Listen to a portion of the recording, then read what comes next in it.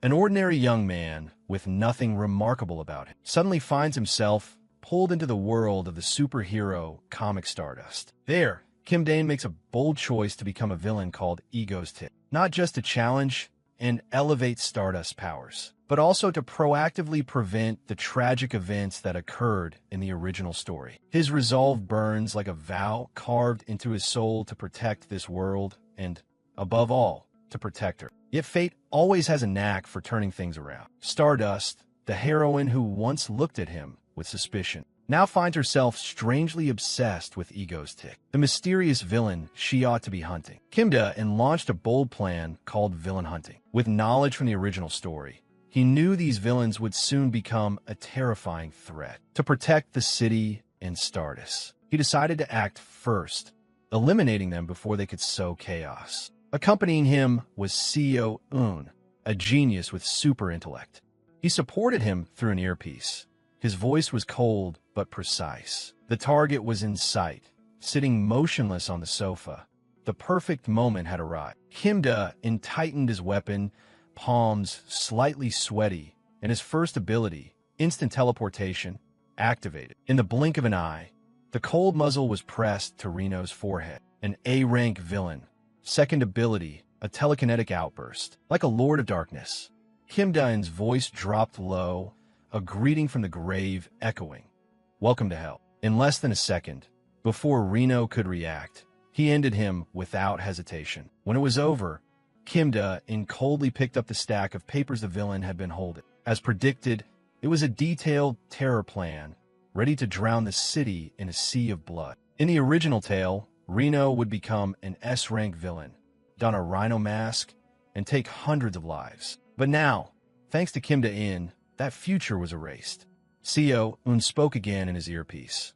The police and heroes are coming. Before leaving, Kim Dane left a line written in blood on the doorframe. A message sent straight to Stardust. When the police and heroes rushed in, they quickly realized the culprit this time and the previous one were the same person. That line was like a challenge that set Stardust boiling with rage. The press began to report frenetically. Under the articles, the public buzzed. Many unexpectedly supported Kim Dane's actions. They criticized the hero's slowness and hailed Kim Dane as a dark enforcer of justice. In a small room, Kim Dane read those comments, his heart full of conflict. He pulled at his hair, his mind in turmoil. CEO Un sat beside him, glancing at him because of the noisy commotion. The flame of determination in Kim Dane burned hotter than ever. He couldn't let things go this far. If it continued, his image would be glorified, while Stardust, the true hero, would be turned against by public opinion. To protect her, he had to become an absolute villain, a dark shadow powerful enough to make the whole world tremble. From this moment, Ego's Tick was officially born. He prepared a time bomb, hidden inside a backpack. At a crowded plaza, everyone was enthralled by the big screen, waiting for a dazzling spectacle. At that very moment, Kim Dane, under the name Ego's Tick, hacked into the system, seizing every electronic screen in the city. His masked face appeared in a live video, his deep voice resonant with authority. I'm the one who eliminated Reno and Zodiac, two A-rank villains. He arrogantly pointed one finger at Tower 127, then gestured with his other hand toward the observation deck of Building 61. The crowd inside those buildings, as well as the millions watching on screens, fell silent when he declared, I've planted bombs in those two buildings. Fear spread like a tsunami. Some panicked to find exits.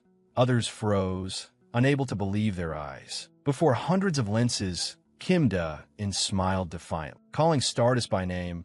I'm waiting for you, hero. Not keeping him waiting long, Stardust appeared, swift as a whirlwind, landing with a force that made the ground quake. Kim Dane checked everything again, cloak, mask, all perfect, but his hands trembled. This was the first time he faced the character he loved most in the story. Stardust, radiant like a goddess, so beautiful his heart missed a beat. Wow, he blurted, unable to hide his admiration. In that moment, time seemed to stop. Memories surged back.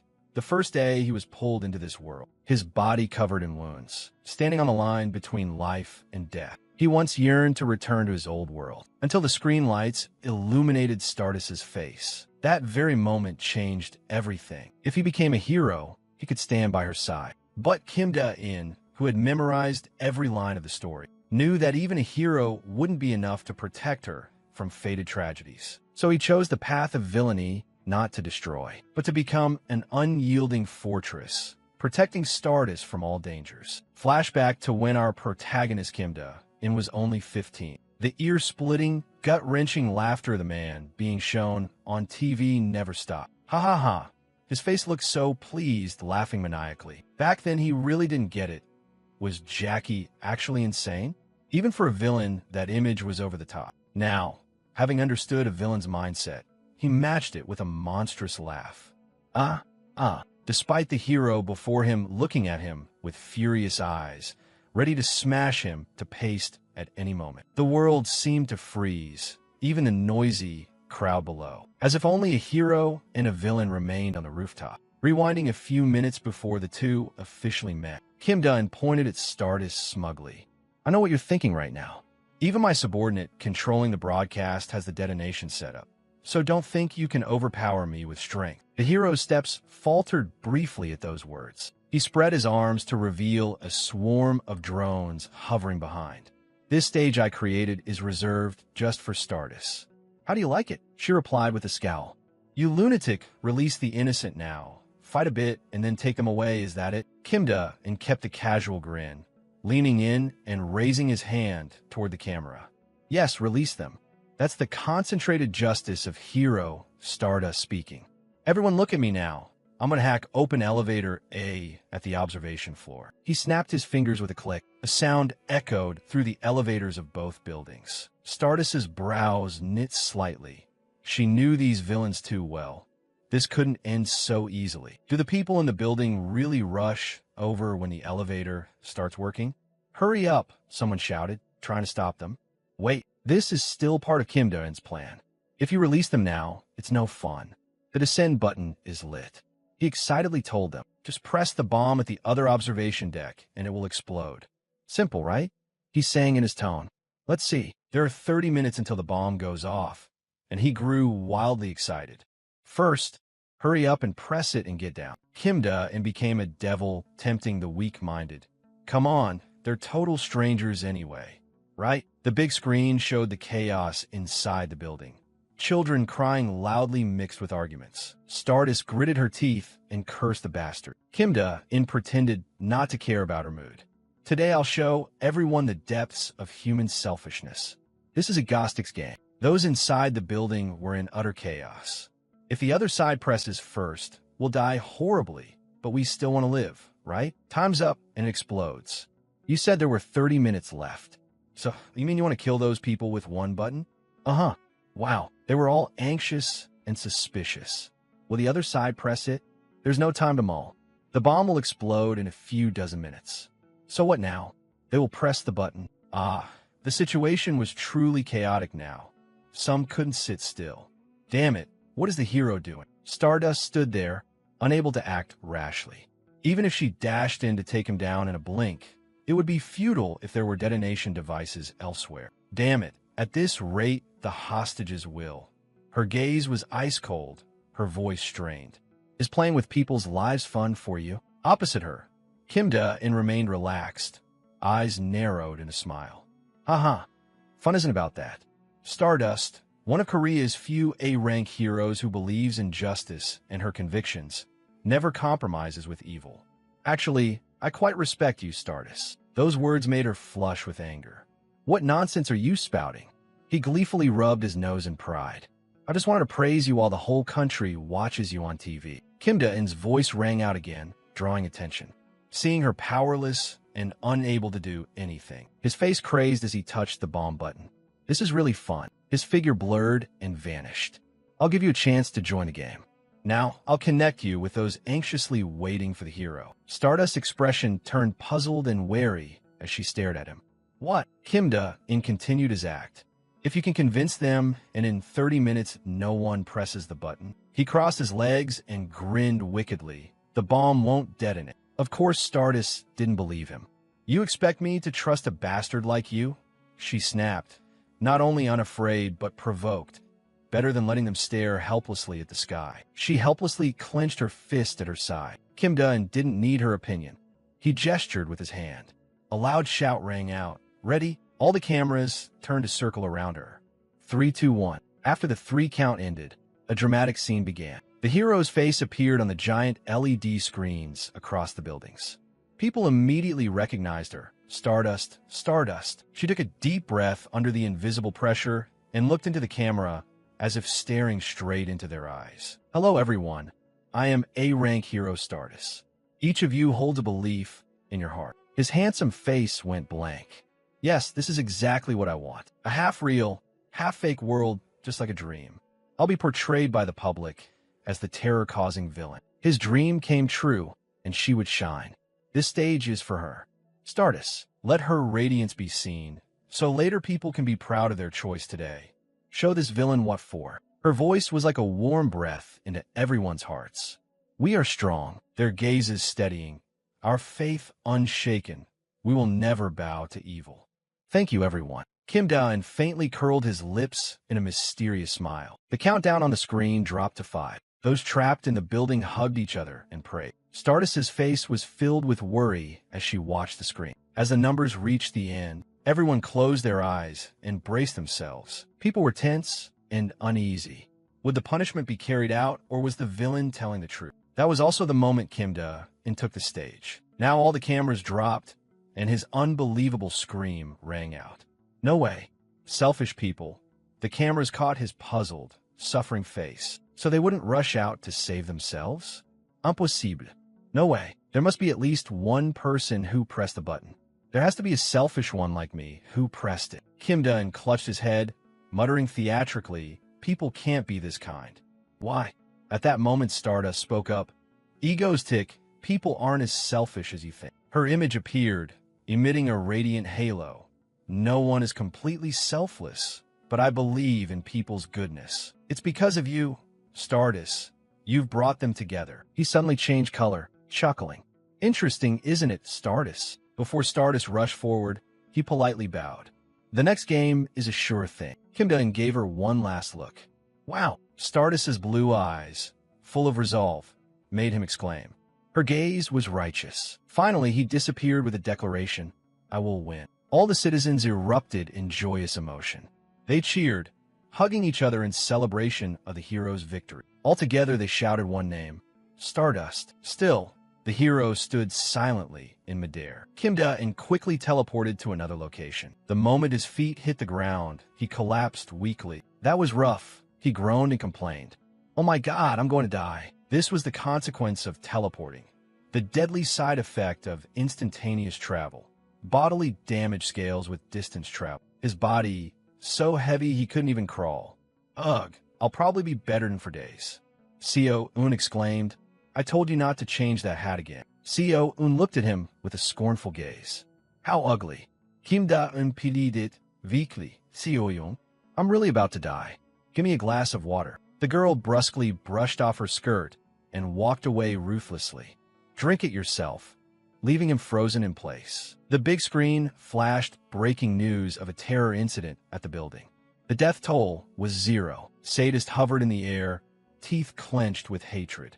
Playing with other people's hearts?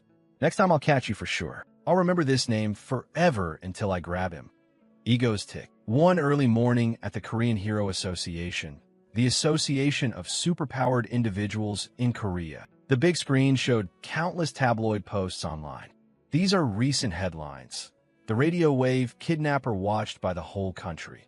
Who named the hero Stardust as the target? Review his actions. Who is Ego's tick, the A-rank villain? Hot Dopi. No casualties from the terror incident. The news spread across the peninsula. The broadcast hijack went abroad. Is Korean broadcast security okay with this? The meeting host flipped to the next page. Next was an analytical profile of Ego's tick. Villain information plus some details about Kim Da-eun as the villain Ego's tick. Male, masked, likely using a disguise function to degrade identification at his residence. A pot-bellied, bald uncle spoke up. Let's begin the report. This is Park Jun-ho, chairman of the Korean Hero Association. Images of the closed room murder scenes appeared. He looked disgusted. Okay, we've seen this part many times. Next. The host continued presenting.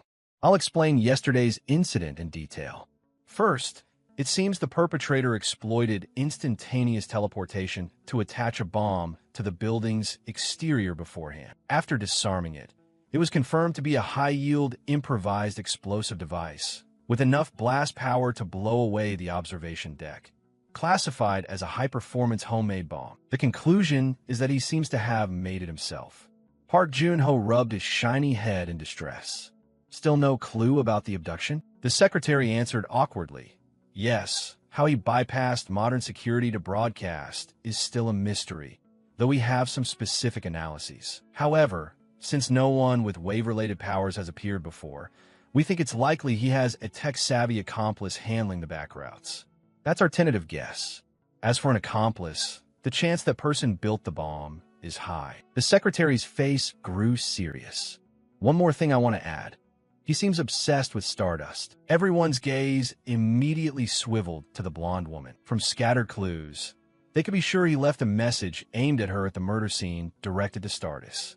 And in this case, it was confirmed he directly mentioned her through the villain's words. The A-rank hero in charge, manager of Seoul, Stardust. Hearing that, Park Joon-ho directly asked the person involved, how did it feel to meet that guy face to face? He pointed straight at her name, Stardust.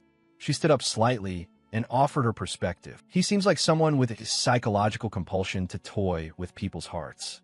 Moreover, he can organize large-scale terror acts. Truly a dangerous villain. 2 days later, after the previous terror incident, in Kim Da-in's room, he lay prostrate, moaning, "Oh my God, I'm going to die." He forced himself to sit up and stumbled to the kitchen for something to eat. Just as he gulped orange juice, a sudden voice rang out. "Are you doing this again?" Kim Da-in spat out the drink in surprise and hurriedly explained, "Ah, it's not like that. Seo-eun, I'm not like that. Now, let me introduce this girl. This is Han Seo-eun, someone with superintelligence." At first, he wasn't used to the girl calling him Hyung, a genius hacker. In the original story, in the future, she grows into an S-rank villain, a hacker prodigy. Well, that's in the source material. For now, he's kept this girl by his side. The girl was angrily causing a fuss. "This is my home. Don't act like you're the owner." Actually, the two were in Seo-eun's underground base. He grinned sheepishly. Anyway, I cover living expenses and everything." Seo-eun swiftly shut him up. "Anyway, you should be quiet and just drink. Understand?" Kim Da-in chuckled softly at that cute little threat. He gently ruffled the girl's hair. "Okay, got it." The warm moment barely lasted before the girl sheepishly dragged him and the kid away. Something else is happening. Hurry up. The door to the high-tech electronics room opened and closed. Seo-eun sat before an advanced control screen. "Remember that girl Lee Soo-bin I mentioned earlier? She's our candidate for an assistant." Kim Da-in didn't think long. The girl active on the deep web? I think she's a fan of mine." The girl made a few keystrokes and pointed at the screen. "Look, she's here." A broadcaster's voice rang out. Followers of Egoistic are carrying out a terror hostage situation in central Incheon. They've planted bombs in that building. He froze and leaned toward the screen. "What the hell? These lunatics, so that girl is being held hostage there?" Han Seo-eun. He pointed at the trembling gunman. "No, the masked girl over there." The broadcaster reported. Egostic's fanatics declared no negotiations. They want terror leading to death. Police confirmed that at least 3 people have died so far from the terror act, and about 300 hostages remain trapped in the building. His voice broke. "Seo-eun, what is our principle?" The girl still remembered her brother's instruction clearly. Never, under any circumstance, kill civilians. His eyes flashed with danger. "We have to take those guys out. Help me." Seo-eun nodded resolutely. He thought about how to deal with the other guy and the girl. Observe the scene first, then decide. At the sight of the hostage-taking, Stardust stood before the blazing building. She pressed her lips together and stood silently for a long moment, then spoke into her radio, "HQ, requesting permission to breach, but the other side has denied. Awaiting orders. After police finish final negotiations, permission to breach with a kill order, if necessary, will be granted." This incident made her hate him even more. All because of that bastard. Previous terror acts had mostly been the domain of superpowered villains. This spectacle, to some extent, caused a major shock in the villain community, but this time, He didn't focus on superpowers, but used explosives and kidnappings as his main pressure tactics against heroes. Clearly, his image of cornering us inspired other ordinary people. She scolded angrily. The next day, copycat crimes occurred. Suddenly, a radio message blared. Stardust on scene. Ego's Tick is live streaming the interior on YouTube. Check it now. She was stunned. Stardust immediately opened her phone. Sure enough, the villain who toyed with others' deaths had appeared again. Viewers flooded in quickly. What is this? A villain live streaming a terror scene? The world's #1 villain. The chat is full of maniacs. This is a crime scene. Well, as long as it's not me. Is everything unmoderated? Another broadcast hijack. The footage showed Ego's Tick inside the building, facing a group dressed just like him. They aimed guns and shouted at someone. They quickly realized and immediately cheered. Our hero, Ego's Tick, has descended to the scene. Ego's Tick, not knowing what they were hoping for. He's here. He's really here. Woo. He'll personally wipe out these idiots for sure. Kim Da-in's expression wasn't pleased with these people. Oh God, I teleported a long distance again, and my whole body is sore because of these idiots. No, damn it. The terrorists felt puzzled. Ego's Tick. Suddenly a booming laugh rang out. Ha. This is interesting. They didn't understand, but forced a laugh along. At that moment, Han Seo-un reported, 3 o'clock position, a guy standing by a pillar holding a detonator. He glanced at that man to confirm, and he immediately met his end. His body mercilessly torn open. The terrorists, stunned, yelled, "No, this person isn't Ego's Tick. He's definitely an undercover cop." They quickly aimed their guns at him, but before they could pull the trigger, the guns were ripped from their hands. The next scene was muzzles pressed straight into each of their faces. Kim Da-in sneered, raised his hand, and used his power. I've never had such stupid lackeys like. A barrage of gunfire erupted. The building filled with thick smoke. The victim's screams of agony echoed through the live stream, while comments ranged from panic to cold-blooded glee. Whoa, are they on the same side? Why are they all being taken out? Kill them all. So satisfying. Who is Ego's Tick to be stopped like this? Those lunatics have people dead. What are the heroes doing? The villains are taking over. Ha. What will happen to the people there? Boo-hoo. Is this some psycho wanting to kill everyone? No, just look behind Agostic's head. So handsome, right? Tons of crazies here. This is real people. Only then did superiors permit Stardust to enter. Top priority. Ensure the hostage's safety from both the terrorists and Ego's Tick. She hesitated no longer and dashed in to check, finding only one person left unharmed by the shooting. The very one he was searching for. Seo-un's voice came over. Sir, save her. From what I can tell, she's been dragged out and forced by those maniacs. She isn't part of this terror. She curled inward, clutching her head and sobbing in a corner. Hey, help me. Sniffle, sniffle. Kim Da-in's hand made her jump and hiccup. Hick, you literally threw her mask off. His voice asked loudly, did you do something wrong? Or not? Subin choked back tears. Okay, I admit it. Her crying grew louder. All right, I admit it. Wah. Kim Da-in had no patience for that. If you keep crying like that, you'll get shot. Subin fell silent and clamped a hand over her mouth. He then turned his steps toward the civilians taken hostage. He solemnly bowed. I'm sorry. Although this wasn't caused by me, I feel a great responsibility because copycat acts arose from my case. This move set the comments ablaze. What? Is the villain taking responsibility? Wait, what's going on here? He earnestly addressed the hostages and those affected by him. I'll transfer compensation to your accounts. Please check. I deeply apologize to the 3 victims who died. I'll pay the highest compensation I can. Still, Kim Da-in hesitated inwardly over the flaws in that plan. Oh man, transfers from fake accounts are easy to trace. Who knows? Seo-un will handle it.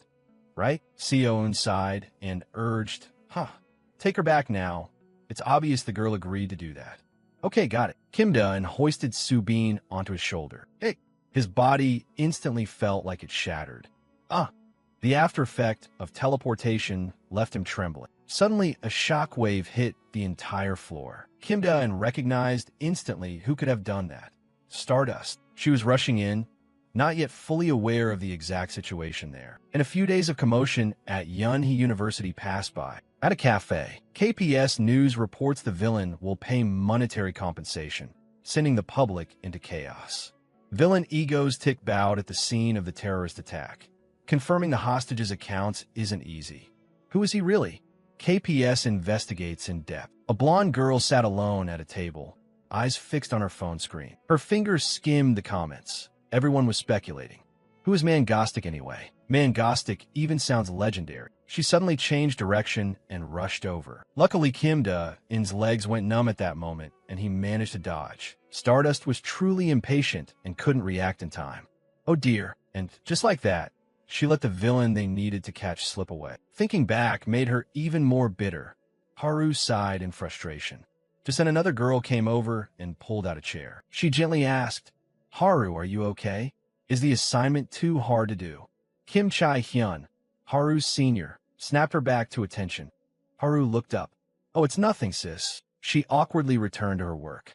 "I'm fine, just a bit distracted." Stardust, an A-rank hero of Korea, is actually Shin Haru. As a hero, she hides her identity with a cognition-reducing filter. So everyone thinks she's just an ordinary student named Shin Haru. Well, maybe she's not entirely ordinary.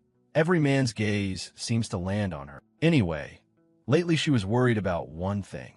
Haru kept mumbling the name Ego's Tick all day. She circled that resentful name. People are selfish, after all. A big question formed in her head. Why would he save the hostages? Suddenly the person in front of her pinched her cheek. "Look at you," making that sad face again. Kim Chae-hyun suggested, "Forget the assignment for now. Let's go eat mango bingsu, your favorite." Haru's face immediately lit up at the word mango. But instantly her mind flashed the crazed face and warped laugh of Ego's Tick. "Ah!" Haru blinked. Her expression darkened. Kim Chae-hyun, watching her closely, noticed immediately. "Mango won't fix it? Impossible." She heard Haru snap a pen and mutter, "The mango is mine." Kim Chae-hyun coaxed her like a child. "All right, the mango is yours, all yours." The fire inside Haru burned like hellfire. "I'm haunted by the name Ego's Tick. I will make him show himself." Though angry, she still ate the mango ice cream adorably when fed. In the heart of Seoul, where villains and heroes obsess, stand a house that looks perfectly ordinary. But when the front door opens, there is another door beside the entrance. When that second door opens, surprisingly, an elevator appears. After entering the elevator and inputting the code, the doors closed and the lift began to descend. Going down dozens of underground floors, the destination is Egostic's base. Kim Da-in proudly lay in a glass chamber called the Ego Base. Seo-un looked annoyed. "Hey, why did you go and name someone else's house?" He offered a perfectly natural excuse. Why? Well, between us, there's no separating whose house is whose, right? Your home is my home, and my home is your home. The girl puckered in disdain, but didn't deny it. What the heck? Ridiculous. Suddenly his knee wouldn't let him relax like that. The pain shot through him, making him thrash and scream. "Ugh," Seo-un scolded impatiently. "Don't babble. Stay still so you'll heal faster. Don't make a scene." Kim Da-in whimpered, "Stop talking. Teleporting and carrying someone at the same time tires you out twice as much." He suddenly grinned slyly. Han Seo-un, the one with superintelligence. He was definitely casting a hungry look at the girl on the sofa. "TSK, how far did I reach?" His face was satisfied. Though recruiting an assistant wasn't for this reason, the fatigue recovery capsule really was the best. Han Seo-un looked at him and spontaneously gave a thumbs up, her gaze odd.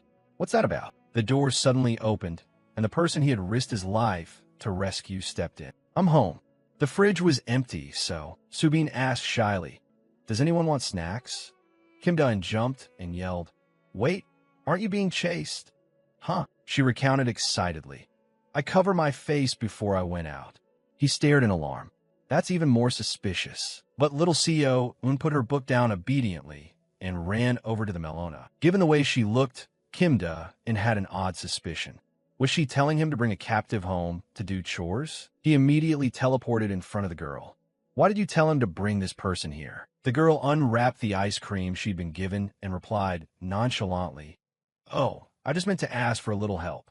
Kim Dae-in, what the? He whispered relentlessly. That's something you should decide before someone becomes a terrorist. I object to bringing a terrorist home. Seo-eun, can you guarantee she won't open fire in our house? The girl sighed and denied it. No way that would happen. The girl insisted firmly that this person had no intention of joining the terrorists and had been practically forced out by his henchmen. Then she pointed at the girl and said, Sis, no wait bro, oops sis, you're Lee Soo-bin, right? The girl startled. How did you know my name? Seo-eun's manner? Of course she understood. I know everything. Lee Soo-bin. The girl even knew Soo-bin's registered address. Your parents are researchers at the Hanwha Corporation, right? Her face went pale. How did you know that? Seo-eun recounted casually. I read the posts you wrote on the deep web. Those obfuscation programs have a lot of holes. Want revenge? The girl stepped closer to Soo-bin. Hanwha Corporation? Do you want revenge for what they did to your parents? I'm looking for the heads of Hanwha Corporation. I've been harmed a lot too. The girl plainly offered. Find those bastards and smash them to pieces. That's when I'll feel better. Will you help me? In agrink, kimda, in eun's motive. That girl was also a victim of Hanwha like Seo-eun. When he wanted Seo-eun as his first assistant, he'd convinced her by promising to help her get revenge. Of course, his aim was to keep her from becoming an S-rank villain later. But Soo-bin in the original story left him no impression. Probably just a side character. That might be proof she's harmless, but depends on whether she can be of use to him. Suddenly, he snapped awake when he saw the two girls hugging and crying. Kim Dae-in stood dumbfounded amid their sobs. Bah, cease. Hick, Seo-eun, this development is moving too fast. I'm the only one who can't keep up emotionally. Seo-eun, your cool image has totally crumbled. He watched the two emotionally for a long while in silence. Then he settled back into the compartment. Fine, I'll just lie still. As evening fell in a cozy restaurant, everyone worried about a young married couple. The restaurant was quiet. Only the wife's hiccuping sobs could be heard, tears streaming unchecked down her cheeks, her desperate voice demanding an answer. Why, honey? Why are you doing this to me? Yet the man opposite was gloomy, glaring at her until she lost her appetite. I'm confessing my love to you. Why the long face? The scene prompted someone to call the police. A stern-faced officer approached their table. There's a report of assault. Come with me to the station. The man grumbled curses. Damn it. Let me eat a bit first. Get lost. The officer, unable to wait, put a hand on him. All right, consider yourself under arrest. A red flash sparked across his body. Suddenly, the officer was teleported to the rooftop railing of the building. The perverted tone of the man rang behind him. Shall we go to the station together? With contempt, he landed kick. Fine, but I'll take you there first. The officer, caught off guard, plummeted from the high floor. The man smiled coldly. Who do you think you are arguing with me? You fake cop. This is an A-rank villain. Kim Hak-chul, the space teleporter. The world appeared in ruin. A scream echoed. You think killing me will change this world? Han Seo-eun, the White Witch, a fifth-tier villain, appeared looking entirely different from before. Stardust couldn't tell the hero's expression. A shout cut off the reverie. Hey, back to the present. Han Seo-eun, age 16, loves orange juice. She shouted. You drank all my orange juice again, didn't you? Soo-bin, awkwardly washing dishes, spoke up. Seo-eun?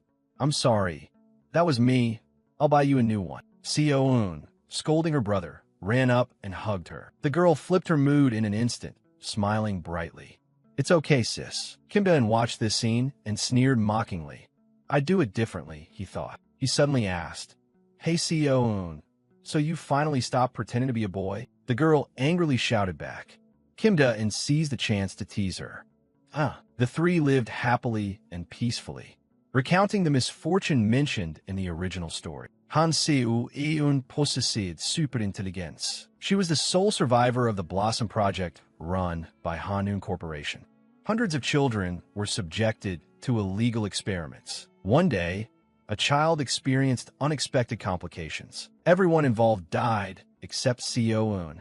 The whole building collapsed then. After that, with a body full of wounds, she escaped from the research facility, hid in an underground shelter, and set up the hideout she lives in now. She lived in isolation like that for many years until he found her. Kim Da-in's sudden appearance came when the girl was finally at peace. A chair toppled with a loud crash. Seo-eun bristled like a hedgehog, on guard. Kim Da-in calmly made an offer. Don't you want revenge on them?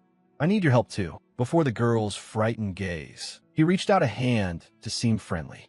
I didn't come to harm you. And that was the beginning that led to the present.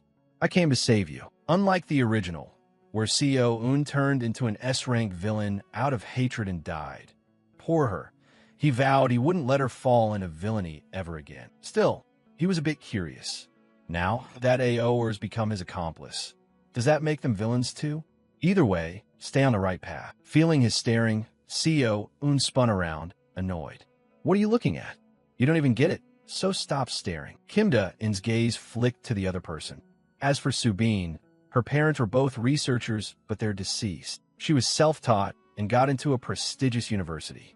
He knew all about her, computer engineering major, so she'd likely handle technical support for Seo-eun later. He took a casual sip of water.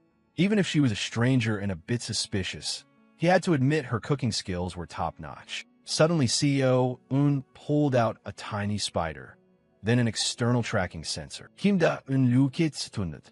Why hand me a tracker? The girl clicked her tongue. TSK. Did you forget our job already? She pointed at the person on the screen. It's for the villain name on the list he chose. He was stunned. The teleporting guy is him? Kim Da-eun knew him well.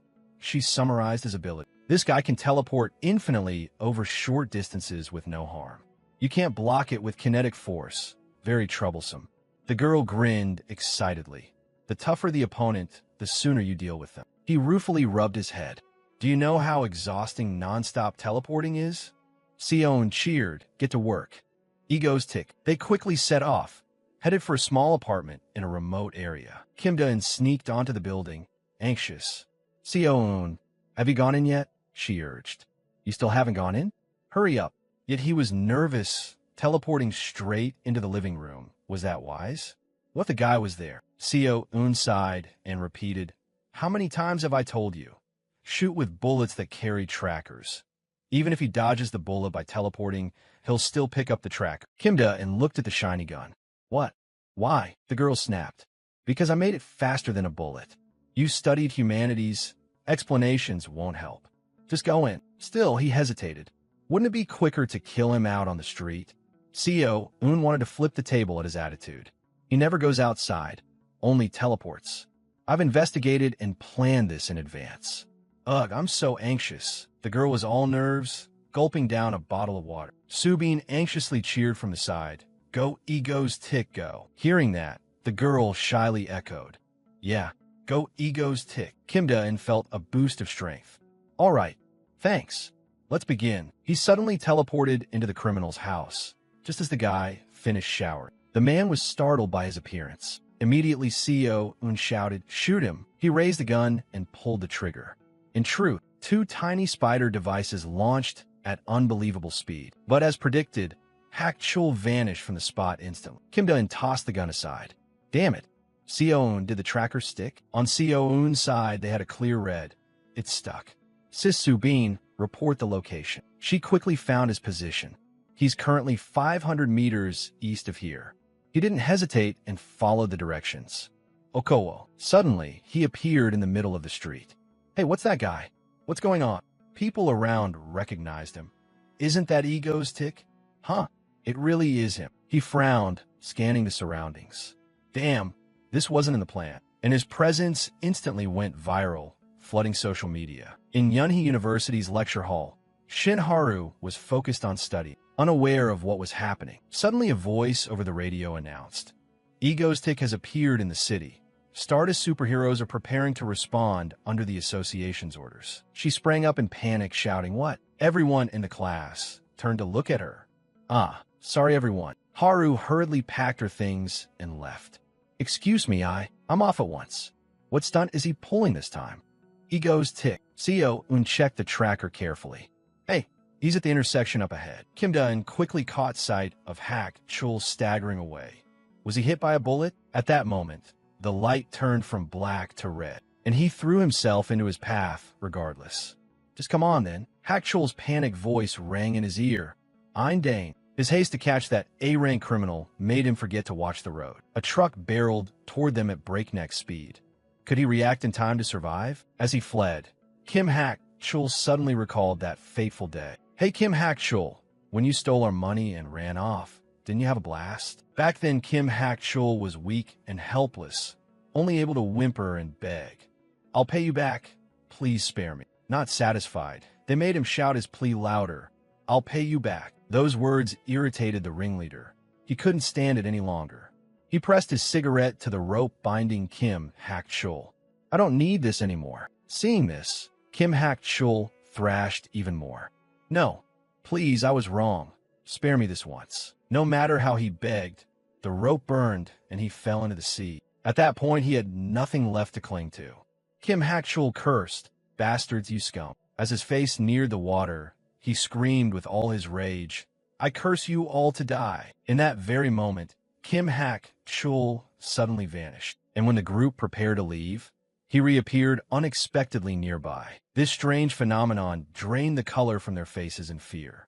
What the? Hak Chul, seeing himself unharmed, was bewildered.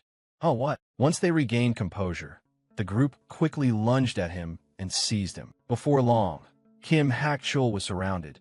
He hadn't moved an inch. After standing still for a while, Kim Hak Chul clasped his hands, overjoyed. Now no one in the world could catch him. Thinking that, he vanished again, causing the two sides to collide and then flee. Back in the present, the truck realized someone was there and slammed on the brakes. But Kim Da-in had disappeared, appearing in the cab, giving the driver a nasty fright. Seeing him unharmed, Kim Hak Chul was furious. Motherfucker, sensing things were off, he turned and fled fast. The timing had been perfect, yet he still avoided it. Kim Da-in had just stepped out of the truck. Kim Hak Chul had teleported to the roof of a nearby building. Carefully surveying the scene, he grit his teeth in anger. Could it be that Ego's Tick was finishing off two villains not out of personal grudge? The more he thought about it, the more Kim Hak Chul swallowed his rage.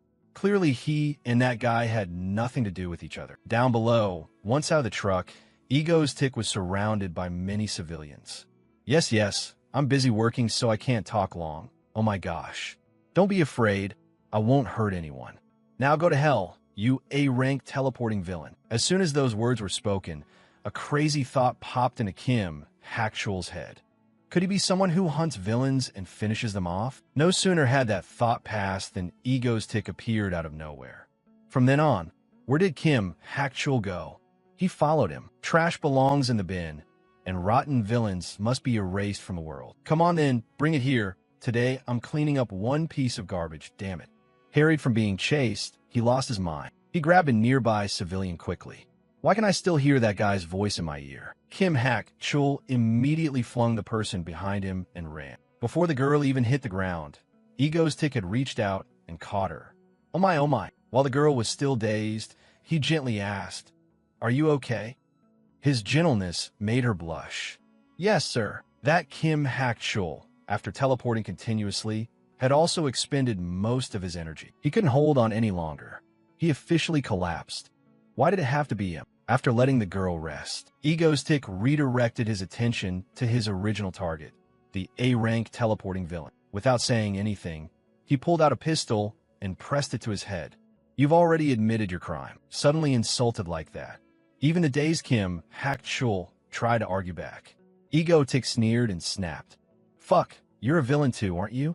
Yeah, but at least I'm not as despicable as you. Then he turned and shouted at the gawking crowd. Everyone, this piece of trash stole tens of billions and murdered 4 innocent people. They were someone's husband, father, friend, son. Do you want to spare this cold-blooded killer? Asked that, the people present didn't hesitate to answer briefly. Finish him. Yes, finish him, kill him, kill him. Hearing that, Kim Hak Chul writhed. You bastards, if you want to finish me, how am I different from you? Ego's Tick, hearing the crowd's reply, smiled with satisfaction. Kim Hak Chul, actually your worst crime is that you'll later become an A-rank villain, kill hundreds, and torment Stardust countless times. Shaking off that thought, he flipped his expression and warned in a threatening tone. You mean those two are the same? Sorry, but it looks like you have to die right here. Immediately after that, a painful scream rang out. Ego's tick cautiously scanned the surroundings. What met his eyes was the crowd's delighted jubilation. This reaction surprised him. What? Having just seen someone shot dead, you'd expect people to be terrified and screaming. Having finished, he stood up in a daze, watching the crowd's happy faces. This world, aside from superpowers, is no different from my old one. But moments like this make me truly realize I'm in another world. People here are really strange. After thinking it over, Ego's tick put that aside, took off his hat, and greeted them. But I'm a villain. Shouldn't you be scared? Seeing his expression, the surrounding people grew a bit uneasy. At that moment, a familiar voice rang out. Ego's tick immediately recognized the owner and quickly looked up at the sky. Stardust, damn, I've held attention for too long. Stardust landed swiftly and pointed at him, scolding, "You bastard." Ego's tick paid no mind and only focused on watching the newcomer. Normally, she's a somewhat cold college student, but as a hero, her tone shifts like it's from a period drama. Thinking that, the simple mode switched on. So cute I could die. However, that demeanor was misunderstood by Stardust. What did you do? No matter how infatuated she might be, Ego's tick still pulled off the villainous look well. What did I do? I just handled a vicious A-rank villain who killed people and robbed a bank, basically doing the hero's job for them. Faced with those words, Stardust couldn't argue. Seeing that reaction, he continued talking. What did I do wrong? An A-rank villain can be judged on the spot by a hero, right? Unable to argue, she changed the subject outright. Ego's tick, do you think you're a hero? This made Ego's tick bewildered. I'm a villain. As he said this, he suddenly realized something. There must be a lot of people filming and praising Stardust, right? It's crowded here, perfect. Shaking off the thought, he smiled and clapped it off. That's Stardust. A villain like me punishing evildoers is technically illegal. But honestly, I can't help admiring her steadfast sense of justice. Maybe I should withdraw today. Those words set the crowd talking again. Really? Are villains only allowed to fight heroes? He sounds impressive. After all, she arrived late. She couldn't beat a teleporter. Frankly, Ego's tick didn't do anything wrong. These remarks left Stardust feeling uneasy and sad. Not only her, Ego tick also felt the world was in chaos. What's going on? Something's off. Just then, Seo-eun urged from her hand. Hey, stop rambling and come on. Prompted and given the situation, he panicked and explained. No, I didn't mean I'm right. I will continue doing evil, and you can try to stop my status if you like. Pausing, he reverted to his cool mode. Well then, that's it for today. With that, he immediately used his power and vanished. With nothing left to gossip about, the crowd dispersed, leaving a pensive Stardust. Shall we go too? Yeah, let's go. When everyone had left, she went over to where Kim Hakchul lay dead. Sadly, she returned to the base, and upon arrival, Ego's tick had collapsed. Seo-eun, prepared, shouted, Sister Subin, over here, hurry up. Subin, cold, rushed over in a panic. What's wrong? She sat down, examined him, and explained the side effects of the teleportation power. After examining him, the two girls together dragged him back to her room. Okay, 1, 2. Just then, Egostic's phone in his pocket vibrated. It turned out a post about this afternoon's event had been uploaded to a popular forum. Who prefers cool Ego's tick over old-fashioned Stardust? Probably me. That evening, Stardust sat on some rooftop, quietly reading the post. After reading, she couldn't hide her sadness. Sitting on that rooftop, Stardust recalled some unpleasant memories from the past. When she was still Shin Haru, a 17-year-old student, a tragic event occurred.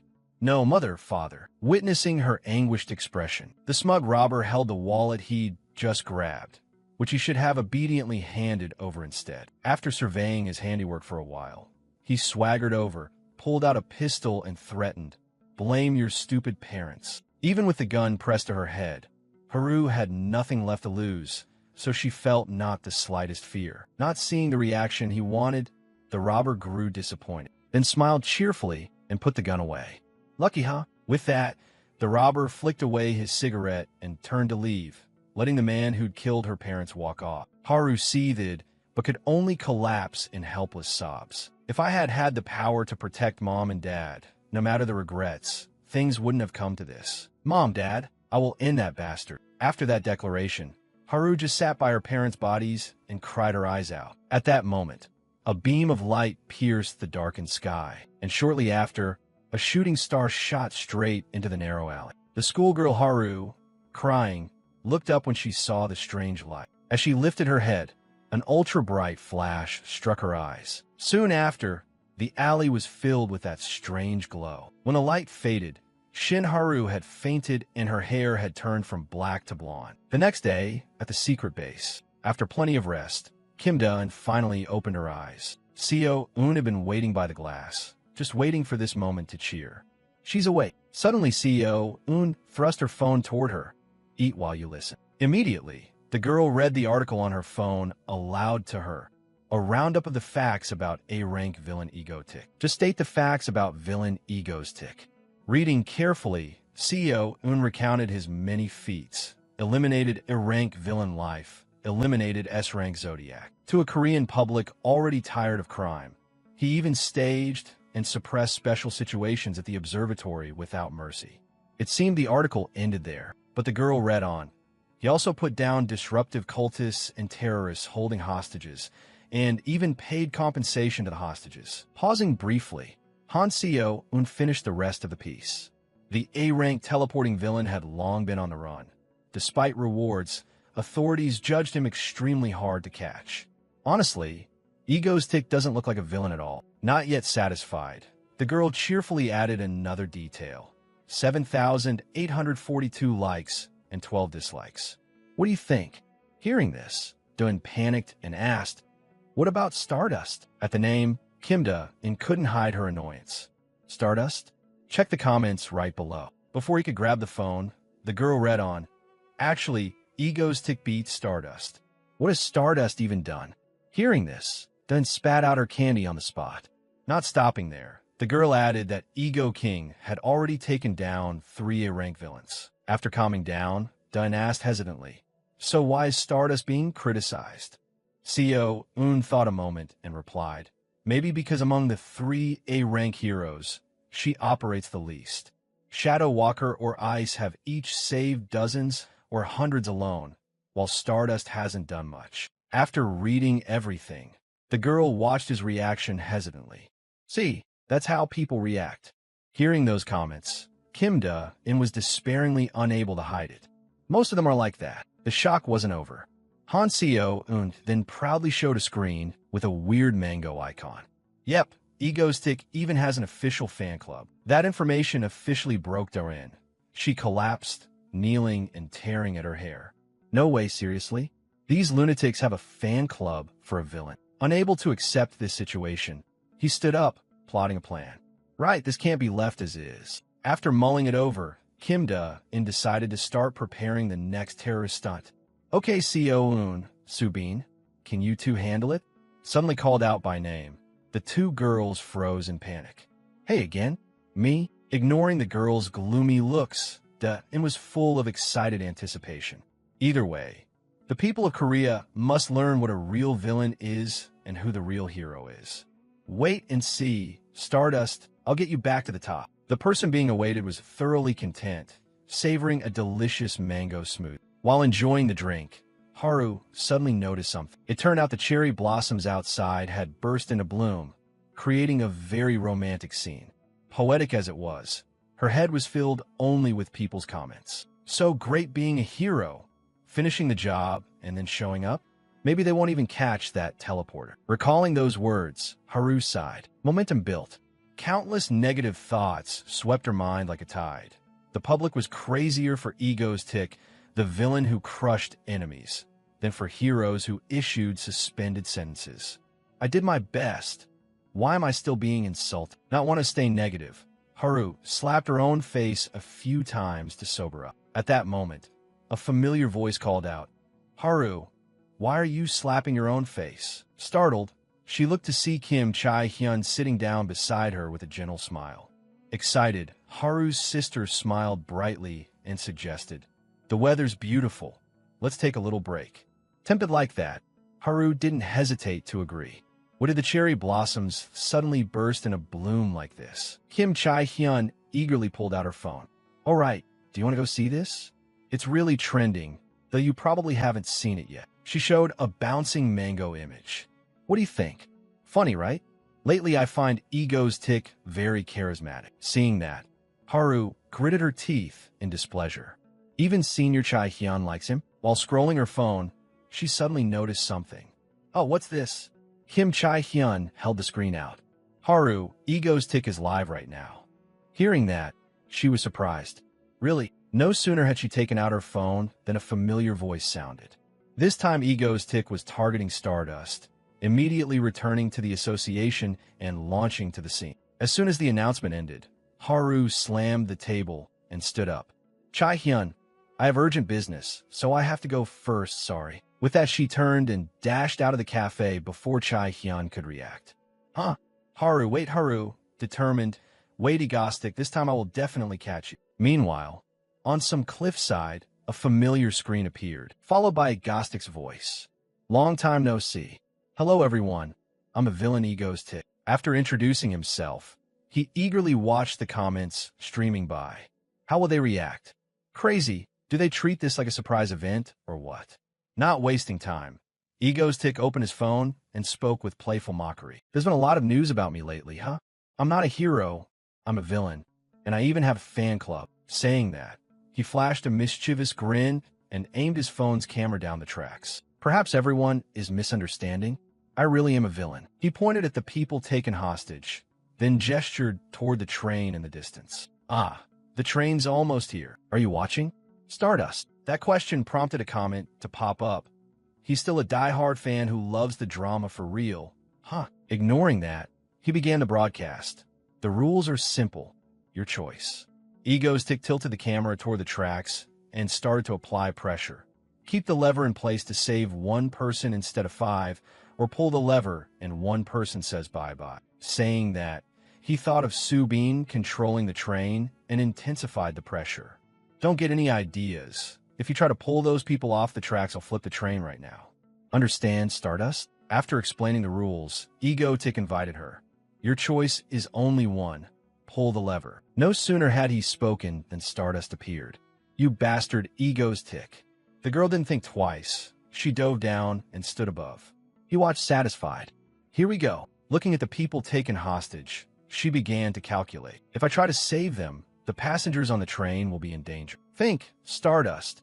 How can I save everyone? Seeing her hesitation, Ego's Tick, against his conscience, egg her on. Come on. The Pelican train is entering the station. Will our Stardust choose? She hasn't done anything yet. Viewers guessed in the comments, and Ego's Tick was very pleased. Sure enough, everyone thought Stardust would pull the lever, but I believe the Stardust I know isn't that kind of person. Just then, Subin panicked and shouted through the earpiece. Darin, she's running toward me. What should I do? Seeing the figure rushing like the wind, he reassured her. It's live, so mute the mic first. Don't worry, she won't come to hurt you. Subin kept moving forward. At this point, Subin was a bit more confident. Yes, successful reassurance. Ego's Tick continued to play the villain. Okay, turn the mic back on. Oh, what is Stardust doing? She can do that? That'll be a total mess. Stardust, why are you rushing towards self-destruction? Stop. No matter what he said, Stardust and the train collided head-on. And with all her strength, she tried to motivate herself. Just hold on a little longer. But suddenly the train sped up beyond that state, surprising Ego's Tick. Is its speed faster? Realizing something, he panicked. Subin, wake up. But the one who had fainted was out cold. Receiving no response, he frantically realized he hadn't prepared for this. Seeing a stunned Stardust standing at the foot of the mountain, Ego's Tick continued the psychological assault. Come on, the Pelican train is entering the station. What will our Stardust choose? Though he said it outwardly, inwardly he watched the girl below with eager anticipation. What will the righteous girl choose? The one he hoped for was going through a bitter psychological struggle. After a moment's thought, Stardust gritted her teeth and charged straight toward the train. Witnessing this, Ego's Tick was very pleased, lowering his hat. Good. So far everything's going exactly planned. Satisfied with how things were unfolding, he dragged a terrified, struggling girl closer to the tracks. When they arrived, Ego's Tick gently laid the pale-faced girl on the rails and taped her down. Despite acting like this, Ego's Tick inwardly groaned. Oh, this is tiring. If it weren't for Shadow Walker, doing this at night would probably be more comfortable. Daytime terror preparations require attention to so many things. Complaining aside, he still finished the final knot. After securing the hostage, Ego's Tick used his teleportation power to jump up the cliff to watch the performance. Observing the 5 people he'd tied under the tracks, he was very pleased with the result. I'm a bit proud of myself. Looking at the peaceful scene before him, Ego's Tick recalled some information. In the original story, Stardust would weaken after clashing with the villain, but in return she would grow stronger. So if I eliminate the villains beforehand to help her, she'll lose the chance to grow. Snapping out of that thought, he drew a few familiar lines on the ground. When he finished, Ego's Tick grinned smugly and murmured, "Consider this a specially tailored fitness boot camp just for her." Back in the present, seeing Stardust throw herself at the train with all her might, he was a bit taken aback and hurried to stop her. "What are you doing? You'll be splattered like a pancake, Stardust." The scene had gossip-hungry viewers at home chattering excitedly. Reading each comment, he felt despair. This wasn't my intention, though he said that inwardly he was thoroughly pleased. It was exactly my plan. At that moment, Stardust had slammed straight into the train, shredding the front of the locomotive. Standing on the cliff, Ego's Tick examined and analyzed the scene. Her muscle power and flight ability were both lacking by about 2%.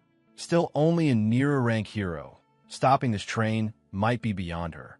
But there was one trait people didn't know about her. Watching Stardust's tense, determined face closely, Ego's Tick observed honestly. When faced with danger, her power would explode spectacularly. Thinking that, even as Stardust was gradually being pushed backward, he remained very confident.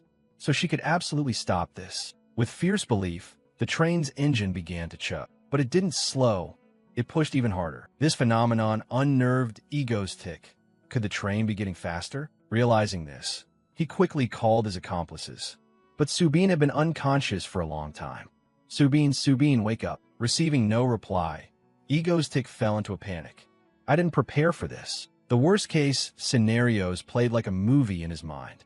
If those tied on the tracks became big casualties, even if the road is paved with flowers, Stardust's heroic image would be destroyed. Thinking of that, Ego's Tick grabbed his head and tore at his hair. What should I do? At the same time, the train had drawn close to the unfortunate girl. Noticing this, Stardust gritted her teeth and summoned supernormal strength. Not seeing the train slow down, she poured every ounce of her energy into stopping it. Although the locomotive's front was almost completely smashed, it still hadn't slowed at all. Standing above, Ego's Tick watched Stardust with eager anticipation. Please. As the distance between the train and the hostage narrowed, all he could do was pray, please. Suddenly, Ego's Tick noticed something. It turned out that after all that effort, the train was finally stopped by Stardust, and the whole thing was captured on phone. Witnessing the unbelievable, Ego's Tick was overjoyed. Stopped, temporarily out of the stalemate. Amid the chaos, he was filled with expectation. Come on, show yourself. Stardust, is she okay? That train was way too fast. Watching the live phone screen, Egostic's thoughts raced. Could she be dead? But at that moment, the familiar figure of Stardust appeared. Seeing the girl he longed for safe and sound, he couldn't hide his excitement. He cheered. After a moment, he remembered he was still a villain and straightened himself. All right, she stopped it. She really held up? This isn't how my plan was supposed to go. Turning his attention to the stunned Stardust, Ego's Tick self-hypnotized. She found her own way to resolve the dilemma. Yes, exactly. And that statement set the comments ablaze. Reading each line, his face filled with excitement. Yes, that's the reaction. See? Brimming with pride, he showered praise on the girl below. This is the hero called Stardust. Watch her power erupt purely from the will to save others. After using her last ounce of strength, Stardust could no longer hold on and collapsed. Seeing this, his eyes filled with worry. Not caring about his image, he jumped down to check. Up close, he winced at a small scold. That bastard Ego's Tick. Though annoyed, he still focused. All right, Stardust, you did far better than I imagined. This is your victory. After speaking, he brushed her eye to help her rest and advised, I'm off. get some rest.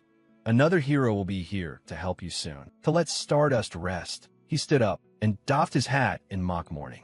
Yes, my little terror ends here.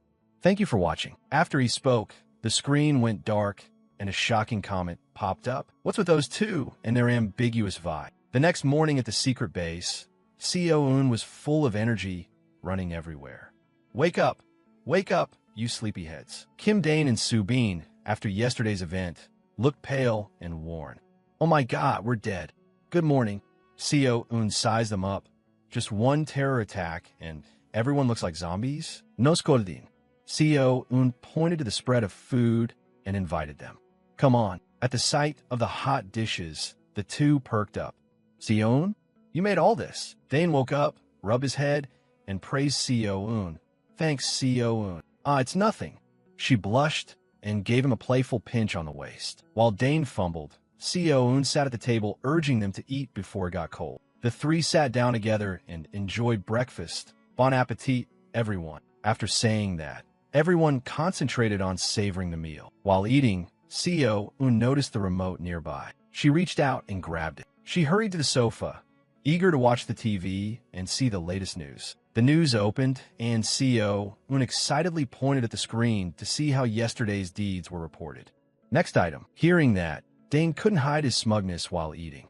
His villain image has certainly deepened. Of course, Stardust also rose to fame. Two birds, one stone. Just as Seo-eun burst out laughing, his odd expression puzzled her. Oh, what's that? She pointed at the screen, overly excited. They say those two are dating. The anchor's commentary played. That was after A-rank hero Stardust stopped the train yesterday. First, please take a look at this photo. The moment he brushed her eye to let her rest appeared. The anchor continued. Look here. You can hardly tell the villain and the hero apart. They look like a couple. Elsewhere, Haru watched the report, unable to contain his anger, crushing a glass. Meanwhile, the people involved. Kim Dane was terrified. What the hell is this? The host said that in Korea, the most beloved villain is egoistic, and the rising rookie hero is Stardust. The dating rumor between them is really hot right now. Reporter Park, why has this love rumor exploded? Reporter Park pointed at the screen and added, Look here, do you recognize it? The anchor asked. Huh? Oh yes, this is a caption that reads Stardust. Reporter Park slammed his hand on the table, stood up and declared loudly, No, it's not just a caption, sent to you Stardust. This is a gift from me to you. That's the meaning behind it. Next, the screen showed Kim Dane kneeling on one knee beside the unconscious Haru. He said, All right, Stardust, you did far better than I ever imagined. This is your victory. Reporter Park pointed at the scene and asserted in a strong tone, Look closely. If this isn't love, then what is? As Egoistic spoke those final words and closed Stardust's eyes, Stardust quietly drifted off. Reporter Park said, If those two aren't dating, then what do you call this? Elsewhere, Haru sat alone in the study room, watching that segment of commentary. Haru felt gloomy, propped her chin with her hand and thought, Is everyone still sane? Dating that crazy villain guy? No way. That absolutely could never happen. Haru fell silent for a moment, then wondered to herself, What is this? Clearly I feel hatred and loathing toward that guy. Yet along the boundary of those feelings, there's this confusing sensation mixed in. As Haru sat sulking and muttering to herself, a girl approached. Chae-hyun, looking sympathetic, said to Haru, Haru, your soul must be exhausted from all the schoolwork. Then Kim Chae-hyun pulled out a flyer for an ice cream festival, smiled brightly, and told Haru, Today, I'll heal you. Kim Chae-hyun tossed the flyer aside, and with eyes shining full of feeling said, Just trust me today. Let's go have fun together. In another place, endless whining echoed through the house. Go, go. Seo-eun lay on the floor, throwing a tantrum, writhing and begging to go. Subin didn't know what to say. Seo-eun? Don't be so whiny. Seo-eun refused to relent. We've already staged 2 terror incidents, so now I want to go out and play. At that moment, Kim Dane also spoke up. Miss Subin, Seo-eun, how about we all go out for a trip? The moment Seo-eun heard that, she immediately sat up and stopped the tantrum. The girl shouted with joy in celebration. Subin smiled too. Kim Dane held the same ice cream festival flyer that Kim Chae-hyun had earlier. He smiled and thought, in the original story this bit didn't exist, but it should be fine, right? Over with Haru. Her mood had also improved, and she began to look forward to the ice cream festival. At the festival, there were people everywhere, and the scene was full of life. Dane remarked, "Wow, even a regular weekday noon is pretty crowded." Seo-eun walked beside him with a cone in hand and curiously asked Kim Dane, "Hey, you're wearing black again?" Kim Dane smiled and replied, "Seo-eun? Oh, men should wear black, you know." Seo-eun teasingly said, "What nonsense are you talking about?" Kim Dane looked rather surprised. She's smiling so brightly, and she called me on too." Kim Dane chuckled softly, thinking she really did seem genuinely happy. Seo-eun squealed, pointing ahead. "Rice cake ice cream is over there." Then Han Seo-eun excitedly ran straight to the ice cream counter. Kim Dane smiled and said to Subin, "Going out was totally worth it." Subin replied happily, "Yeah, for sure. She seems so happy." Subin activated her personal reduced perception filter. When Kim Dane recruited her, she had gone on stream once already. Kim Dane tasted a spoonful of ice cream. He exclaimed in surprise, "Oh, this is really good." As Kim Dane scooped another spoon, he said, "Subin, you should try some too." Subin blushed and shyly looked at the spoon of ice cream Kim Dane offered. Seo-eun stood beside them and innocently asked, "What's wrong?" "What?" "Hurry up and eat, of course." Subin stammered, Wait for me a bit." She shyly opened her mouth and edged closer to the spoon of ice cream, thinking, isn't this kind of an indirect kiss? Finally, Subin tasted the spoonful of ice cream, and immediately her face lit up with delight. "This is really good." Seo-eun had finished her cone and cheerfully ran to another stall. "There, mango ice cream." Kim Dane hurried. "Hey, wait for me." Seo-eun pressed her bright eyes to the glass, staring at the ice cream section. Then she quickly excitedly told the vendor, "Give me one cone, please." The vendor handed over the ice cream and laughed to Kim Dane. "Oh my, this kid looks exactly like their parents. So cute." Kim Dane was speechless. "What?" And he just accepted it with his eyes closed. Yes, that's right." Subin stood beside him, her face flushed bright red. Seo-eun turned back with a small teasing smile at Kim Dane. "This guy looks older than he actually is, huh?" Kim Dane wouldn't back down. "No, it's probably because you're short, not me." Seo-eun couldn't argue and The vendor brought out the ice cream. "Here's the kid's cone. One cone and 2 cups, please." Everyone took their ice cream. Kim Dane grinned and asked Seo-eun, "Did you order for us too?" The girl replied, "Of course. The leader of the Pelican Guild must have mango flavor."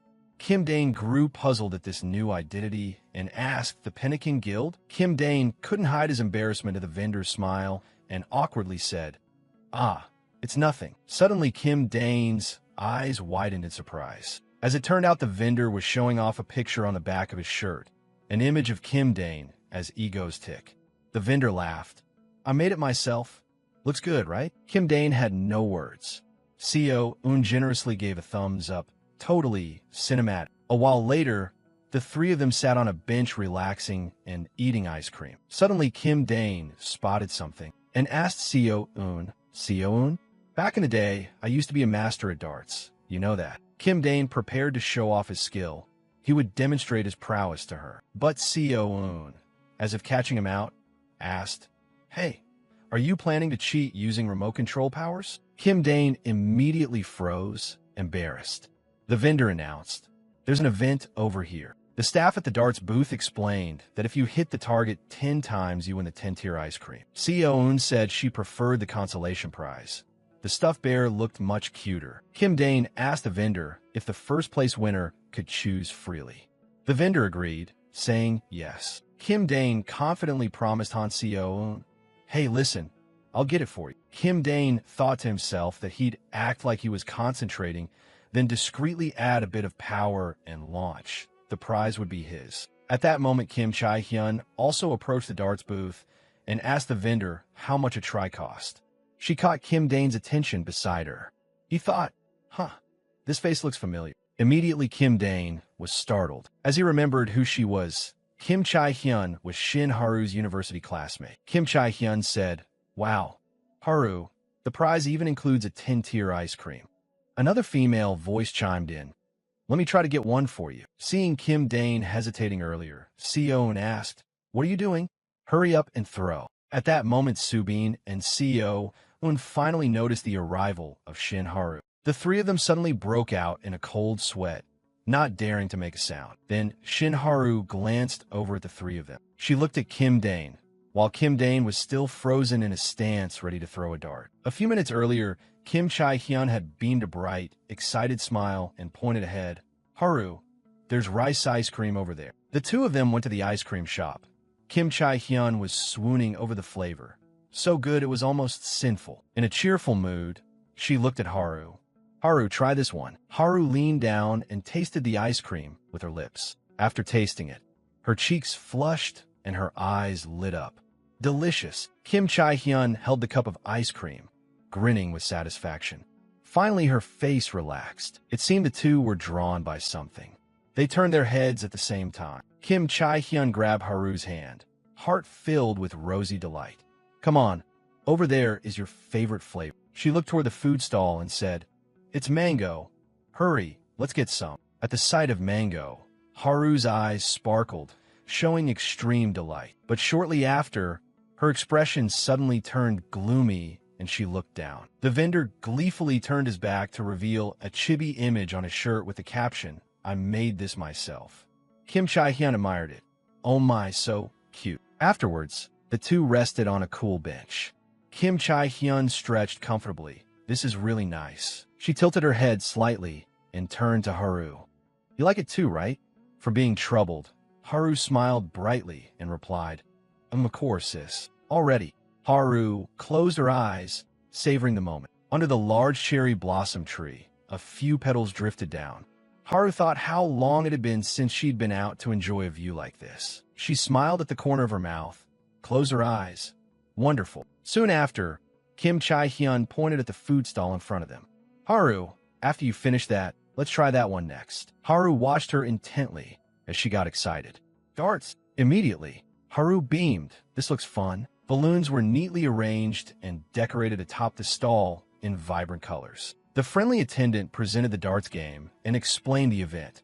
If you hit the target 10 times, you win the 10-tier ice cream. Haru looked gently and replied, Yes, okay. Her distinctive blue eyes scanned over, and they landed on the three players sweating nervously. They looked like a young couple, but why was the girl's hair silver? Wouldn't granddaughter suit better? Haru stared at the worried Kim Dane, thinking to herself, this man seems oddly familiar. Before she could think further, Kim Chae-hyun behind her shouted, Haru, you try it. Haru quickly agreed. Ah yes. Haru launched straight ahead, emitting a vivid orange light. Kim Chae-hyun squealed with delight as she hit the mark on the first try. Kim Dane watched the sweat trickle and felt a bit worried, thinking Stardust's power included monstrous strength and flight ability. He found himself watching her longer each day. But this monstrous power wasn't just about raw strength. Then, using the item in his hand to be more precise, Haru delivered another perfect throw, showcasing extraordinarily superior physical ability. Excited cheers rang out. To its already. Kim Dane hung his head, a bit disappointed. He thought that for now her power would only erupt monstrously when needed, but later she'd gradually become a superhuman beyond human limits. Haru threw darts in a cheerful mood. Not only the pentagon, but the hexagon senses developed too. Put another way, her instincts would alert her the moment something was off. Haru found it odd to see Kim Dane so despondent, pondering to prove that idea. Right then, she only needed a hint to sense who that guy might be. If she revealed her identity here, and the image of Shin Haru as a superhuman flashed in his mind, he'd lock her up straight away. A dart Haru threw at high speed hit a balloon. Kim Chae-hyun, standing beside her, praised enthusiastically. Haru, you're amazing. 10 hits. Haru immediately grew bashful. Oh, it's nothing, just a little thing. The attendant happily handed the two girls the 10-tier ice cream. 10-tier ice cream. Here you go. The attendant instinctively turned to Kim Dane. Hey, aren't you throwing? The customer was caught off guard and blurted, Oh my, there's someone next to me so good I was just staring. I'll throw now. Kim Dane glanced at Han Seo-un and forced a smile, fumbling his words. Seo-un? Look, I'll show you my dart technique. The girl cheered him on, but with a hint of doubt. Hurry up. Kim Dane held 10 darts at once. worriedly thinking he didn't need to use power. Just throw a few carelessly and slip away. He quickly made a decisive, rapid throw forward. But to his misfortune, all 10 of his throws hit all 10 balloons. Everyone was surprised.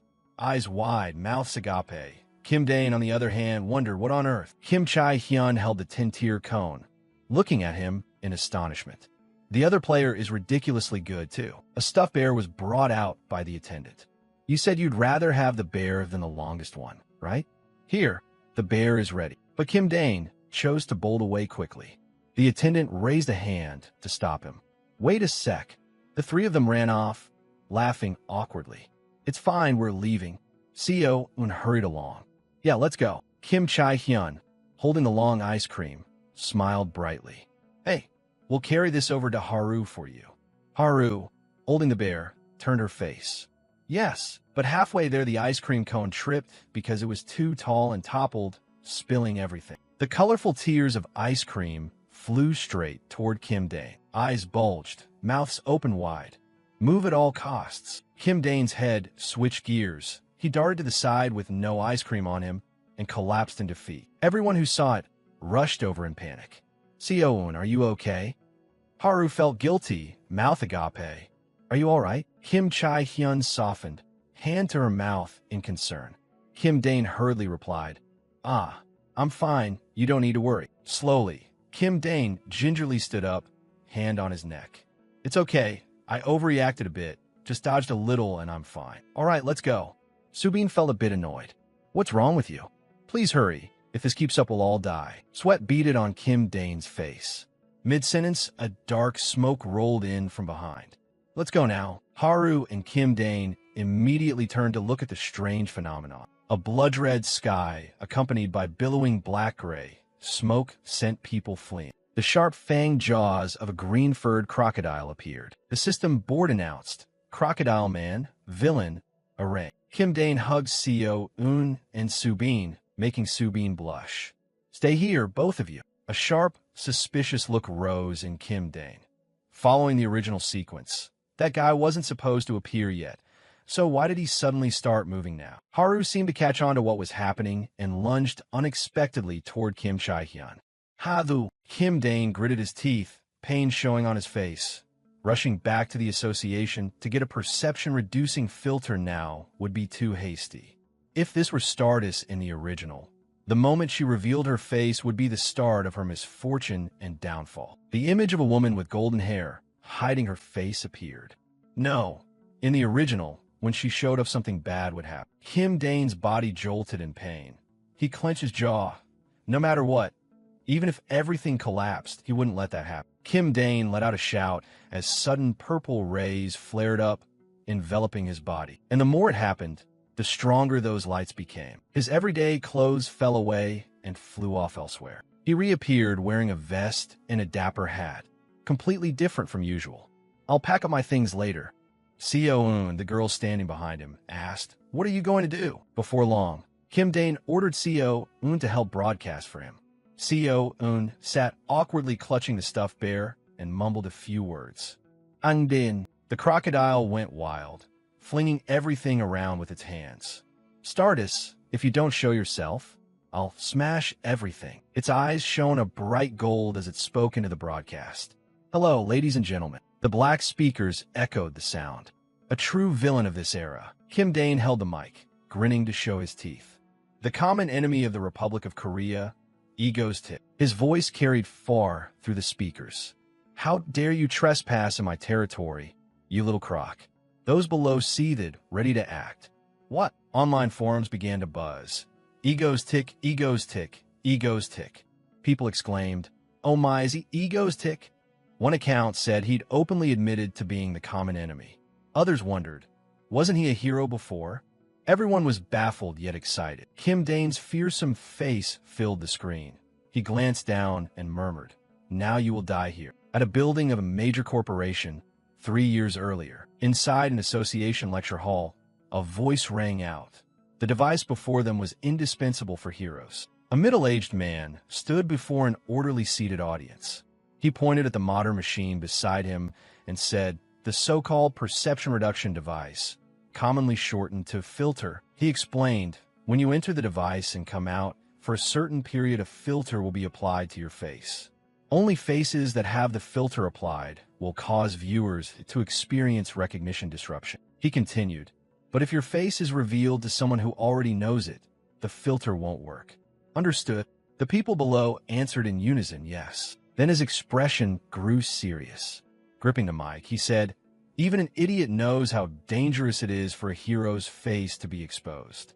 Career ruined, life ruined too. Remember that well. Haru sat below and shouted back resolutely, yes. Back in the present, the streets lay in ruin, shrouded in dust and smoke. At that moment, Kim Chae-hyun and Haru were desperately dodging by the roadside. Haru glanced around with a worried expression, thinking silently that going back to headquarters for a filter would be too late. What should she do? Suddenly, Haru clenched her fists, looking very determined. She stared at the panicking crowd and thought to herself, in this situation, am I supposed to become a hero just to run away? Haru swiftly untied her hairband. Her golden hair fluttered in the wind, her expression resolute. She clenched her fists, stepped forward, and thought, no. Kim Chae-hyun, seeing this, screamed in panic. Hadu! Suddenly a group of people looked at their phones with delighted expressions and shouted, Ego's Tick! Ego's Tick is here. Haru heard it, jumped and turned around, bewildered, saying, what? She murmured. The true villain of this era, the common enemy of the Republic of Korea, Ego's Tick. At that moment, Kim Dane stood on a rooftop. Beside him were two giant speakers blasting music at full volume. Below was a green, metallic crocodile monster roaring, how dare you trespass in my territory, you little croc. The crocodile, stunned, blurted what? Kim Dane smiled savagely, pointed at the crocodile monster, and said, now you will die here. Then Kim Dane picked up the microphone and pondered, no, absolutely not. In Stardust's rules, once a face is revealed, it's suffered endless hardships. A hero's everyday life is truly important. Kim Dane, in an angry tone, shouted at the crocodile monster, do you know any better? You crocodile thing. The ugly crocodile monster snarled back at Kim Dane. Bastard, acting all chummy with status. Aren't you egoistic? Suddenly the crocodile monster sprang up toward Kim Dane as fast as the wind. Kim Dane said, hey, why do you keep bringing up status? Comments popped up. A Stardust stan has arrived. Hey there, Mr. Crocodile. The crocodile lunged at Kim Dane with an angry look and yelled, I will kill you. At that moment, it quickly crawled up the building's wall, using its strength to cling onto the rooftop edge. It climbed up to the rooftop where Kim Dane was standing. Upon seeing Kim Dane, it acted ferocious, roaring, come here to me. Seeing this, Kim Dane used a teleportation technique to step back. The crocodile monster, seeing that, charged at Kim Dane. Suddenly, Kim Dane teleported and appeared above the crocodile monster. He said, what do you think you're doing, huh? Kim Dane struck the crocodile monster hard on the head with a satisfied look and said, you know my name, but didn't know I can teleport? The crocodile monster, surprised by the hit, flailed its limbs wildly to strike Kim Dane. But whenever it got close to hitting him, Kim Dane vanished from sight. It shouted angrily, you damn mosquito brain, fight me properly one-on-one. Kim Dane calmly replied, hey, I'm the villain here. As he said it, comments popped up. Villain, still insisting today that he's the villain. Dane looked bewildered at those comments. They kept appearing. But why did Ego's Tick run over there? Kim Dane thought, wait, I need to explain this a bit, otherwise people will think I came because of Stardust. Suddenly Kim Dane stopped and shouted at the crocodile monster, hold on, let me speak.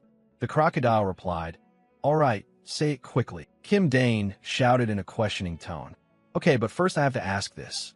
Why did you suddenly attack me? The crocodile monster answered without hesitation. Of course, my target was Stardust, and you keep showing concern for Stardust, so you're my enemy.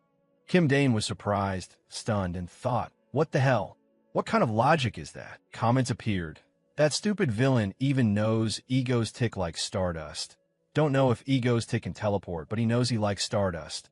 More comments. Two guys fighting over one girl? Didn't Ego's Tick come here on behalf of Stardust?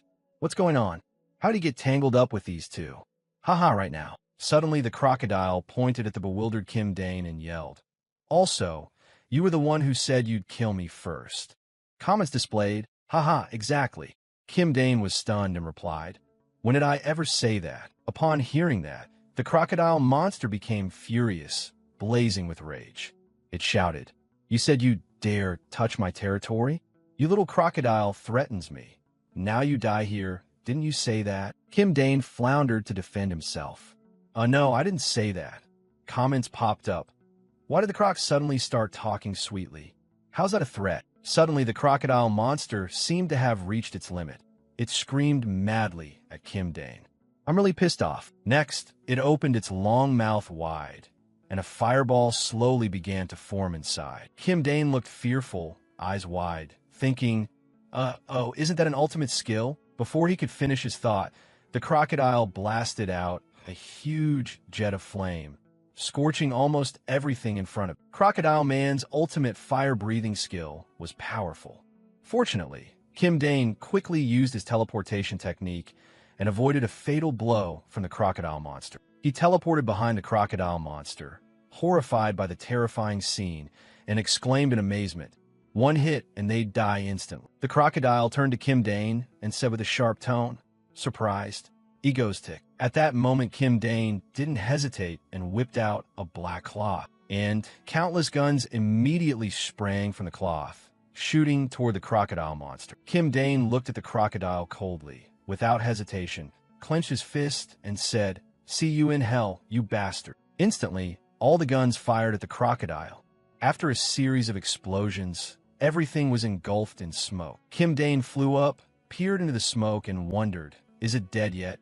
Comments appeared. Oh, could it be that, surprisingly, after taking that barrage, the crocodile is still alive? It burst out of the smoke and yelled, "You think a few bullets can hurt my body?" Suddenly, Kim Dane's mask fell down in front of the livestream camera. He quickly teleported away from the phone. He slowly pulled out a gas mask, stood above looking at the crocodile, and said, "No, I had to do that to make you let your guard down." Suddenly, Kim Dane threw something unidentified toward the crocodile. The crocodile scoffed, opened its maw wide, and swallowed it whole. It yelled, "You damn mosquito whacker." At that moment, a strong light emitted from the unknown object inside the crocodile's mouth. The crocodile convulsed as if electrocuted, writhing in pain, a golden light appearing around. Kim Dane thought, "Hey you, is this why Stardust had such a hard time with your thick hide? Did you think I wouldn't prepare?" After that attack, the crocodile was covered in blood. It staggered for a moment and then collapsed unconscious. Comments kept appearing. Mangostic, demand the association name Mangostic a hero immediately. And he calls himself a villain. Meanwhile, the guns that had lost power began to fall to the ground. Kim Dane slowly landed on the rooftop along with the guns. The ground was littered with guns everywhere. Kim Dane gathered the guns, trembling and exhausted.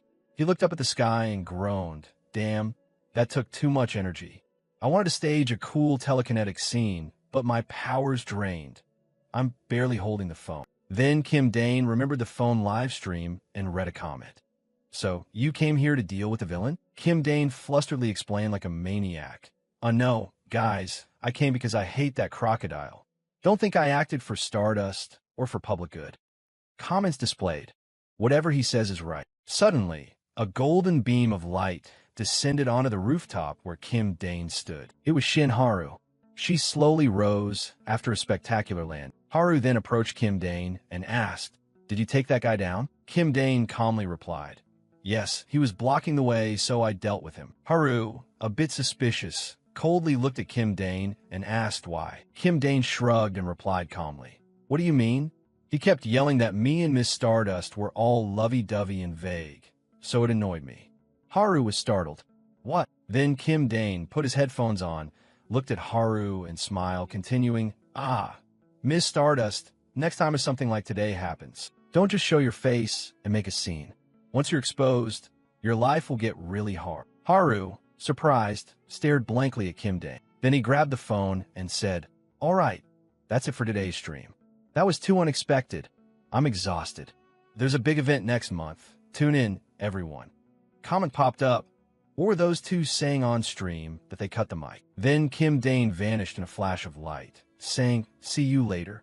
Haru raised her hand and said, "Wait," her expression a little sad. At that moment, Kim Dane had already teleported home, when suddenly blood gushed from his mouth. Kim Dane's face was expressionless, looking almost soulless. Seo-eun and Subin, seeing this, panicked and ran over with worried faces, shouting, "Sir Dane."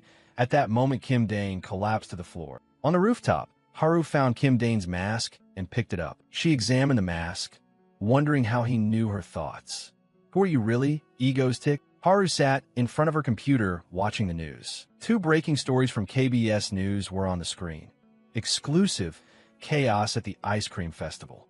A-level villain Crocodile Man has been captured. He was subdued by egoistic and taken to the Eastern Heroes Penitentiary. The building was destroyed by the Croc 4 hours ago. Close up, Ego's tick quicker than anyone. A-level villain Ego Tick. Is he really a villain or what? Searching for Ego's tick. About 2030 results in 0.45 seconds. Official fan club Egostick Mangastic Mango Stick Association Hero Portal. The true hero of this era, from mangoes and by mangoes. The fan club was formed to honor Mangastic. One commenter, "Is Mangastic a god?" Admiring Mangastic is confusing. Just as you start praising Mangastic, you get banned for supporting a villain. Why has everyone stopped doing it now? Haru buried her head in her hands in exasperation. She suddenly saw a comment. What are heroes doing these days? Mangastic strolling the streets while fans cheer blindly. If Korea keeps this up. Under that post was a comment with Dane's humorous icon. Brilliant, right? Haru exclaimed, for crying out loud. She flopped on her bed, closed her eyes, thinking she was the only one who disliked. She recalled the ice cream vendor proudly showing off his Mangastic Club shirt. I made it myself. Chai Hyun beside him praised. Oh, it's so cute. Then she remembered him warning her, Miss Stardust, next time if something happens, don't just show your face and make a scene like that. Haru agonized over the answer. Could everyone be right while I'm the only one wrong? Meanwhile, Subin and Seo-eun stood before a glass enclosure.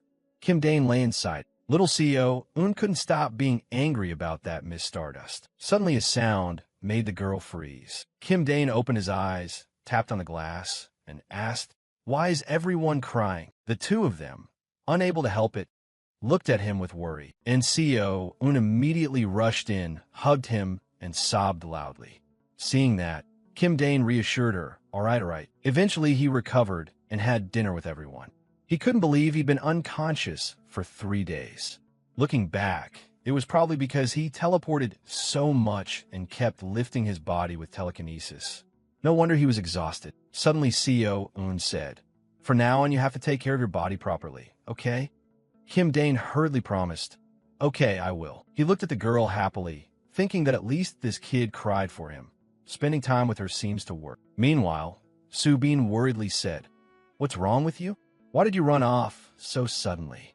People thought you were a hero gone missing. Seo-eun agreed and questioned, exactly, I don't get it all. They're always going on about villains this and villains that. Kim Dane replied calmly, if I don't step in, Stardust will anyway. What? She still doesn't understand. Kim Dane answered, that made Seo-eun freeze. It's very dangerous. He explained, if that situation happens and a hero's identity is exposed, all their personal information gets revealed. Then what? Grudging villains or other bad actors will track them down and try to eliminate the hero. Seo-eun still didn't see the importance. What does that concern me? Kim Dane patiently explained it. Seo-eun, the world we live in is off-kilter. The imbalance between good and evil means most heroes don't follow the traditional heroic path. They choose the villain route. Rewards for heroic effort are too small and they're constantly hassled. So instead of struggling as heroes, many pick villainy for an easier life. According to him, just in Korea, A-rank heroes are only Stardust, Ice, and Shadow Walker. 3 in total. But A-rank villains are everywhere, aren't they? After hearing this, Seo-eun could only sigh. So that's why he plans to eliminate villains in their stead. What? A sort of crude hero, but how does that involve us? Kim Dane scratched his neck, clammed up. It's not that extreme. He just cares a bit about Korea's fate. Seo-eun darkly asked, you and that Stardust girl. Do you like her? Immediately, Kim Dane grew serious. Hey, don't call her that. Seo-eun, show some manners. The atmosphere between them grew tense. Subin could only try to mediate. Seo-eun, change the subject. Why don't you bring up what we discussed earlier? Tell Kim Dane about it. Seo-eun instantly shifted mood and exclaimed, right. She turned to Kim Dane and said, Hey, Kim Dane, you're so mysterious. She snorted. Seo-eun pleaded, Summer's coming. Let's go on a trip. To the beach. Kim Dane replied, A trip? That sounds nice. She cheered at that. But then Kim Dane came up with an idea. But let's stage one more little terror incident, then go. Seo-eun blinked. Huh? Another terror? You want that to tone down our fame a bit. Actually, Kim Dane had another goal, to make Stardust stronger. He wasn't sure crocodile types like that wouldn't show up again. If Stardust faced them head-on, it might be tough. Seo-eun pouted a little. To soothe her, Kim Dane hooked his pinky with hers. Promise? She joyfully cried out. You promise, right? Then Seo-eun happily ran off to pack her things. She packed with full energy, claiming she had thought up a dozen plans already. Seo-eun spoke clearly. If she could propose one. Kim Dane and Subin exchanged looks. Wow. Seo-eun's being proactive, huh? She outlined the plan. Previous terror incidents were at the observatory or on trains. Both were land-based attacks, right? She proposed something new. This time let's do it underwater or in the sky. Instantly, Kim Dane felt a jolt of inspiration and shouted, Got it! Subin gripped his hands and asked nervously, What is it, Kim Dane? He replied, Let's try it. Thinking of an idea, a plane crashing into the sea. The idea flashed. Kim Dane and Seo-eun grinned slyly, while Subin felt a bit scared of these two villainous people. A plane was flying in the sky. Everyone on board relaxed, unaware of what was about to happen. Suddenly, the plane lost power. Everyone still thought it was just a minor glitch. Look, with the lights off, the stars show up clearer. Real vacation vibes. The screens on the plane suddenly lit up, displaying the words, The Ego. A voice echoed through the cabin. Hello, everyone. Glad to see you all again. The biggest quiz in the sky at 25,000 feet. No, make that the greatest airborne trivia game. Welcome to the Ego, an angry passenger shouted. Flight attendant, what's going on? Kim Dane continued the announcement. Oh, right. And of course, the plane you're on already has a bomb attached to it. A bomb was affixed to the fuselage. Only then did the pilot realize and wonder, when did he put that on? Hearing that, everyone immediately panicked and screamed. On the other side, Kim Dane grinned slyly.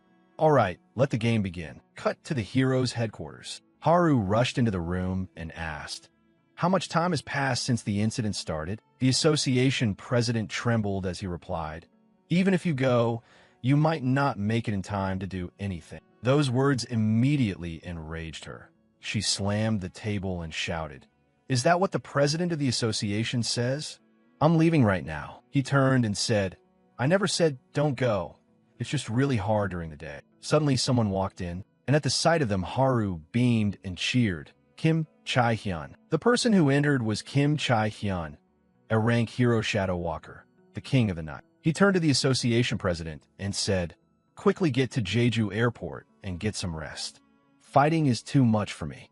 The president warned, Don't overdo it. We can't save everyone. Shadow Walker deployed his power, and Haru replied, I'll remember that.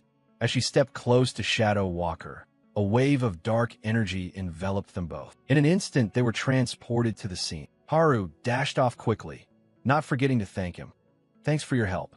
Shadow Walker clutched his mouth and collapsed on the stairs, nearly faint. Haru rushed outside immediately. When she looked up at the sky, she couldn't help but feel horror. Her running feet suddenly stopped, and despair spread across her face. How can we stop this? Before Haru was a plane blazing in the sky. Cut to 1 year earlier, in a building where villains were convening. All eyes fixed on a man seated above. He began, The day we place all of Seoul, the whole Republic of Korea, beneath our feet is not far off. He, a fifth-tier villain, laughed with glee when a voice interrupted. I see it differently. Who are you watching out for? Shadow Walker appeared in the corner of the room and replied, The heroes, of course. The rookie A-rank hero Shadow Walker, king of the night, crossed his arms coolly and said, You agents of evil. A villain swaggered forward to show off. Hey kid, do you know whose turf this is? A henchman sneered in confusion. How did he even get in here? Suddenly Shadow Walker's eyes went cold, and he stood motionless. The villain lunged forward and shouted, "This is my territory. I'm 1,000. He threw a powerful punch. That surge of force shot toward Shadow Walker, but he stood still. Suddenly the punch stopped when it touched Shadow Walker. This left 1,000 incredulous. He and his henchmen looked around in confusion. Where did it go? Then, beneath one man's shadow, something strange happened. He was instantly swallowed into the shadow. The remaining henchmen quickly met the same fate. 1,000 immediately surrounded himself with power. Don't underestimate him. He's no ordinary thug. Shadow Walker's dark power crept onto his shoulder. Shadow Walker appeared from behind and lunged. But 1,000 had some skill too, firing a spiky blast from his back at Shadow Walker. He smugly turned and said, "Does this nicknamed brat dare swipe at me?" But when he looked back, Shadow Walker was lying on the ground, shrouded in black power. Then he vanished, sending 1,000 into a panic. Shadow Walker reappeared behind him with blood-red eyes and asked, "Hey, you hedgehog. Earlier you said this was your territory, right?" He reached out, gray power surging, and said, "Sorry, but this place has become my territory now." A dark hand enveloped and swallowed 1,000 into another dimension. Recalling that scene, Shadow Walker was lying on the stairs, panting. He thought he must be dead. All this time, Kim Dane had been watching the whole scene of Haru and the King of Night. He thought, okay, the main character has stepped onto the stage. He grinned slyly and said into the mic, "All right, now for the dramatic final puzzle. Let's begin." Everyone held their phones, praying in desperation. A man sweated nervously, flashing back to 30 minutes earlier when everyone was still terrified. A piercing sound rang out along with an image of Kim Dane. Everyone grew anxious, silent, and too afraid to make a sound. He then spoke, "Now, before the game begins, I'll announce the rules. Everyone turn on your phones and disable airplane mode." Seeing a message arrive, people stared at their phones, hearts uneasy.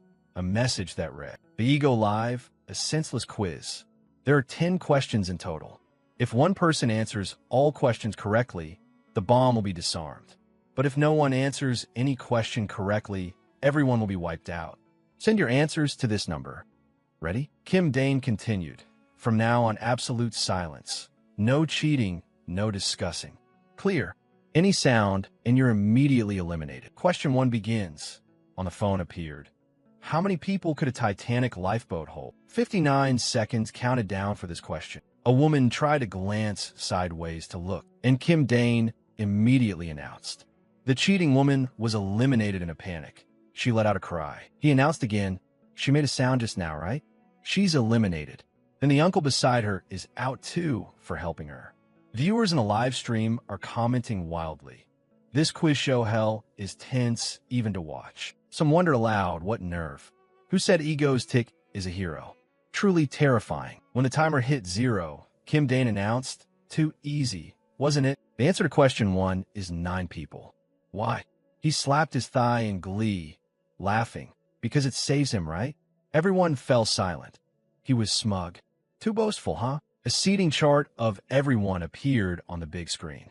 He announced, "More than half have been eliminated. Just this, and it's already chaotic? People should be a bit more tense. Now come on. Next question." Time passed, and the number of eliminated kept rising. Some breathed a sigh of relief for surviving the question. Hands clasped in prayer. Now it's the final question. Only one person remains. Kim Dane said, "Well?" Feeling the ultimate tension yet, Kim Dane looked at the screen and saw Haru step forward. Good. Then he extended the time. "Since it's the final round, let's do a little interview. See how it goes." Everyone's lives rest on his single word. That is Mr. Kim Dok-bae from Baeyong County. You became the last survivor. How do you feel? The man called out panicked. "Ah, quite the responsibility." Kim Dain-ti said. "Why so?" "I told you. What happens if you make a sound?" The man and everyone were terrified. But then he sighed in relief when Kim Dane said, "Oh well, since it's the final question, a small mistake can be forgiven, right? Isn't that so, everyone? But I don't like that." After saying that, the man was eliminated. The plane rocked violently amid the screams of everyone. The plane caught fire and plummeted into the sea. Kim Dain similit tirimpant. All right, The show stage is set. Time for the hero to appear. Stardust. But Haru, seeing that scene, was horrified. Despair was written across her face. She didn't know how to save everyone. Haru looked up at the object exploding in midair. Then she quietly asked, "What do we do now?" The association president on the other end replied dismissively, "What can we do now? Forget it. I'm busy drafting a statement to deal with the backlash." Damn, now the president's phone is ringing. I have to hang up. Haru's hand clenched in anger. Then she collapsed in helplessness. She thought she had stopped the 100 kilometers per hour plane, but in the end her current power still wasn't enough.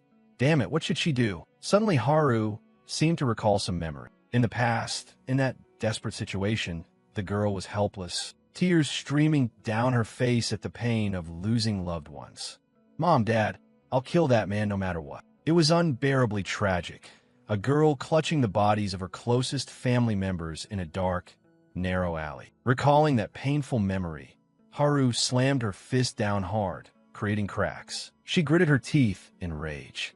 Then as before, now as well, she couldn't save anyone. Suddenly her communicator connected. To her surprise, the voice on the other end said, "Hello, Ms. Stardust.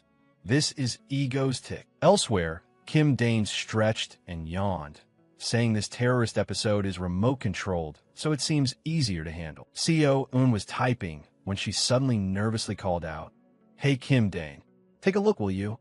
"Sure." Seo-eun turned, pointed at the screen, and laughed. That Stardust woman, no, Miss Stardust, is standing frozen on the ground over there. Kim Dane's eyes went wide in surprise.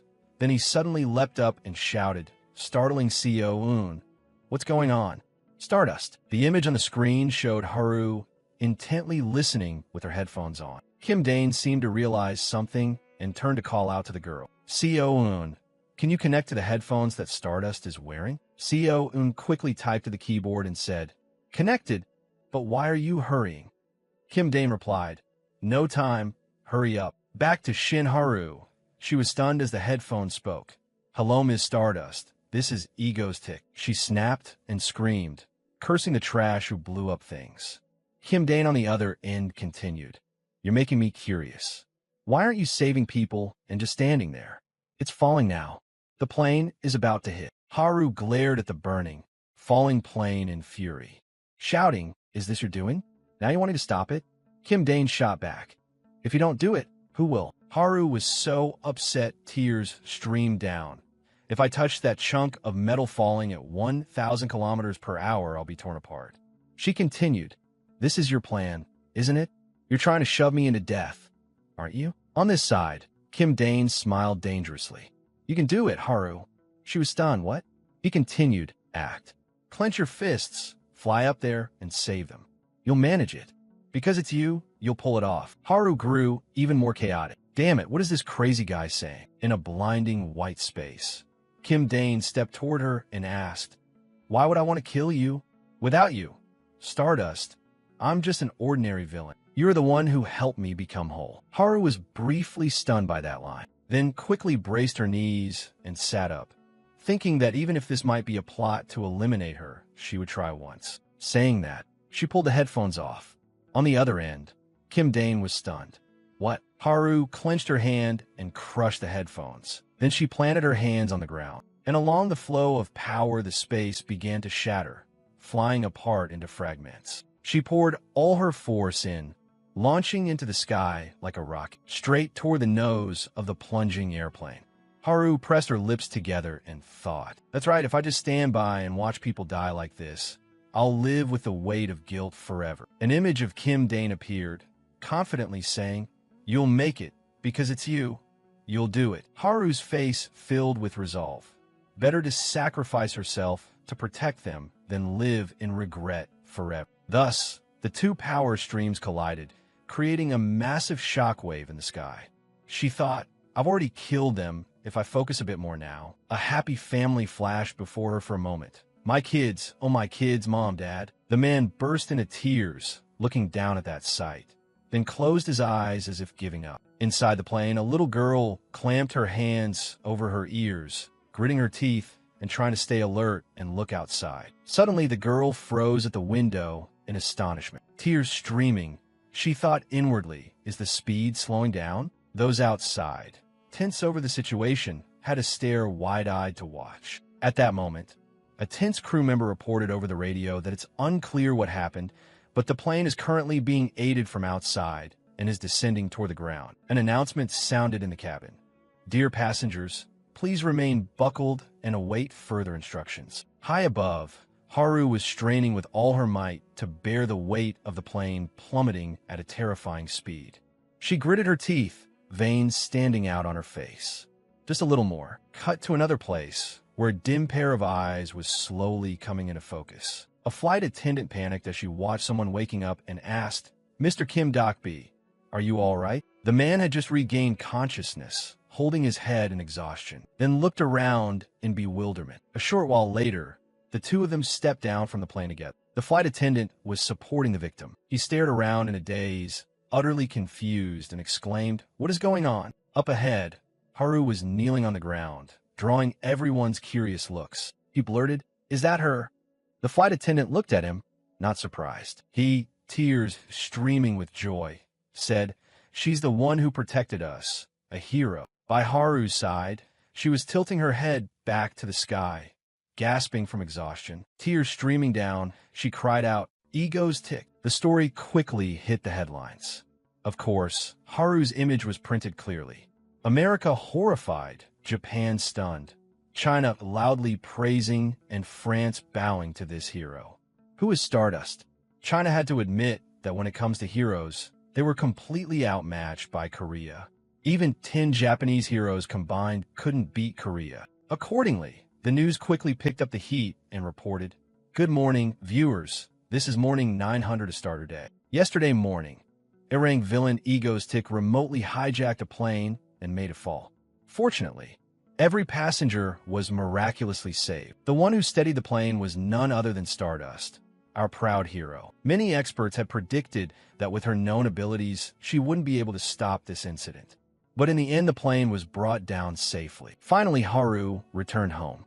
Hearing the news about herself, she quickly turned off the TV and took a sip of water. Having just finished her shower, Haru looked very relieved and cute. Suddenly, the phone rang. She quickly answered. Hello. After hearing the person on the line, she asked back, Really? On the other end was a blue-haired person confirming, Yes. I asked the association chair to give Haru a short break. Go to the beach, relax, and enjoy the scenery for a day. It's been a while since we've gone out like this. Haru cheered happily. Okay, I'll head out tomorrow. The blue-haired one added, Ye also invite Kim Chae-hyun along. A little later, Haru went out to the balcony to catch some wind. Her expression turned serious, as if pondering something. Someone's words echoed in her memory. You'll make it, because it's you. You'll do it. Haru smiled faintly, wondering if anyone had ever believed in her like that before. He's just an ordinary villain, after all. Suddenly, she seemed to realize something. Wait, why did he tell me to save the plane? If he was sure I could stop and save the plane, then why did he make it fall in the first place? Kim Dane's words rang in her head again. I'm just an ordinary villain. You're the one who helped me become whole. Haru hugged herself, feeling a headache coming on. She thought Ego's Tick had too many mysteries, but somehow she felt he deliberately caused all this for some purpose. She needed to thoroughly investigate his movements. Her gaze filled with determination, when suddenly her phone screen showed a call from the Hero Association. What the person on the line said next left Haru astonished. What? Remeasure the force parameters? Time quickly moved to the next morning. Han Seo wore a golden float around her waist, excited. It's finally here. Kim Dane came out to remind her, Seon, we're about to leave, so let some air out of the float. Put it in the trunk. The girl replied excitedly, Yes, sir. Kim Dane, seeing this, looked exasperated. Hey, you okay? Suddenly he rubbed his chin, thinking aloud. Speaking of which, this is my first vacation since arriving in this world. Should I enjoy it? Then Kim Dane broke into an eager smile. But shortly after, seeing the road clogged with traffic ahead, a resentful voice rang out. What is this? Inside the car, the three of them were flushed from the heat, sweat pouring. Kim Dane sat in the driver's seat, displeased. Why did the air conditioning break today, of all days? Han Seo-eun, about to faint, suggested, Hey, can you teleport the whole car? Kim Dane panicked. You'll kill me. Stop at a rest stop and deal with it. Seo-eun, if it's too hot, take off your coat. The girl shrieked as she took off her jacket. If we'd known, we should have taken the train. Why make such a fuss? Kim Dane retorted. Too bulky, not possible. Seo-eun, curiously, she opened the gray box beside her. What's this? Isn't this supposed to be vacation stuff? It turned out to be a gun case. Kim Dane gave a smug thumbs up. Who knows what might happen, Seo-eun. Behind him, Seo-eun, flames of anger rising, yelled. What kind of trip is this? Kim Dane exclaimed, hastily calming her. Sorry, Seo-eun. Put the gun away and we'll talk. After a round of mishaps on the way, their group finally arrived at the destination. Seo-eun changed into a cute swimsuit and, clutching her golden float, dashed into the sea with excitement. The ocean. Kim Dane sat on the shore and smiled. This really was very childlike. Subin popped open a can of soda at that moment and handed it to Kim Dane. I just bought drinks, have a can too. She had changed into a pretty bikini. Kim Dane took the drink and said, thanks. Suddenly Subin kept staring at Kim Dane, making him look back in confusion. She said, I'm always grateful to you, Kim Dane. He wondered, grateful? For what? Subin replied, just for everything. Thank you for saving me back then. Thank you for treating me well. Faced with that lovely, alluring sight, Kim Dane became wooden, squinting and giving a thumbs up. What are you on about? I'm the one who should be thanking you. You do our housework and cook so well. Subin tucked a strand of hair behind her ear, looking shy. Hearing that, he felt very touched. Kim Dane Suvalovit Odibidi, his expression turning suspicious as he thought, could this be a death flag like in comics, or a betrayal? He nervously looked down at the can in his hand. Was he being poisoned? His twisted expression made Subin look at him in puzzlement. Cut to the large building in the city. Haru had appeared there. The staff were talking among themselves. We didn't record it wrong. The data clearly shows she couldn't have stopped the plane. Another staff member added, maybe there's a mistake somewhere. Perhaps we haven't grasped her true strength yet. Haru now stood before a strength test panel, thinking, The ability test wasn't wrong. When I managed to stop a disaster that seemed impossible, it was obvious. As she thought this, her power erupted, preparing to test it once more. The impact left the nearby staff stunned as they looked on. Haru yelled and swung her fist with full force. That punch struck the test panel dead on. The panel cracked and shattered from that power. Even the screws split. Her power cascaded outward into the surrounding space. The staff watched the scene in horror. Haru stood over her fist and exclaimed, I'm stronger now. Beside Kim Dane, Subin tucked a strand of hair shyly and said, hearing that, I felt very touched. Seeing that expression, Kim Dane pressed his lips together tensely, thinking, could this be a death flag from a comic or a betrayal? His face went pale as if he'd realized something terrible. The sun still blazing down below. Seo-eun, wearing her float, was enjoying the sea but noticed them on the shore. Kim Dane replied to Subin awkwardly.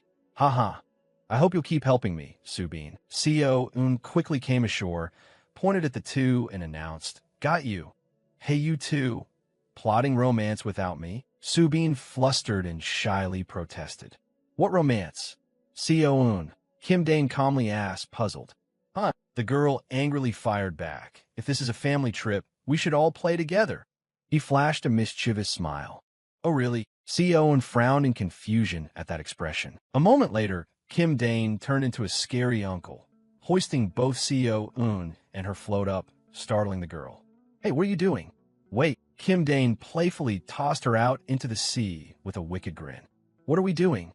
Just playing together. Seo-eun fell into the sea and struggled to resurface, flinging a piece of seaweed into Kim Dane's face as she shouted, Water's up my nose already. Kim Dane gave a strained laugh, wiped seaweed off his face, and thought that after so long, this peaceful moment felt really nice. Then he grinned like a devil and splashed water at Seo-eun, while Subin sat on the shore watching, laughing happily. Time passed quickly. Evening arrived. On the road, strange cars sped by accompanied by voices. Where are we raiding tonight? Busan Hotel, Mario's Royal Hyperion, Han Grand Ambassador 2. Everywhere, came the reply. The leader in the gloomy space shouted to make a grand strike. Cut to the Mario's Royal Hotel. After a fun day at the beach, Kim Dane's group returned to the hotel to rest. The receptionist asked, "Hello. Under what name is the reservation?" Kim Dane replied, "Ah, probably CEO Un." The receptionist smiled brightly and handed over a key card. "Yes, I have it confirmed. Here is the key for room 2708. Kim Dane asked in confusion. Only one room?" CEO Un walked up, stood beside him, pursed her lips, and whistled sheepishly, explaining, "Well, saving a bit of money is good too." With that, the group let it go. The three of them went out to wait for the elevator to their floor. Suddenly, CEO Un squealed, "Oh right, the bed is huge, so let's all sleep together." Kim Dane widened his eyes and blurted, "There's even only one bed?" Despite being excited and looking forward to it, Subin stayed calm and said, "It's been a long time. Sleeping three to a bed once in a while is fun." Kim Dane broke out in a sweat and stared at her. "Well, we've never slept together before." He silently prayed to himself. "Nothing's going to happen." Really nothing happened. What was I worried about? Haha. The three of them really slept together in the bed. CEO Un lay in the middle, sleeping soundly and snoring. Kim Dane had his eyes closed resting when suddenly he heard whispers outside the door. "Wait, I want to get into this room." Then came counting to build momentum. 1, 2. Two masked robbers, guns in hand, kicked the door in and shouted. Kim Dane flicked a finger upward, and instantly the two were struck in the jaw, flopping backward. A moment later, Kim Dane sat up, rubbed his eyes, and yawned. Where on earth did these guys crawl out from? The two lay unconscious on the floor. Kim Dane carefully peered out the door and saw guests from other rooms still in their pajamas being dragged away by those FBI-looking people. "Quick, go check on those kids," he muttered. "Is this a terrorist attack? Really?" Then he ground his teeth and crushed the edge of the door. "Damn it. Only a couple trips out, and we keep running into nonsense like this?" On his phone screen, Kim Dane was looking up some information. He exclaimed, "Wait, Shadow Walker is still here. How dare they cause trouble at night?" On the screen was breaking news. A-class hero Shadow Walker was found collapsed in West Incheon. CEO Un had woken up too. Rubbing her eyes, she asked, "What's happening? Is it a terrorist attack?" Kim Dane replied, eyes wide inwardly thinking, "Well, I'm not surprised anymore." He warned, "Wait, I'll check the parking area. Wake Subin up and wait in the room." CEO Un, still groggy, rubbed her eyes. "We're on vacation and we get terrorists? Okay, I'll follow orders." Kim Dane was now in his car. He looked outside and saw the terrorists prowling around the cars. He thought he couldn't just sneak away and had to deal with it. Kim Dane rummaged and pulled out a creepy mask, put on a sinister expression. Who would have thought the spare mask he brought along would come in handy? He said, "Serves those bastards right for ruining our holiday. Come show me your faces." After getting his gear, Kim Dane returned to the hotel room. The two girls were awake, sitting and waiting properly. Kim Dane tossed the items to them and said, "We'll use in-ears to receive orders. Let's go, everyone." He looked thrilled while CEO Un sighed in exasperation. He really looks excited at times like this. In the hotel lobby outside, the terrorists had piled chairs into a small mountain. Monkey Spanner, an A-rank villain, sat atop it. Below him were henchmen pointing guns in every direction. Monkey Spanner stroked his chin and asked, "Ready?" Two of the men below nodded in response. He praised them. "Good." Then he shouted, pointing down, "Announce to the Hero Association and the government that we are holding hundreds of hostages here. If the money isn't transferred to the account we give immediately, they'll all be killed." Below, the captured guests were forced to kneel on the floor. Monkey Spanner continued to shout, "The account number is 12. Suddenly a noise rang out that made both the hostages and the terrorists turn toward one side. Monkey Spanner, alert, snapped his mouth shut and paid attention to the sound. Kim Dane, now wearing the orange mask, stepped out clapping and laughing theatrically.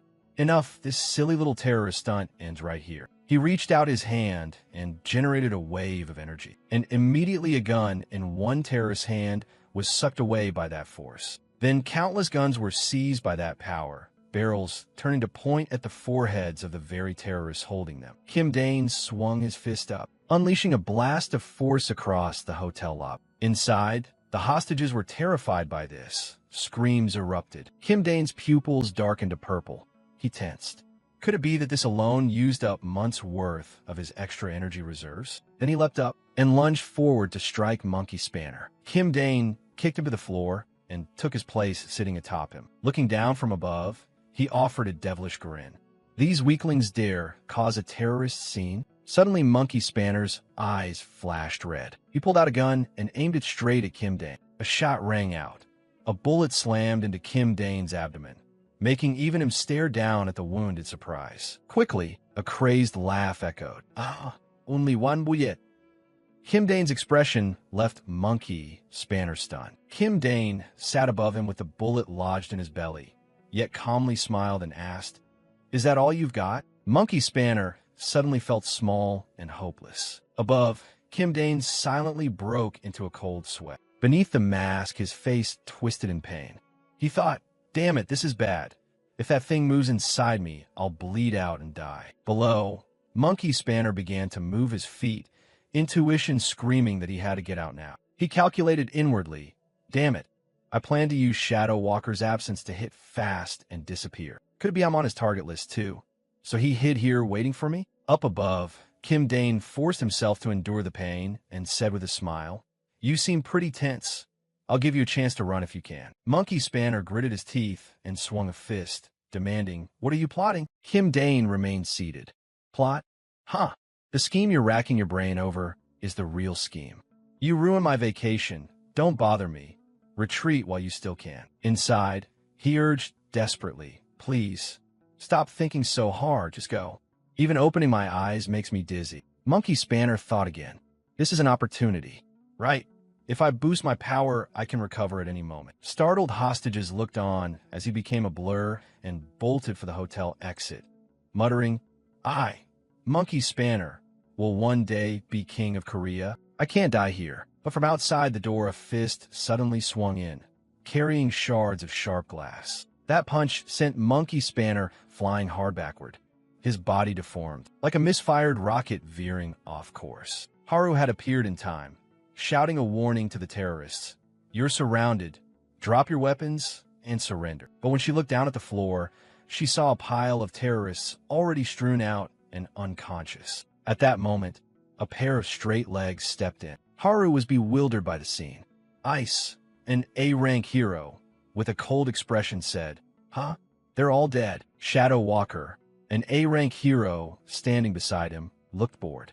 "So boring. All down already? Stir up a little fake news, and it's a terrorist attack." Shadow Walker noticed Kim Dane sitting on the pile of chairs and asked, "But who is that?" Kim Dane was dazed then. Pink thought bubbles floating as he looked down and thought, "Why is she here?" Haru frowned, looked up and asked, "Who are you? Did you subdue these terrorists?" Kim Dane tried to press the wound closed, thinking if he didn't focus he'd die right here. Luckily, they seemed not to know he's ego's tick, so he stalled, needing only to recover enough to teleport twice. On the other side, Seo, Un, and Subin tensely listened to the voice in their earpieces. Outside, Kim Dane kept up the dangerous act, saying, "You ask who I am? I'm an S-rank hero operating covertly in Korea." Those three below looked up in astonishment at that line. Haru hastily pointed, "Expose him. There are no records of an S-rank hero in the association." "What nonsense are you spouting? Who are you really?" Kim Dane replied calmly, "A rank hero status. Don't you know what operating covertly means? A-rank hero Ice, a rank hero Shadow Walker. I'm a hero who has worked since the generation before you." Seo-un, puzzled, wondered through the earpiece. "Mr. Kim Dane, what the hell are you doing?" Subin frowned anxiously. Outside, Kim Dane remained cocky. "When you meet your seniors, you should at least greet them.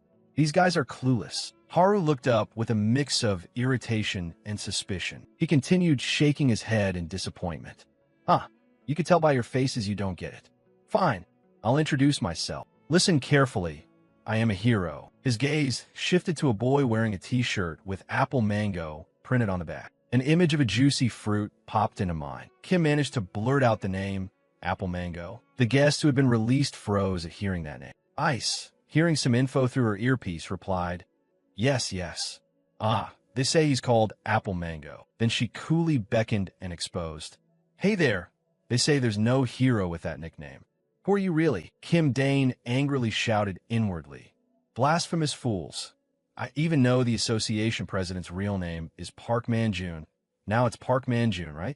My name was uncouth, so I changed it. Go check it. Those words left the three stunned. Inside he was tense. Who knew the info from Wintalk would be this useful? Ice answered.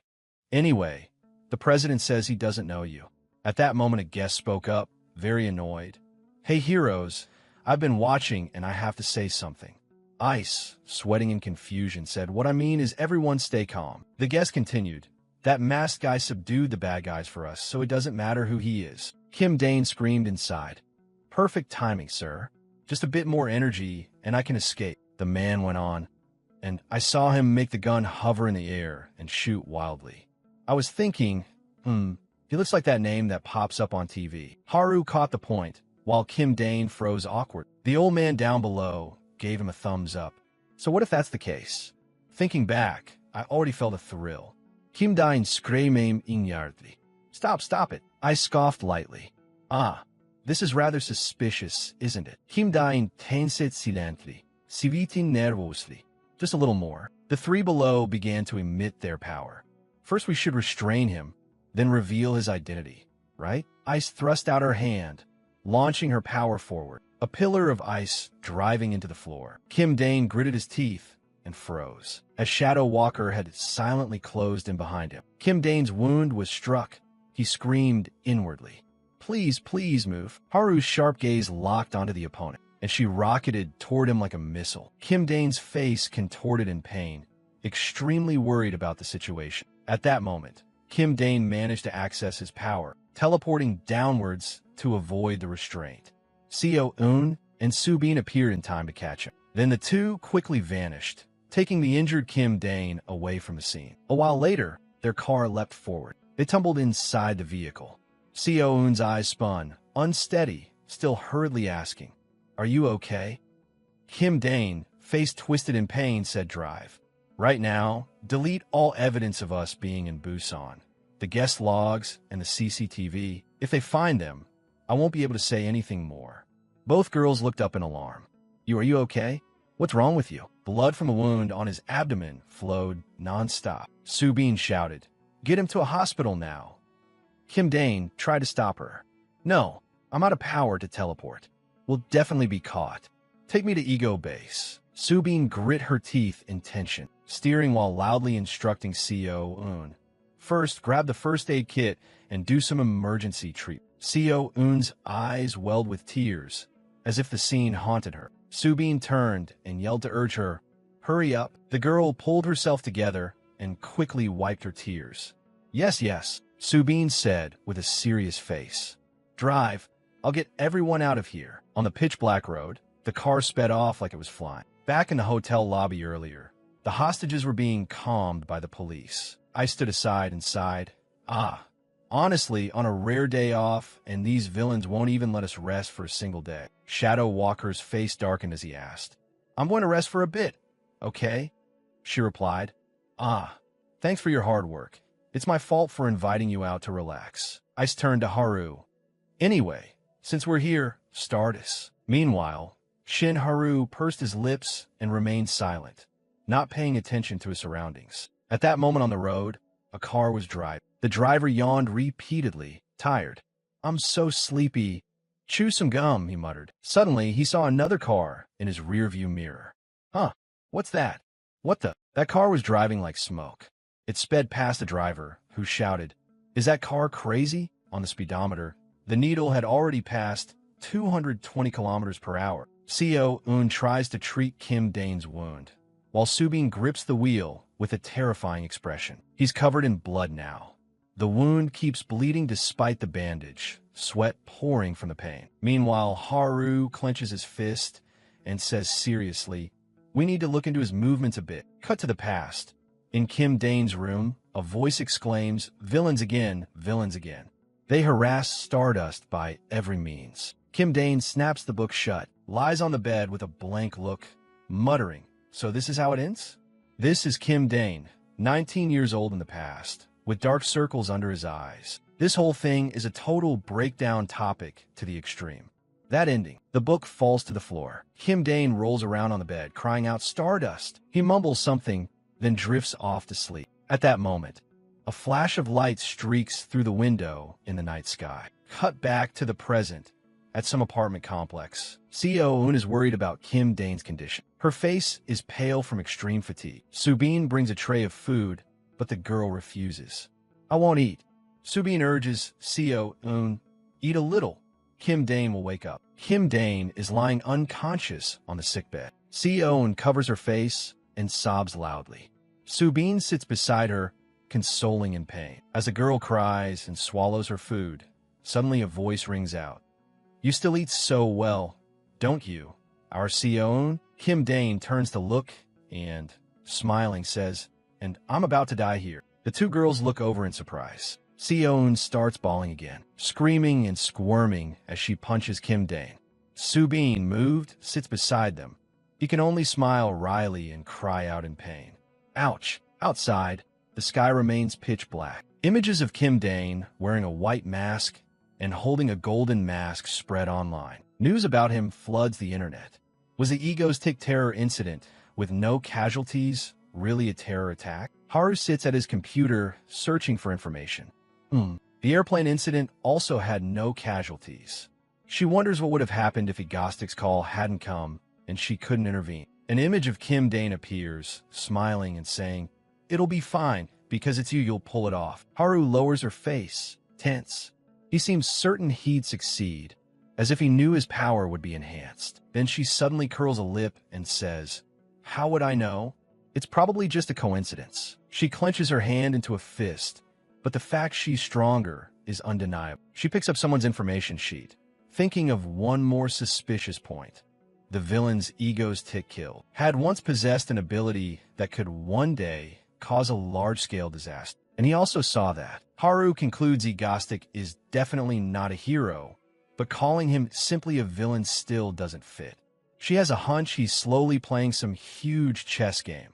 When the next terror act comes, she must expose his identity. Haru is fiercely determined. Over with Seo-eun. The girl is also quietly scrolling her phone. So what is the purpose of those terror attacks? Egostic knows the real name of the Hero Association chairman, Park Man-shun. Could Egostic have once been a high-ranking hero who, after clashing with the association, switched sides and became a villain? The conspiracy theory that Egostic conflicts with the Hero Association is spreading. The three of them sit at the table. Hearing that, Kim Dane almost chokes. Seo-eun? "Oh, I think I'm about to vomit," he says. Subin forces a smile and pockets her phone. "Seo-eun? For now, don't bother Kim Dane. He's very exhausted right now." The girl presses on, clearly displeased. "What are you going to do? Act like I'm the villain, so I have to keep terrorizing people? With that body? Again? Seriously?" Kim Dane startles at her reaction. "Seo-eun? He is left speechless. Suddenly, both girls across from him fix him with sharp looks. Kim Dane has no choice but to decide. "We'll take a break for a bit, about 3 months." This makes both their faces relax with joy. "Really?" He nods while continuing to chew. "Yeah, let's pause for a while. With this much public attention, if I disappear for a bit, things will cool down." He thinks to himself that during the break he'll need to recruit new members. An image of a mysterious person flashes in his mind. Kim Dane calculates that left unchecked, this guy could become a massively unbalancing villain. Either kill him or recruit him to their side. Soon it is 3 months later. An announcement blares that a villain has appeared. Stardust, prepare to deploy. Haru rushes. Is it Ego's tick? The other side denies it. It's a self-styled villain called Lockbottom. She hears that and replies in disappointment. "Ah, I see." Later, Haru in hero form rockets through the sky like a missile. As she flies, she wonders, "Ego's tick, where did you go and what did you do these past 3 months?" Cut to Kim Dane's house. He is watching a big TV screen showing Haru. "Oh, they're coming," he says. Kim Dane munches popcorn, excited like he's watching a movie. Seo-eun beside him looks at him with exasperation. At that moment, a monster called Lockbottom, an A-rank villain, erupts with power and roars. Kim Dane cheers through the screen. "Go get him, Stardust!" Haru launches herself at Lockbottom and yells as she attacks. "Are you Ego's tick?" "No." Haru, into a frenzy, pounds the enemy until it shatters. After a moment, On the ground lies a punk with a buzz cut, eyes rolled back, unconscious. Kim Dane excitedly tosses his popcorn tube up and cheers. See? Yeah, the power boost was totally worth it. Stardust. Sion frowns, unimpressed. Is that so fun? Kim Dane startles, a bit sheepish. Well, kinda. The girl loudly scolds him, splashing his drink. Now get to work, Seo-eun, carry on. Babe, I can't stand you lurking around Stardust fan club all day anymore. Kim Dane looks at her in confusion. What? Seo-eun. Her tone turns ominous.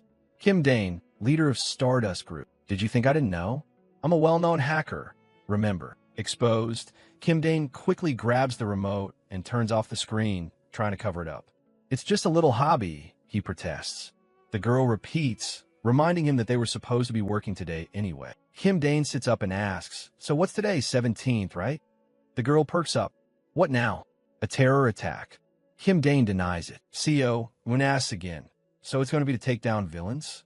He again denies it. Kim Dane breaks into a bright smile and says, we're actually going to recruit new members. Cut to a high vantage over the town, where an elderly couple overlooks the scene below. The man exclaims, oh, still the same here, huh? This view hasn't changed in 20 years. Just then, a girl wearing a hat, head down so her face isn't clear, bumps into the man and says, I'm sorry. He waves it off. It's fine, I'm okay. You're a student, right? But after she walks past, she clutches a wallet in her hand. This girl has striking green irises. When she glances down, she sees a group of thugs below, each with a cigarette hanging from his lips, looking up at her with leering, sly faces. The girl grits her teeth in anger. At that moment, a boy with the same clear green eyes as hers appears, running over with a bright smile, calling, sis. This boy's name is Cha-yoon. He's 13. The girl pinches her little brother's cheek and asks, did you have fun? The boy answers happily, yup. She notices his injured knee.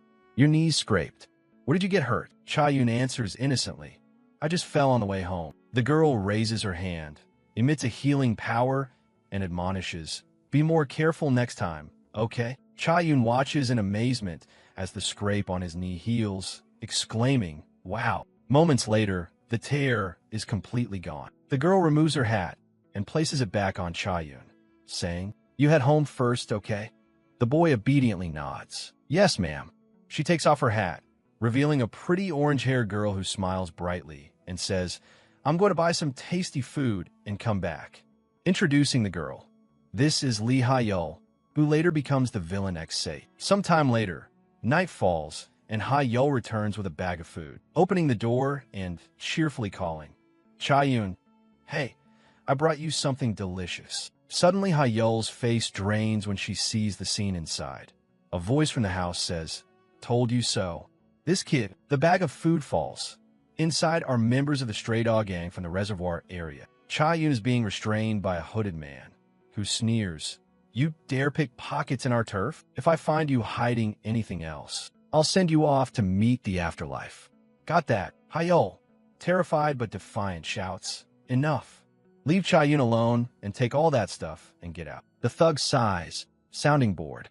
Look at this kid over here. He grabs Cha-yoon's hair tightly, making the boy cry out in pain. This guy takes pleasure in others' pain.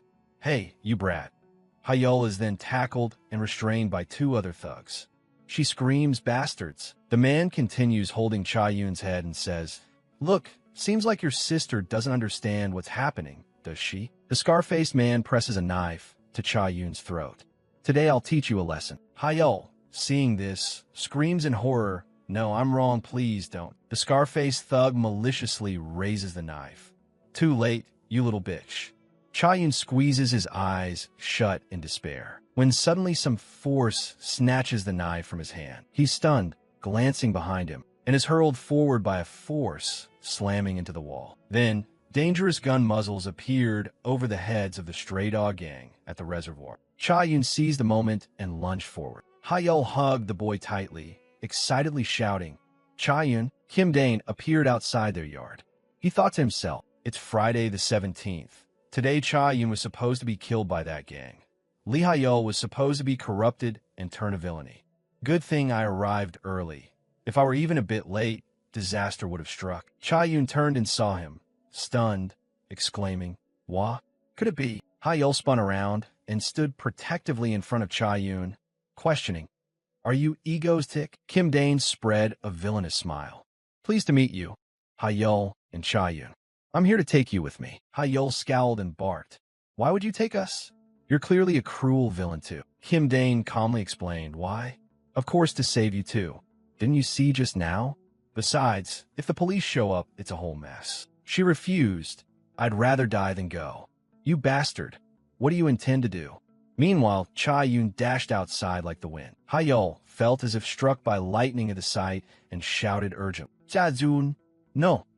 The image in her mind was of Cha-yoon rushing toward a dangerous, vicious fiend. At that moment, Cha-yoon had reached Kim Dane, grabbed his hand tightly, and blurted out, "Ego's tick. I'm in a mango club." The boy looked at him with utter admiration and pride. Even Kim Dane felt awkward at the boy's affection. Quickly, Kim Dane took the two siblings back to his hideout. Then he introduced them to the other members. "All right, these are our new members. Say hello."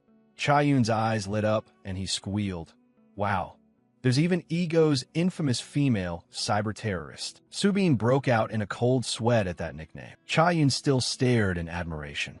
"So she's a hacker?" Lee Ha-yeol carefully bowed and greeted, "Ah, hello everyone. I'm Lee Ha-yeol, and this is my brother." Seo-eun scrutinized her like inspecting merch. New member has healing ability. Turns out it's a girl." After a while, the five of them settled in more amicably.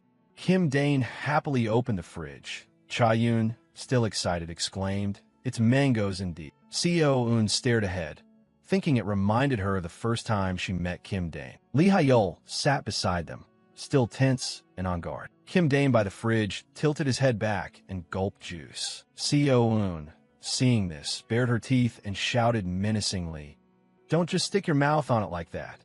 Startled, Kim Dane spewed out all the mango juice. "Hey, that's mine," Seo-eun grumbled, scolding despite knowing she'd gone too far. "Then next time be more careful." Subin gently carried a plate of peeled apples and cheerfully asked, "Cha-yoon, do you want some fruit?" The boy's eyes gleamed even brighter. "Wow, thank you." Cha-yoon quickly grabbed a fork and speared a piece of apple. Ha-yeol, still tense, called out Cha-yoon. The boy at that moment had his mouth full, taking a big bite, chewing while looking over with a puzzled face. "Huh?" Ha-yeol turned away helplessly, still worried. It's nothing." Kim Dane smiled brightly and called, "Seo-eun, Subin, I want to have a frank talk with him for a bit. Could you two step outside first?" Seo-eun sticks out her tongue and jokes. "Can you two take your act outside for a bit?" Kim Dane is at a loss for words at the girl's personality. "Subin, take her back to the manor first, okay?" "Do that." A little while later, only the three of them remain in the room. Kim Dane sits opposite the siblings and speaks first. "Lee Ha-yeol, you killed the orphanage director and ran away, right?" Those words make Lee Ha-yeol frown. On guard, Kim Dane continues, "I've investigated everything. That director often abused you too. I didn't come to you by chance. I have a purpose." She asked suspiciously, "What purpose?"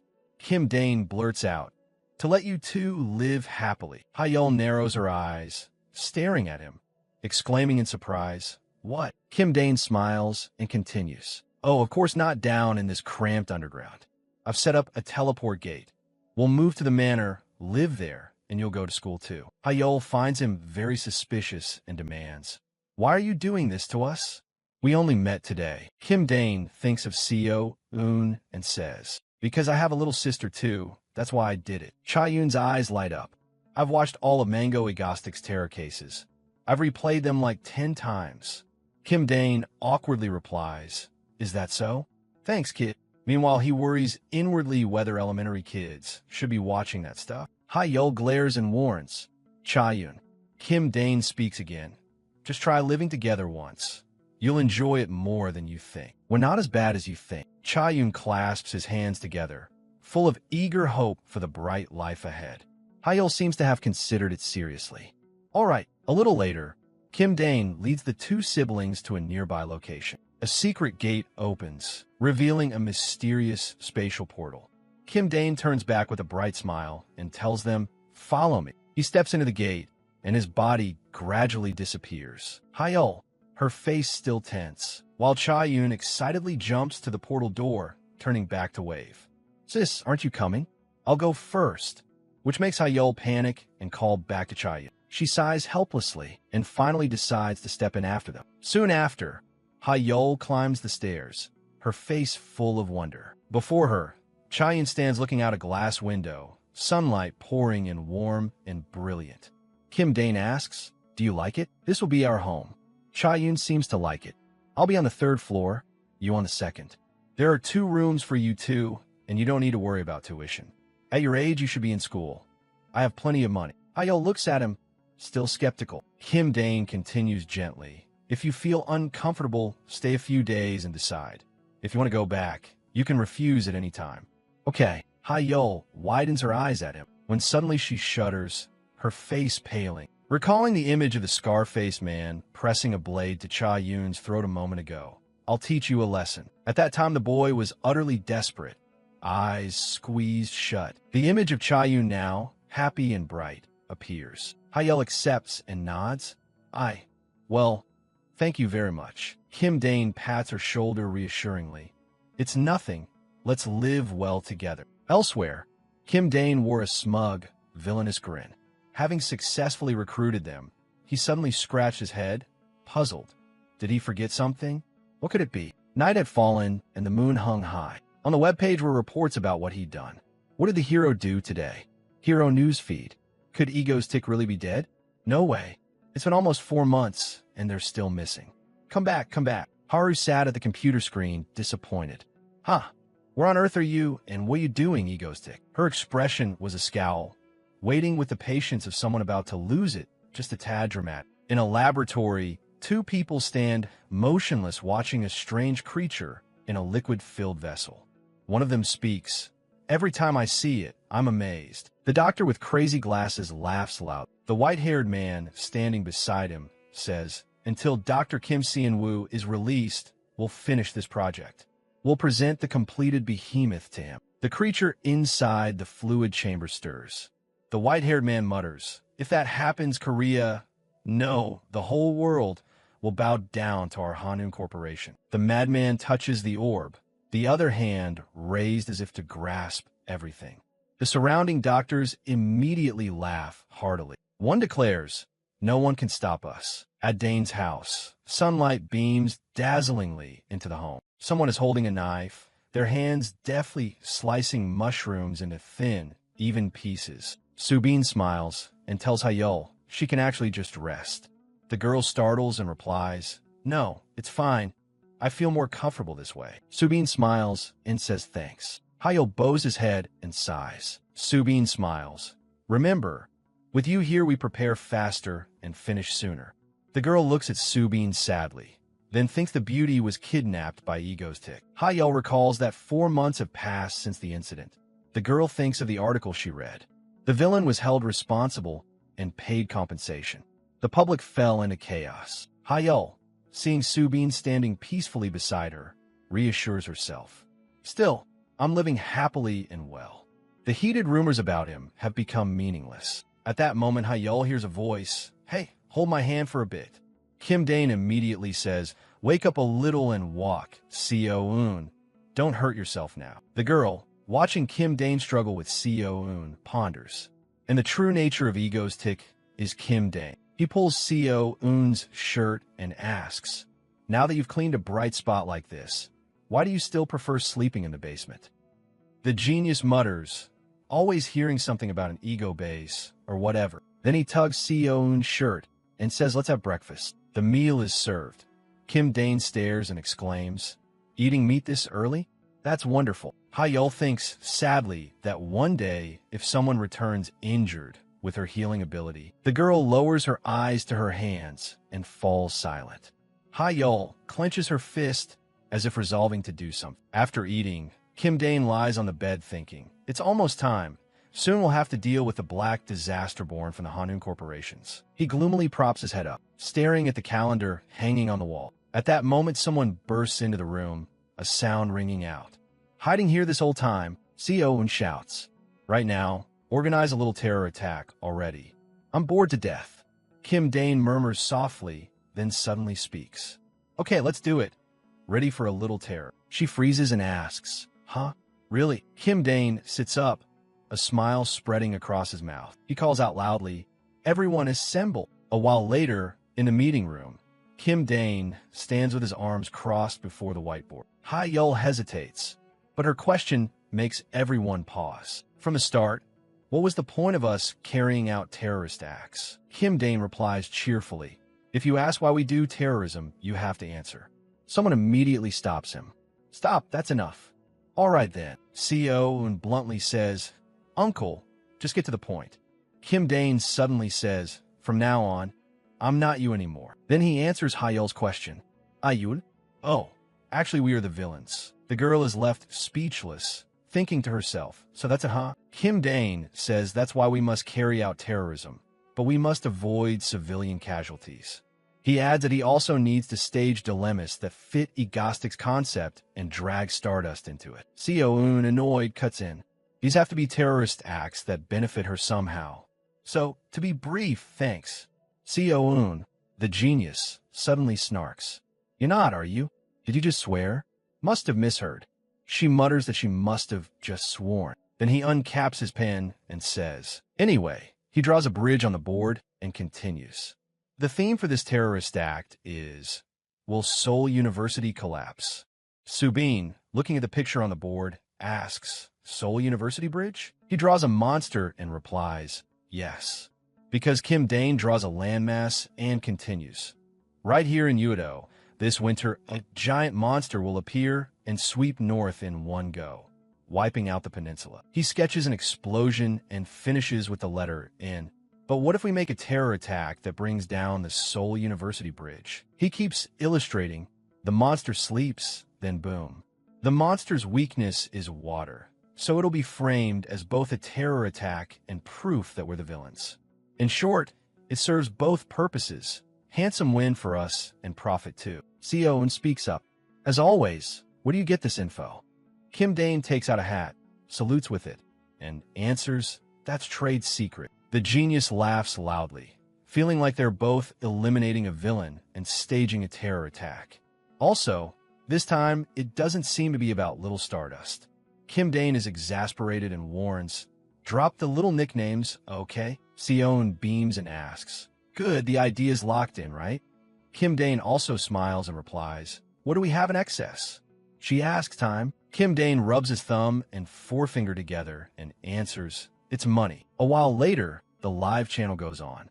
The moment Kim Dane appears in Egostic's guise, viewers go wild in the comments. Before the camera, Egostic hovers in midair, with a speaker floating in front of him.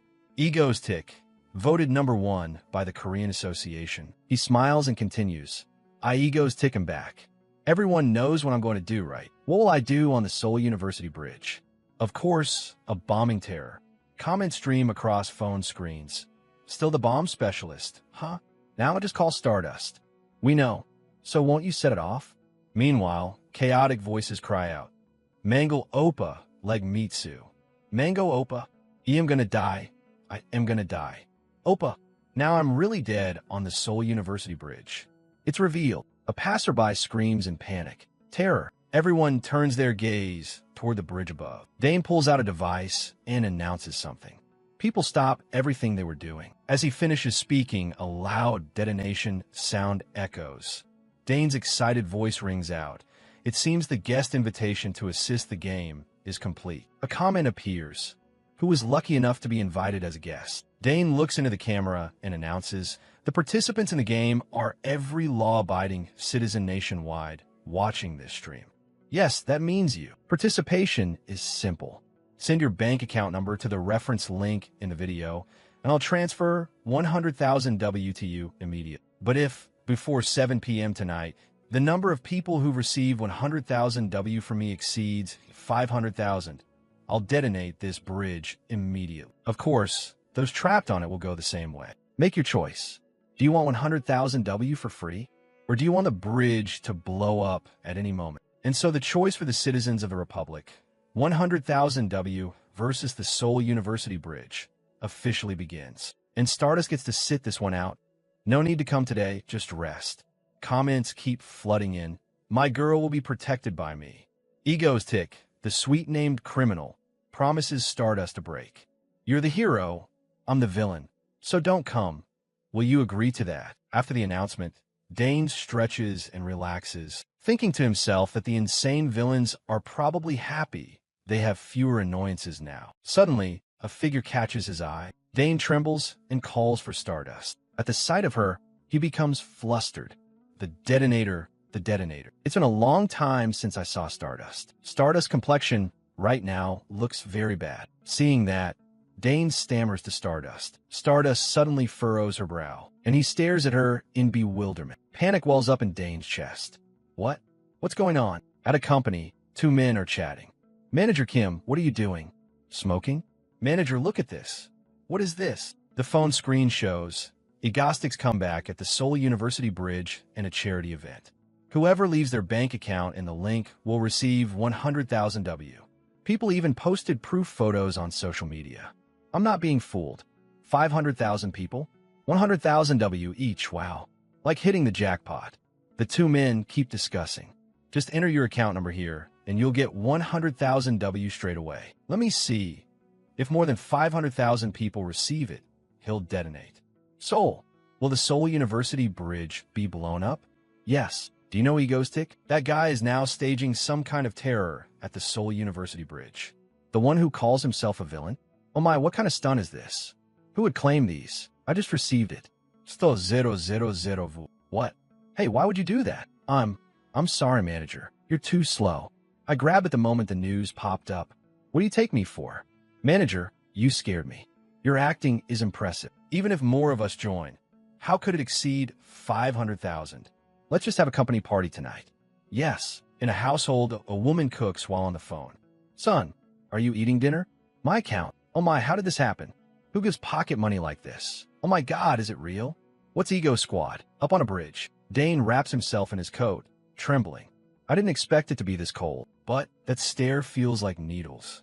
Maybe she's waiting for me to blow the bridge before acting? Why do I feel even colder? He feels uneasy. Why is she staring like that? In the original, there was no such scene, or is there an event related to the Seoul University Bridge? I didn't expect her to be that angry. I feel so guilty, but there's no choice. It's all for Stardust, for her. With the power of the Black Disaster as described in the original, she currently can't be stopped. The Black Disaster. This event first appears in the original as a brutal incident. Unlike those light superhero pastime stories, this one smells of fire. This work will be much bleaker. Thinking that, Dane murmurs, anyway, let's test it out. Already 450,000 people, and there's still 3 hours to go. He quickly snaps. People in this world are really something else. Oh my God, Dane suddenly feels uneasy.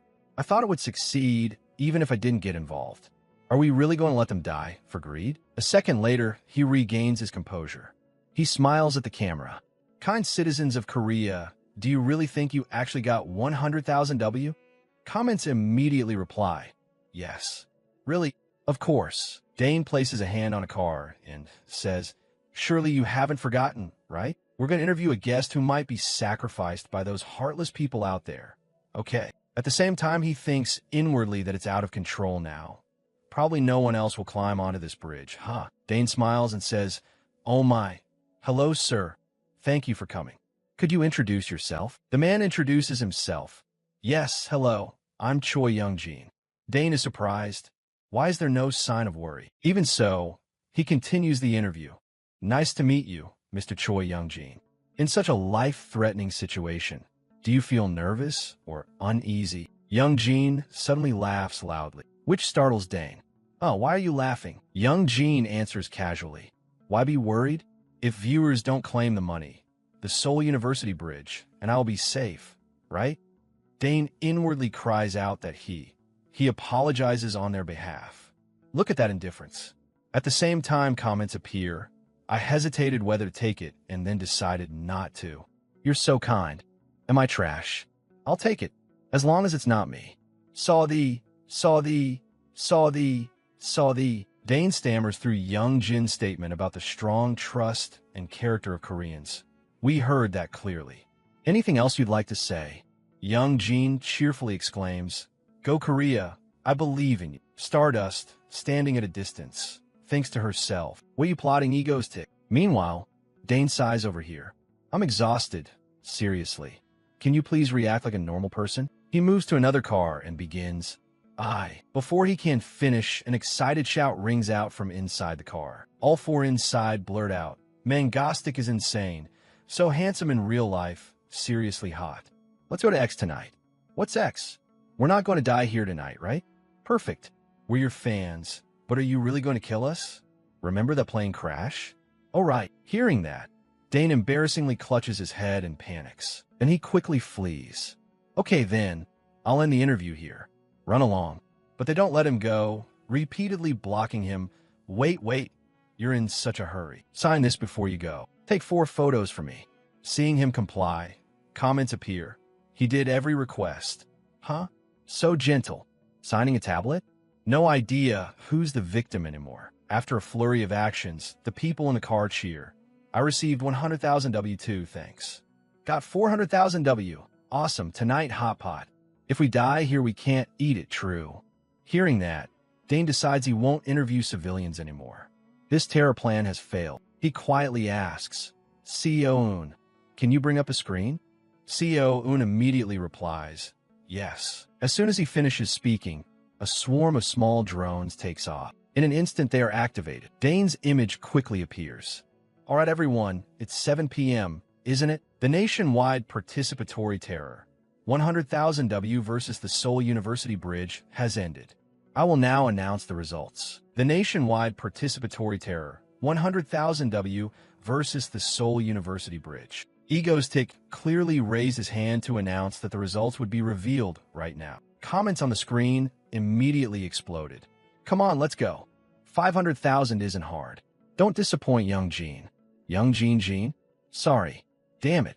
If Seoul University crashes, how am I supposed to get a job? His voice kept ringing out, steady to the point of being eerie. The result, 125,000 people. They were the people who had received 100,000 W. Then a series of brilliant fireworks burst forth. Egostick exclaimed excitedly, amazing, we Koreans are awesome. The kids in the car curiously poked their heads out to watch the fireworks. Egostick, practically buzzing with excitement, snapped his fingers. Selfish ones, please enjoy your final fireworks. Immediately after, the bridge exploded all at once. The sky flooded with red flames. Stardust frowned, grinding her teeth as she watched his display. That guy, finally, and he remained utterly composed. He bowed his head. Up until now, I'm still me. Egostick. Below, the bridge was blown to pieces, and the comments exploded again. How cruel. I killed them already. After leaving the chaotic wreckage behind, Egostick departed in a slump. Hovering in the air too long had exhausted him. He was truly at his limit. In the end, all he had to do was watch Stardust save him. Stardust shot through the air like lightning, panic in her eyes, and she dove after a car that had just plunged off the bridge. Egostick was a bit surprised, glancing down. What's this? Did she finally catch me? Sensing the problem, he immediately followed, using his magic to control the situation. Damn it, the falling car instantly slowed, and both Stardust and Egostick screamed in unison. Luckily, Stardust had perfectly caught the car's nose. She immediately then sped away, bringing the two cars to a safe place. Egostick above kept panting. I've done all I can. His head swam for a moment. Then he immediately collapsed, his body falling freely downward, with the remaining strength only enough to open a teleportation gate that returned him to base. Seo-un and Su-bin rushed over at once, shouting in panic, no. Egostick lay on the ground. His mask had also fallen off, his eyes vacant. The two ran to his bedside and, worried, burst into tears. Open your eyes. Please, sir, please. At that moment, a blonde girl stepped forward. She looked up for a while, then lowered her head and rubbed her eyes. Elsewhere, Haru stood on the rooftop, tilting her head up to the sky, her eyes filled with sadness. Egostick held a stack of newspapers in her hands, their pages full of stories about Egostick and Stardust. He once said, don't think about showing your face and stepping out, okay? But she always beat herself up. If she did that, her life would be very hard. Stardust had stopped Egostick's plain terror plot. Even then, if he hadn't given her the courage, she surely wouldn't have dared act. Her gaze grew deep as she stared at the newspapers in her hand. It was that voice back then that made her believe she could do it. You seem to know everything about me. You once said I could do it. So then go save them. A flash of sadness crossed her eyes as she let out a sigh. A person who creates terror. It's been a long time, so I have a lot to say. Are you really the villain? Are you truly a murderer? What is your true nature, then?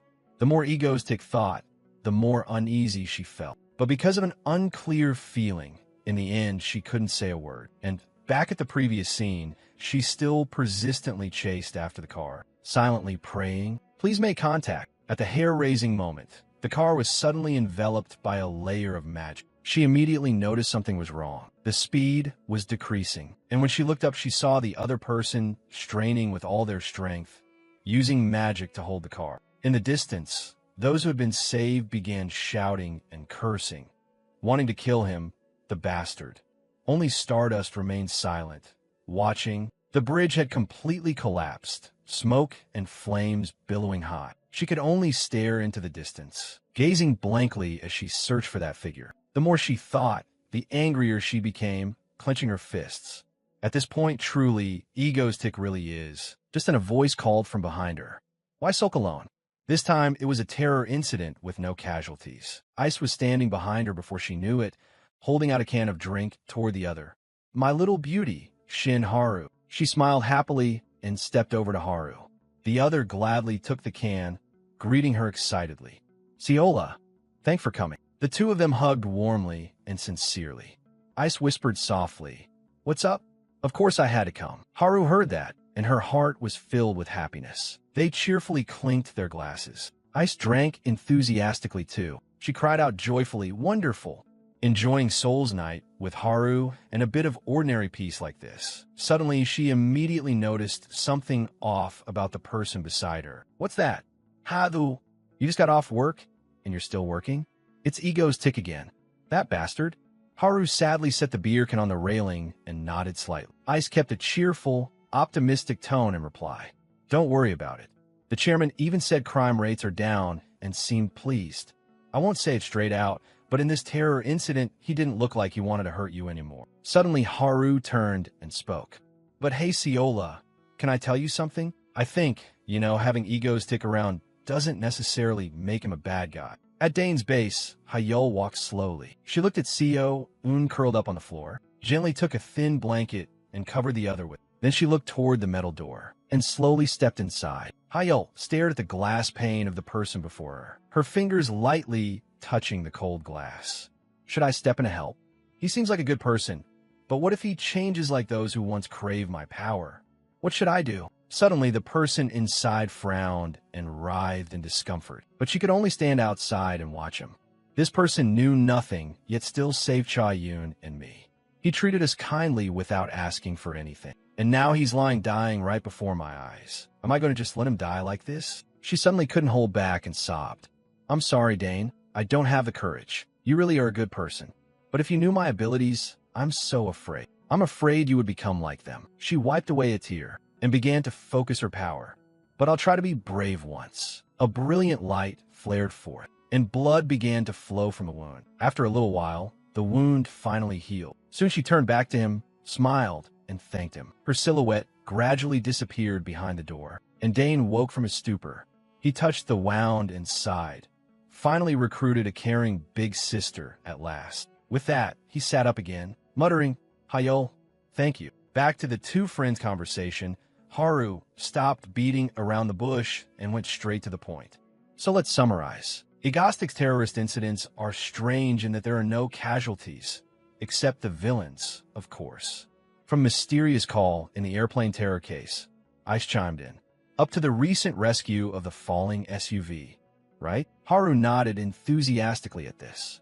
Seeing her reaction, Ice couldn't help but complain. Oh my god, Haru, you actually believe the conspiracy theory that Ego's Tick is an S-rank hero in the shadows.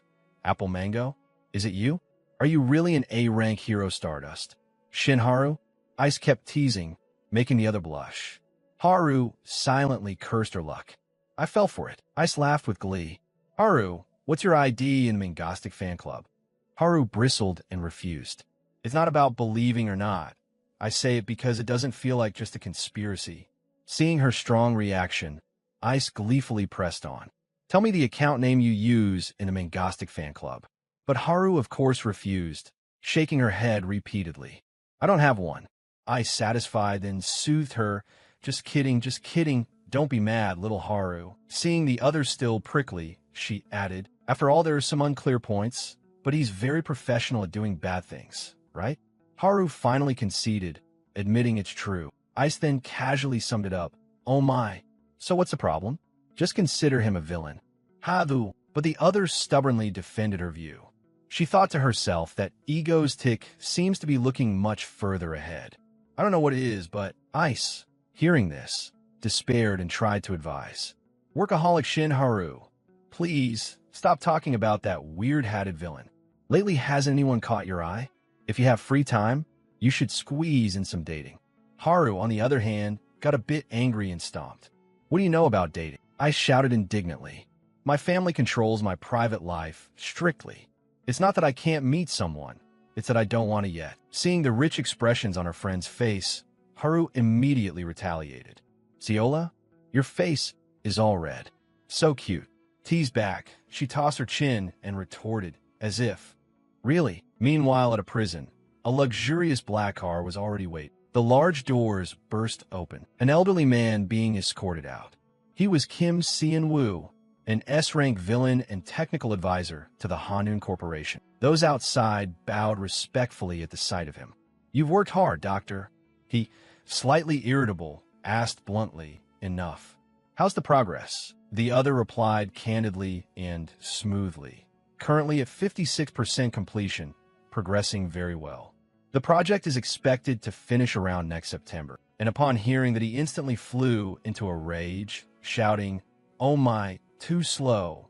No matter what, everything must be ready this winter." The man, upon hearing this, briefly lifted his head, then obediently got back into the car.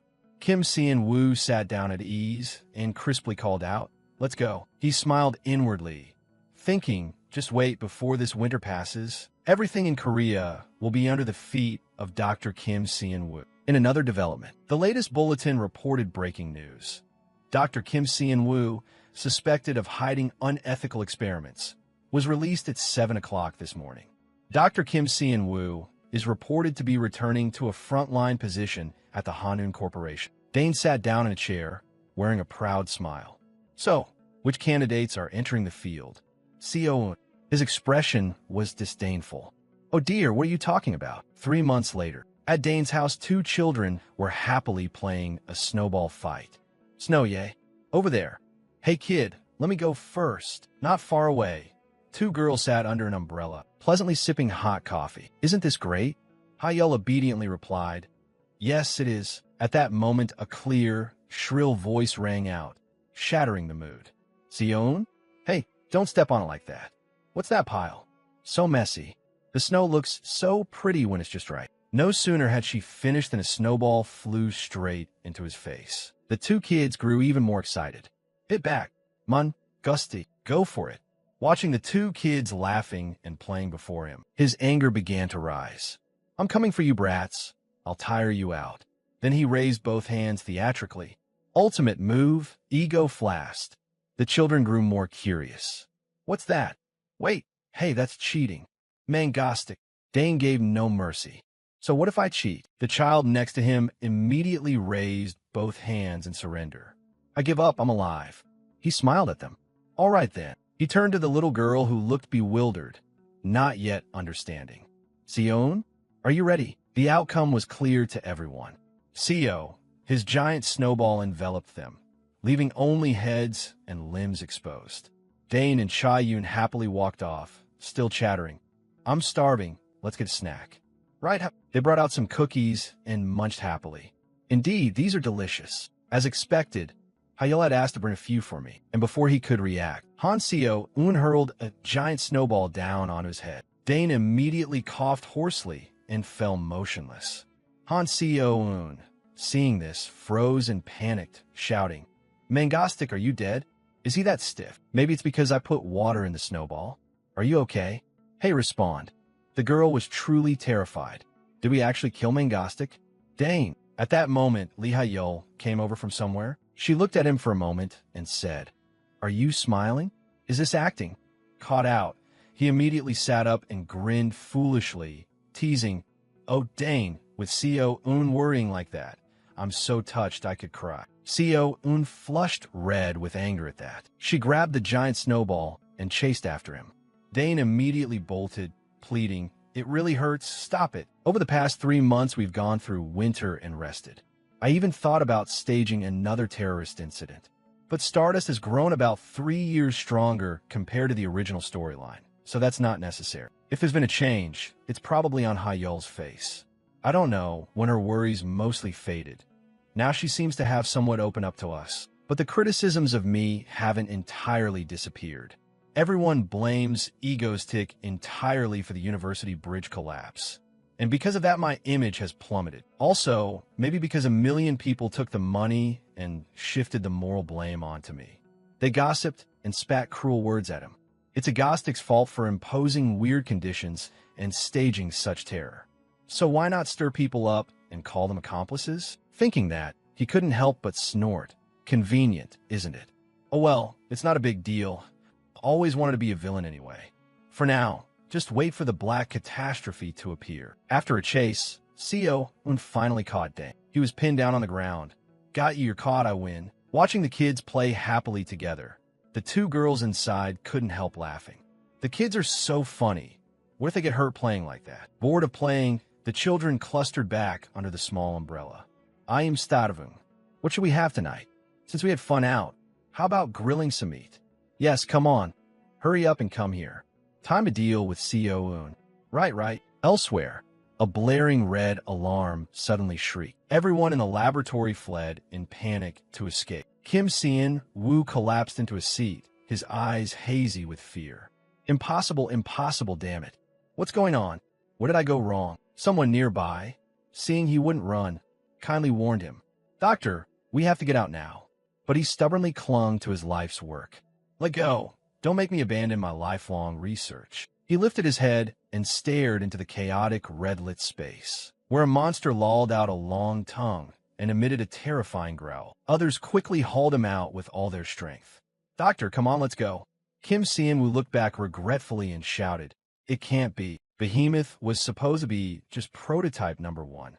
How could it have consciousness?" At the corporation, the bodyguards were terrified when they heard the news and fled in panic. Amid the chaos, a familiar silhouette, Stardust, rushed inside at full speed. She shouted as she flung open the door, "What's going on, Chairman?"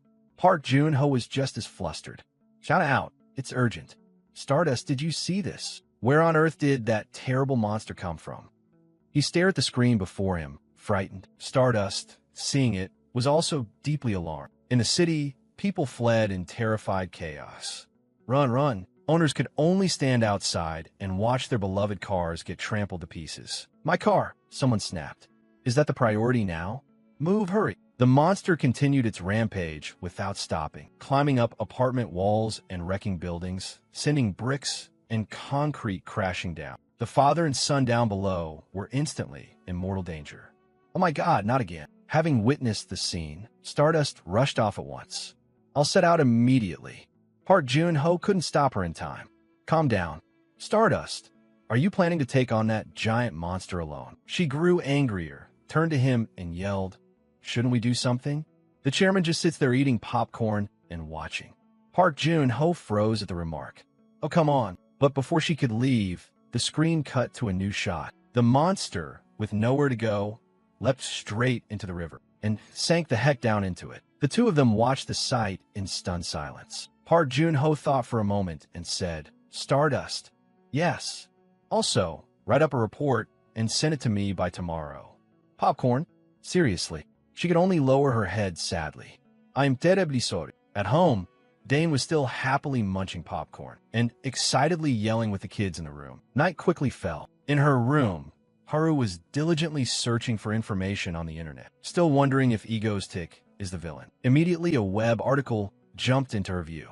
Free daily news. If you still think Egostick is the villain, read this now. Korean break disaster. The black catastrophe.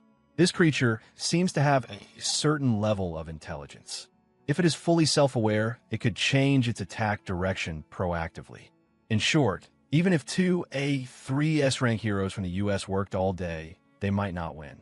It knows to avoid water and understands its weaknesses. It might even wipe out all the heroes in Korea.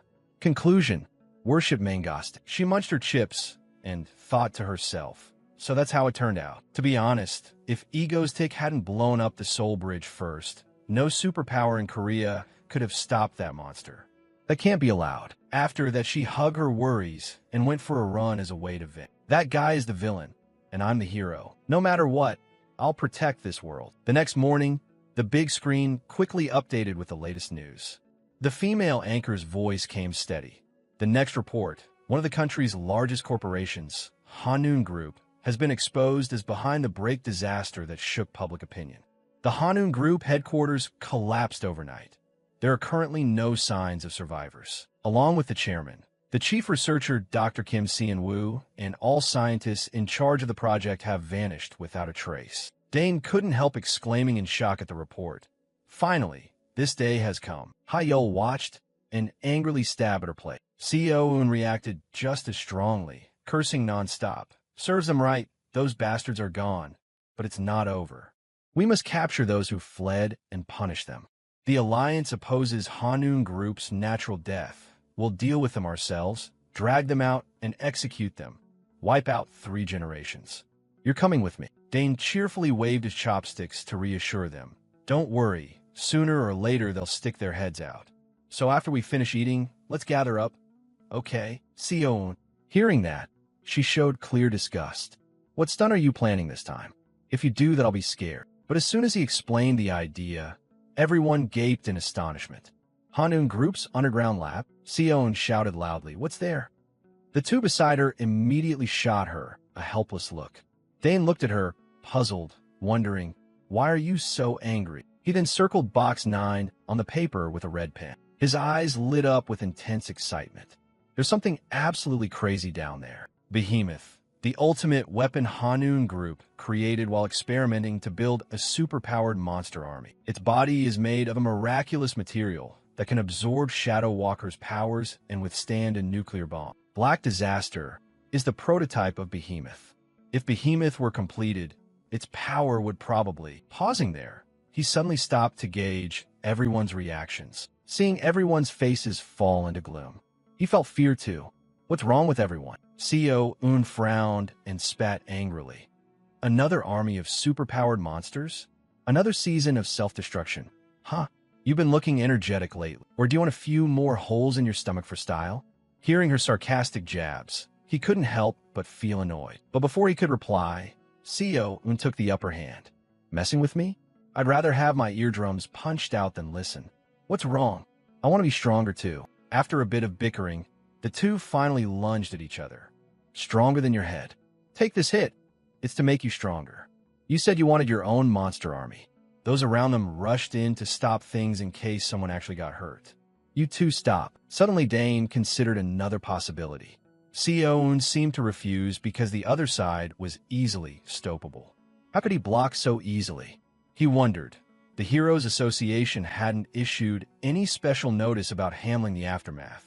Well, probably nothing to worry about. A few days later, at Hanul Corporation, the host spoke clearly on the program. We detected multiple biological signals in the buried laboratory area. It seems the creatures Hanun Group experimented on may still be alive. Park Jun-ho calmly called for Shadow Walker. Kim Chae-hyun put her hand on the communication device and replied, Last night, I tried to approach, but the life signs from whatever's next to it blocked all my sensors. Hearing that, Park Jun-ho felt somewhat satisfied. So they heard but can't assist. Are you still going, Stardust? She had already responded that she'd head straight to the scene. Yes, all right. Then Park Jun-ho took charge and issued orders. I approve an exploration mission to Hanun Group's basement. At that, Stardust immediately dove into the black void and teleported to where the monster rampaged. Ego's hovered in midair, smiling with amusement. It was an off-the-books mission, so it was a bit tense. Seo-eun at home sneered. If you're scared, you can still turn back. Subin, not wanting him to get complicated, immediately defended him. Seo-eun, don't talk about him. He's confident. I'm Dane, you know. Am I supposed to be afraid of some silly monsters? Although not a professional, Co-un still tried hard to help. All right then, be careful. Soon after, both Co-un and Subin's clear voices rang out. Hello, beloved viewers. Egostick here. Another terrorist stunt? What we have today? A terror attack. He broadcast arrogantly, baiting viewers. Sorry, but today it's not terrorism. It's an expedition. This is the S-rank superhero channel in Seoul. Apple Map, right? Thanks. About that Seoul Bridge incident. Did you really know it would collapse? Explain. But where is this? Why is it so dark? What crazy stunt are you planning today? The dark screen continued with a steady voice. This is Hanun Group's basement. Yes, the place that caused that horrific disaster. What on earth were they doing here? I'm so curious I'm going crazy. So I decided to explore this place with Park Jun-ho was also watching Egostick's broadcast at that moment. He shouted angrily, Stardust, Stardust, do you hear me? The manager next to him kindly warned that it seemed she had descended so deep the signal no longer transmitted. Damn it. Park Jun-ho slammed the table in fury. That egotistical jerk thinks he can barge in like he owns the place. What a lunatic. Saying that, he loudly ordered the person beside him. Assistant, get some popcorn. The caramel salted kind. Half salt, half caramel. The assistant immediately nodded in agreement. Yes, Egostick shone his light into the room, glanced around suspiciously, and called out, Hey everyone, look at this. He turned his head back. It's so gloomy in here. What on earth have they been doing? This place is really creepy, but why is it so empty? Where did all the stuff go? Be careful, Mangostick murmured as the commotion continued. He pushed on with his task, someone who makes all of Korea tremble like me. Surely I'm not supposed to be afraid of some experimental traces? Suddenly, he spotted an item that shocked him, and he shouted. He angrily pulled out a heavy firearm, ready to join the fight. But a second later, a cute round fluff poked its head out, leaving him momentarily stunned. What is that? A cat. But why on earth is there a cat here? Before he could fully figure it out, several tentacles shot out. The cat's eyes flared brilliantly, looming above. When he looked closely again, it had turned into a monster. It stretched out its hand, opened its mouth, and lunged at him. Egostick panicked, pointed his gun at it, and squeezed the trigger. At the same time, Stardust, strolling nearby, heard the familiar noise. She turned her head alertly, wondering, is that gunfire? Recalling the argument at home with everyone, when she and Co-un had quarreled, she had warned him about this.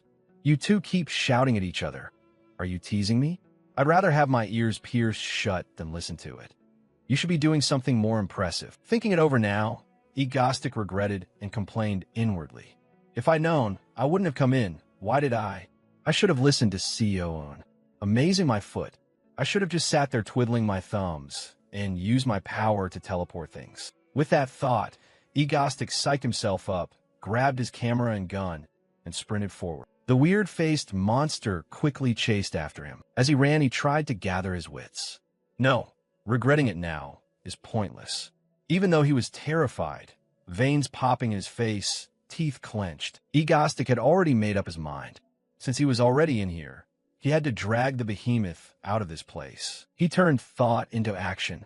He accelerated, took a running leap, flipped a few times, and jumped down the stairs below. Hearing the monster getting closer, Egostick tensed, his heart pounding wildly. The monster drooled, leaving puddles on the floor as it trudged down step by step.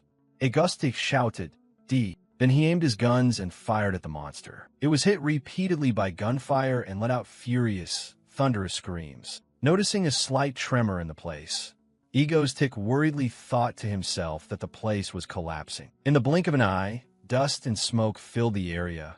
The camera and guns fell. He dashed away like a lightning bolt. After that horrifying incident, Egostick dragged his booze-soaked body onward, trembling. He couldn't help but moan in misery. Just how deep is this place? In the chaos, I even left my camera and guns outside. Suddenly, he remembered his earpiece for communicating with Co-un. Egostick fiddled with it and kept calling Co-un, but Co-un didn't answer. Only a meaningless static crackle. No matter how he shifted position, there was still no signal. Egostic felt increasingly helpless and muttered, "The signal doesn't get in here at all. I'm getting more scared, though not insanely so. Just a bit." When suddenly a strange noise rang out, catching his attention. A massive explosion sent rock and debris flying. The blast knocked Stardust and Egostic back a long way by inertia. Stardust vaguely sensed something, murmuring a guess. Could this familiar feeling be? Egostic also looked back at her in bewilderment and called, "Stardust." Seeing him, Stardust immediately scowled and asked, "Egostic, what are you doing here?" Egostic just played along, jumping and firing back. "No way. Stardust for real? I'm the one who should be asking. Why did you suddenly crawl down here?" Stardust flapped her hand and replied matter-of-factly, "Because I'm a hero. What suspicious thing is there about a hero like me cleaning up this mess?" Hearing that, Egostic forced a grin and nodded offhandedly. "Fair enough." But then Stardust suddenly smiled slyly, stared at him, and said with amusement, "Perfect timing. This is an unexpected bonus." Sensing something off, Egostic panicked inwardly. "What now?" Stardust just smiled at me. "I'm dead for sure." Stardust reached out and whispered that if he surrendered nicely, it would hurt less. As her hand neared his face, he put on an obedient puppy expression and asked her, "What is it?" Without warning, Stardust swung a punch at him. What did she punch? Egostic backed up and dodged, then stammered, trying to dissuade her. Wait. And so they went on. She threw punches, he ducked. Stardust laughed confidently and kept lunging at him. Egostic yelled loudly, calling Stardust, with no room to retreat. His face contorted as he raised his hand to stop her and shouted, "Wait." Stardust halted anyway.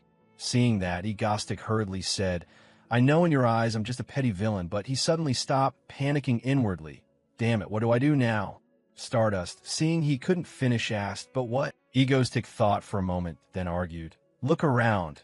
This place is extremely dangerous. You don't even know what kind of demons this is, right? Since we're already here, why not form a temporary alliance until we reach the deepest level?" His suggestion sounded reasonable, but Stardust still asked suspiciously, "So what's your purpose here?" Half joking, half serious, he answered, "Me?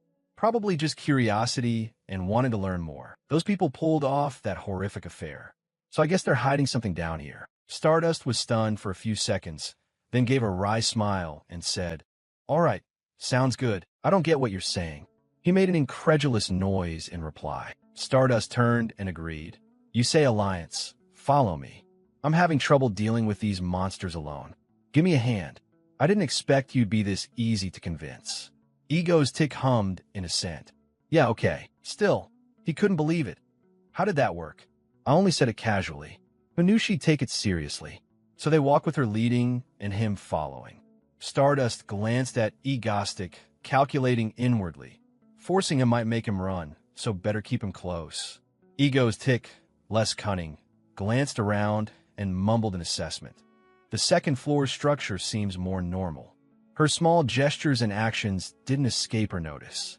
Stardust loosened her guard a bit, thinking her suspicions about Egostic might. At that moment, Stardust pulled out a strange drawer and rummaged through the items inside. Egostic was still eyeballing the surroundings, when suddenly she slammed her fist into that cabinet. Egostic flinched and spun to look. Stardust snapped at him, ordering straight into his face. "A villain daring to loiter here? This is top secret. Get out immediately." Egostic panicked and hurriedly replied, "Why, yes, I'll leave right away." Terrifying, seriously. Saying that, Stardust turned away.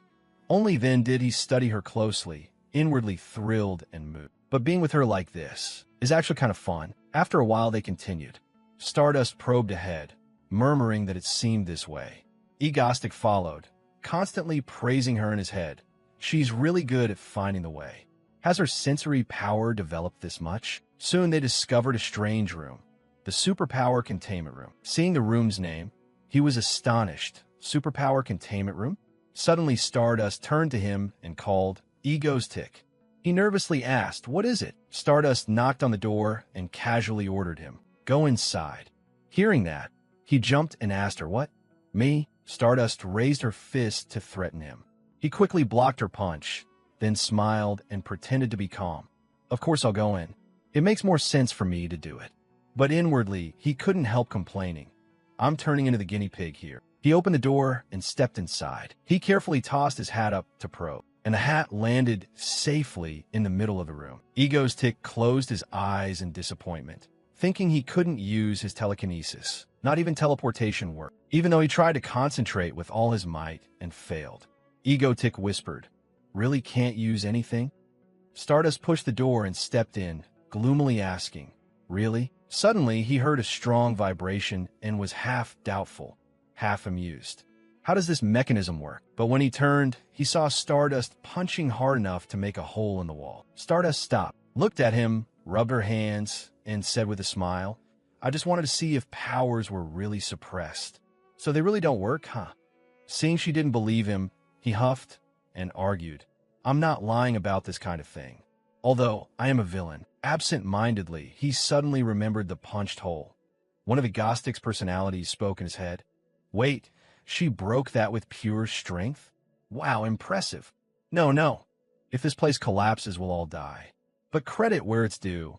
Her development speed is astonishing.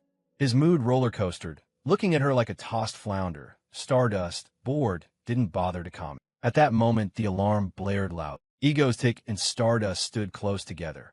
He screamed in fear. What now? No, looking at the cold steel door. Ego's Tick felt utterly helpless. That's it, we're locked in. Not only him, but Stardust beside him thought the same.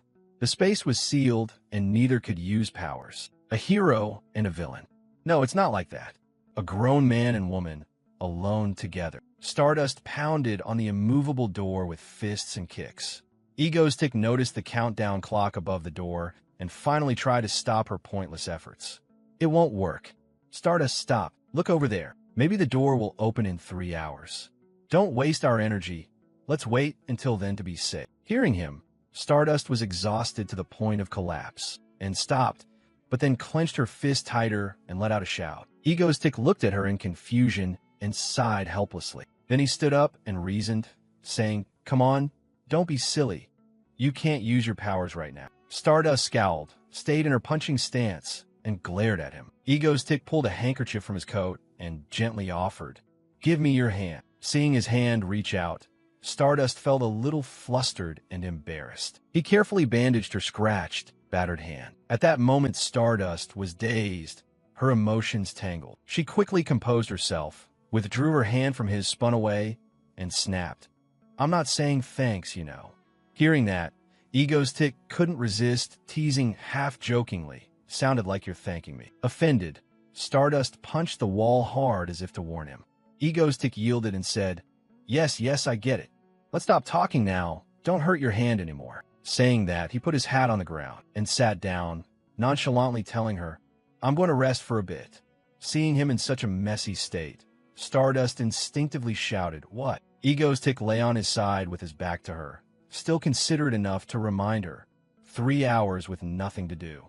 If Stardust has nothing to do, she should nap and save her strength. Stardust's face remained sullen, but she said nothing more. Although he said that out loud, Ego's Tick remained tense inside.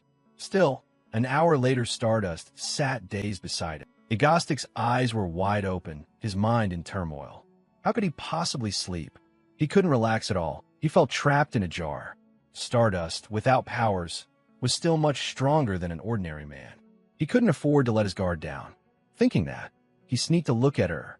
Stardust met his gaze. She immediately turned her face away. Seeing that, Ego's Tick also turned his body away. 2 hours later, they sat leaning against the wall.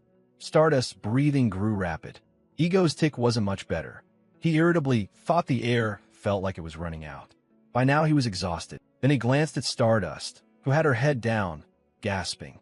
He worried a little. Her breathing sounded labored. Suddenly Stardust muttered absent-mindedly, "Soul Bridge." Ego's Tick tilted his head and looked at her. "Huh?" Stardust, panting, stammered and asked, "The car incident.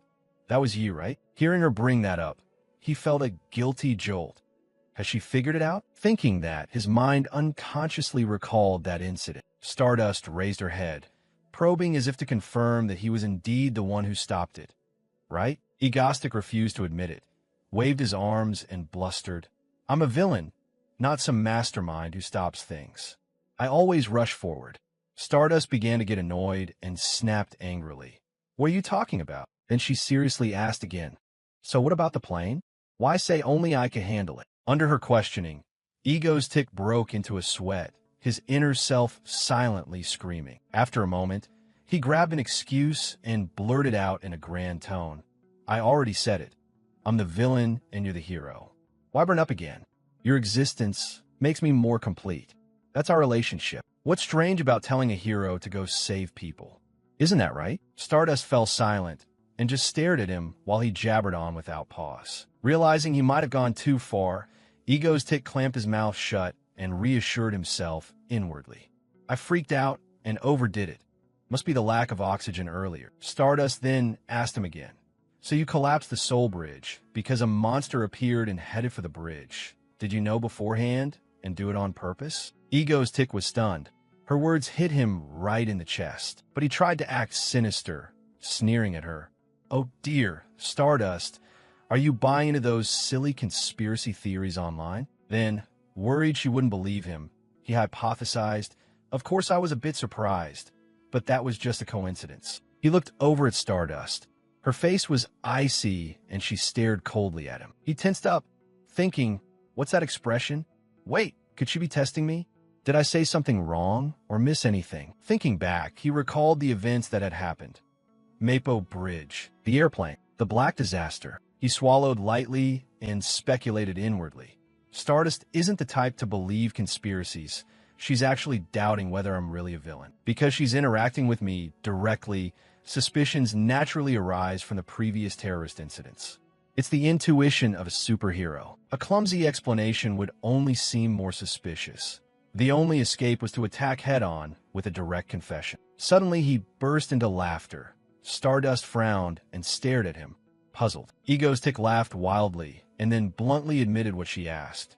Yes, that's right. I knew the monster was coming, so I collapsed the bridge first. Someone as clever as Stardust quickly grasped Egostic's exclusive tact. Then Ego's tick put on a sinister air and continued. So what? What are you going to do to me? At that moment, he was confidently thinking. So what if it's all strategy? To Stardust, it's naive thinking. He leaned closer and asked again. Well, Stardust didn't answer but pressed him. How did you know? Do you really have precognition? Ego's tick adjusted his hat, feigning coolness, and curtly said, I hacked. Then he boasted absurdly. I'm the one who controls Korea's server network. Knowing some confidential info about the Hanun Corporation isn't strange. Calling it precognition isn't entirely accurate. Hearing that, Stardust said, puzzled. Still, it feels very strange to me. Ego's tick grinned, playing dumb, and shouted back at her. What else?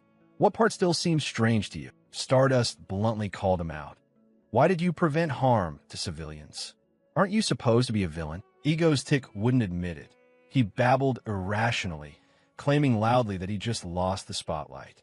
I intervened right when a monster appeared. If too many civilians died, who would pay attention to me? It's all for attention. If it weren't for that, I let civilians die. I don't care about them. What do they have to do with me? Stardust said nothing more and kept staring at him. Seeing she didn't look convinced, Ego's tick pointed at her dramatically, enunciating each word as a threat. You understand now, right? Suddenly, Stardust sprang to her feet. He calmed himself and looked at her. Stardust had no intention of speaking. Her eyes locked onto him, her face cold and hard. Ego's tick could only look at her in bewilderment. Suddenly, she curtly ordered, move aside. Only then did he glance up at the countdown clock. When the clock finished, the cold steel door swung open. Stardust knelt on the ground and picked up a few small stones to add more force to her arm to punch the wall ahead. Then she signaled Ego's tick. Hurry up. Ego's tick tried to control his power, lifted a few stones, then grunted and followed Stardust. They walked in silence for a stretch, one ahead and one behind. Suddenly, they discovered a machine with lights on, and the screen displayed strange information. RKCB 1107, temporarily classified as an instant teleporter. Note, has the ability to teleport and escape, so always maintain a level containment. Tends to attack from behind. Exercise extreme caution. Ego's tick read it and couldn't help but be astonished, wondering, Have they really developed teleportation powers? Ego Tick and Stardust looked around cautiously, looking at the ruined giant vial before them. He said seriously, "Behemoth. That's the vial that held what they called a calamity.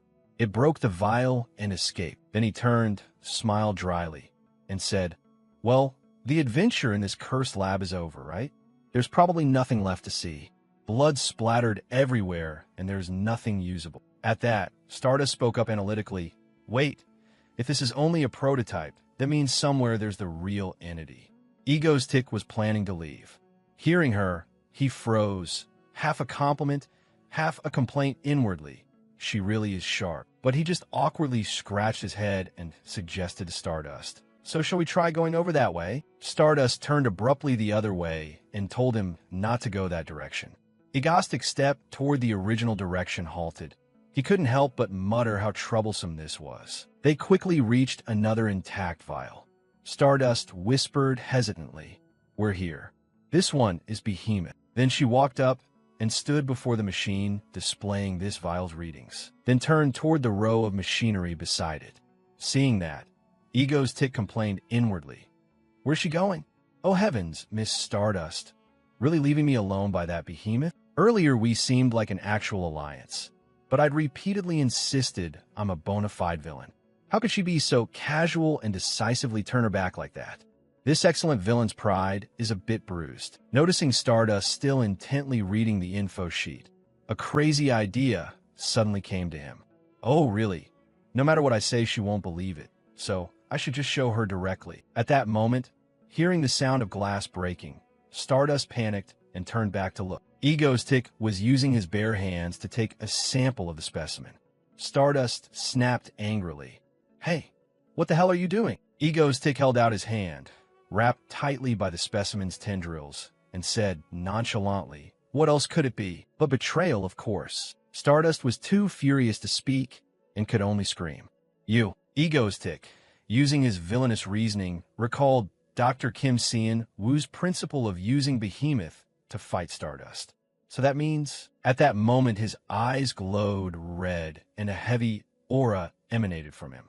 Ego's Tick wagged his hand to taunt Stardust. Stardust, full of heroic spirit without hesitation, rushed at him and shouted a battle cry, "I'll beat you nearly to death." Ego's Tick swung his arm back to gain momentum, then thrust it straight at her. His arm enlarged, and Stardust recklessly charged at him. His giant arm and her punch collided. Sensing something, she froze briefly. Ego's Tick laughed wickedly. Stardust battered and struggled against that arm with all her might. Explosion after explosion followed, a continuous succession of explosions. Stardust tried to hunt Ego's Tick down and finish him off. Ego's Tick flicked his cloak and half-jokingly, half-seriously said to Stardust as a barrage of energy attacks sped toward him, "Are you trying to blow this place up? If you keep going, this whole place will collapse." Stardust couldn't stand his teasing any longer and snapped back, barking a challenge. "Hey, let's have a proper one-on-one. Watch it. I'm about to lose it."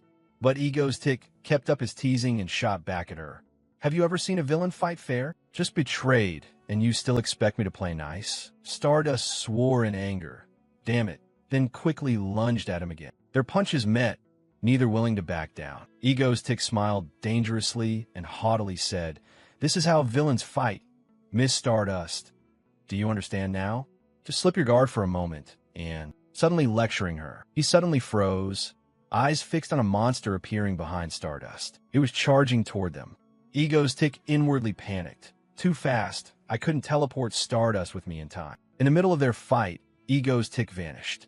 Stardust, stunned and bewildered, felt a sharp claw jab into her head. Ego's Tick cursed silently. Too late, but he still appeared, to block that stab for Stardust. Feeling his back against hers, Stardust cried out, calling Ego's Tick. Ego's Tick punched the monster away, then doubled over, clutching his stomach in pain. Stardust turned around and urgently asked, "What are you doing? What just happened?" Her eyes fell on the bleeding wound, and she went silent. Ego's Tick tilted his head and said coolly, "I only said one thing. This time you owe me." Then he turned into light and vanished in an instant, leaving Stardust staring after him in daze. Meanwhile at home, 3 people fretted over him. Seo-eun kept sighing. He always disappears without contacting anyone. Do you know how worried we are? I think I'm getting a wrinkle between my brows. Suddenly, there was a loud bang as the door flew open, catching their attention. Sion jumped up and said, "He must be back." She hurried outside, still scolding him. "Honestly, where have you been so long?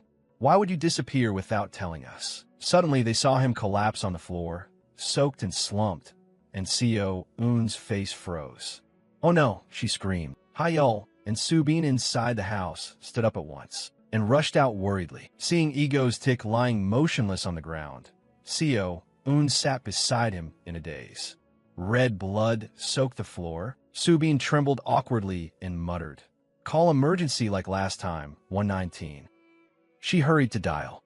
After steadying herself, Sioun helped lift Ghost up and shook him, calling, "Hey, wake up." He was dazed, blood pouring out.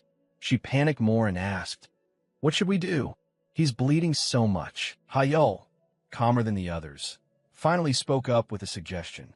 "Let me take a look." Sioun, "Step back for a moment." Sioun, face streaked with tears and snot, looked at her. Hyul used her healing ability, placing her hand on Agostic's abdomen. A beam of light flashed through the room. At that moment, Stardust was still sitting in the lab, dazedly touching the dark red bloodstain on the floor. Her mind was a mess, worried and puzzled. He seemed to be bleeding a lot. Why would he save me? What on earth is that egoistic guy up to? Looking at the spoonful of porridge coming to his mouth, Dane lowered his voice and said, "Subin, please let me feed myself, okay? Spare me a little dignity." Although he was annoyed, his hands were cuffed, so he couldn't resist. Subin just smiled, fed him a spoonful, and fussed over him like a child. "Good job." At that moment, Hyul arrived with Father Yun. "Hello, everyone. I'm off to school now, okay?" Seeing this, Dane called out, "Hyul," and waved to her. Suddenly, Hyul bowed her head, gripped her backpack straps, eyes brimming with tears as she awkwardly said, "I'm sorry for only now telling you the truth about my ability. Please still look out for me at school." Dane smiled gently and reassured her. "What are you saying? I'm the one who should be grateful. This is your first day of high school. Good luck." Sion cheerfully added, "Be careful, sis." The two waved goodbye. Hyul returned their radiant smiles and said, "I'm off, Subin," and waved, also sending Father Yun off with a cheerful, "Have a good day at school." "Take care, you too." Sion, reminded by Hyul's apology of the earlier incident, flared up in anger, balling her fist and growling half-jokingly, half-seriously, "If you say you want to go out again, I'll deal with you.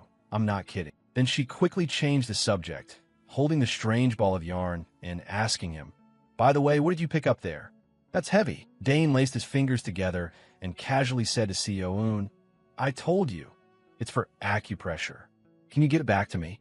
Sioun inspected the odd thing and asked perplexed, "How do you do acupressure with something so round?" Without a word, Dane used his power to draw the object back into his hand, almost making her miss it. He held the behemoth specimen in his hand and muttered, half joking, "Wake up now, behemoth." Hearing that, both Sioun and Subin watched him tensely, worried and scared. There was a sound, and the cuff on Dane's wrist dropped to the floor. Seeing the line of cable there, the two of them instinctively took a step back. Dane toyed with it like a plaything, spinning Sioun and Subin around with one hand while spooning porridge in his mouth with the other, then teased, "You two learned your lesson, right? Dare to try that with me again." Sioun, dizzy for being spun, cried out in surrender, "We were wrong." He asked again, "Will you do it again?" Sioun, barely holding back tears, begged hurriedly, "I won't. Please put me down." Outside, night fell and the full moon rose high. At a house, Haru lay in bed, unable to sleep. She dreamed of the scene in the lab when he blocked a stab for her. The dream ended.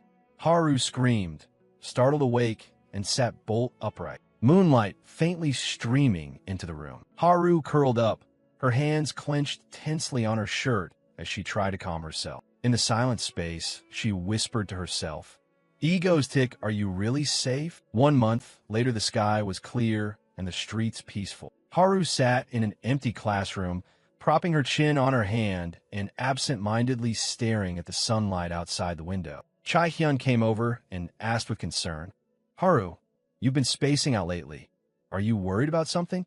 Haru forced a casual smile and replied, "It's nothing, really. But Chai Hyun didn't buy it. Slapping her chest excitedly, she demanded to know. What do you mean nothing? Tell me now, come on. Hurry up. Haru finally dared to ask her cautiously and seriously. Hey, if a villain save a superhero, what does that mean? Chai Hyun laughed and asked, puzzled. Why are you asking something so random? Haru stubbornly explained, I'm just hypothesizing.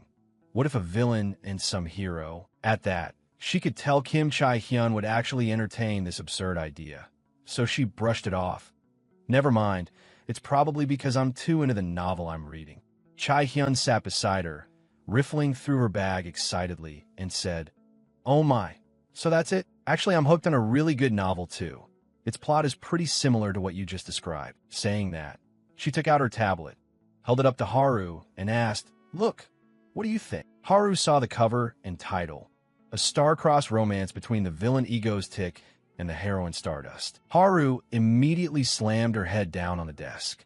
Chai Hyun, panicking, blurted, Are you okay? Haru lifted her head, but didn't answer. Inside, she was in turmoil, wondering whether he was really safe.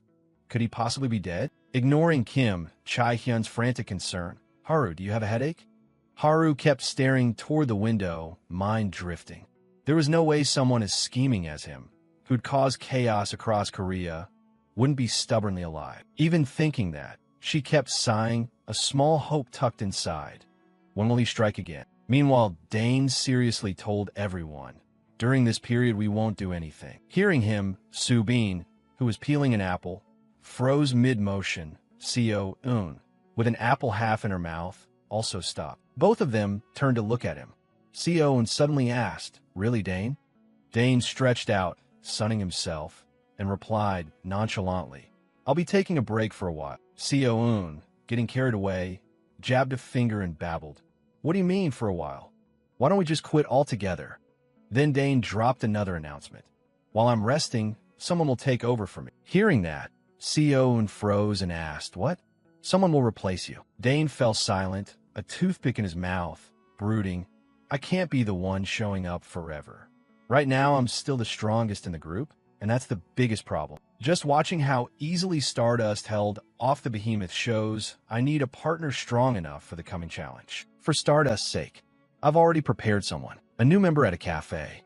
At that moment, a pretty waitress on shift, smiling on autopilot, said, Welcome, customers. Then a young man, face flushed, burst forward holding a large bouquet and, eyes squeezed shut, blurted out, I love you, say he. This pure white bouquet represents my heart. Please accept it. Take it, and you accept my feelings. And right then, Dane, sitting in the cafe with a drink in hand, got the front row gossip. This scene is even in the original work. Of course, the pretty waitress followed the script. Furious, teeth clenched, she snapped at the boy, Please get out. Already annoyed, and now having her sacred workplace mocked. Does he think I'm easy? The young man fled crying, clutching the flowers and lamenting how cruel she was. Dane watched the little drama and smirked. Live entertainment beats, reading any day. Choi Se-hee, 23, helplessly slapped her forehead, holding the half-made drink in her other hand. Suddenly, her gaze locked with Dane's, who was staring at her and murmuring. Choi Se-hee's cheeks flushed pink. She quickly turned away and murmured, What the heck? Why is he staring at me nonstop? And according to the original script, Choi Se-hee will later operate under the alias Elektra, an A-tier villain. For now, she lives quietly like a civilian, but she constantly battles destructive impulses. Working extra shifts is just how she temporarily reins them in. To be blunt, she's basically a ticking time bomb. As night fell and the moon rose, Se-hee trudged along the familiar route home, grumbling to herself, Damn, how long do I have to live like this? One shift ends and another begins, and then another. Suddenly, on the quiet late-night street, Se-hee glanced around, hands tensely clasped together, half questioning, half asserting, There's nobody here, right? Then she sat in a dark corner by the road and activated her special ability. Watching the brilliant stream of power in her hands, she couldn't help but smile with delight. As the power released and rose into the air, Se-hee gaped in fascinated delight, then grinned from ear to ear. At that moment, a deep voice murmured admiringly, beautiful. Seihi jumped to her feet and looked at the man before her, calling out suspiciously, Ego's Tick. Ego's Tick walked slowly up to her and made an enticing offer.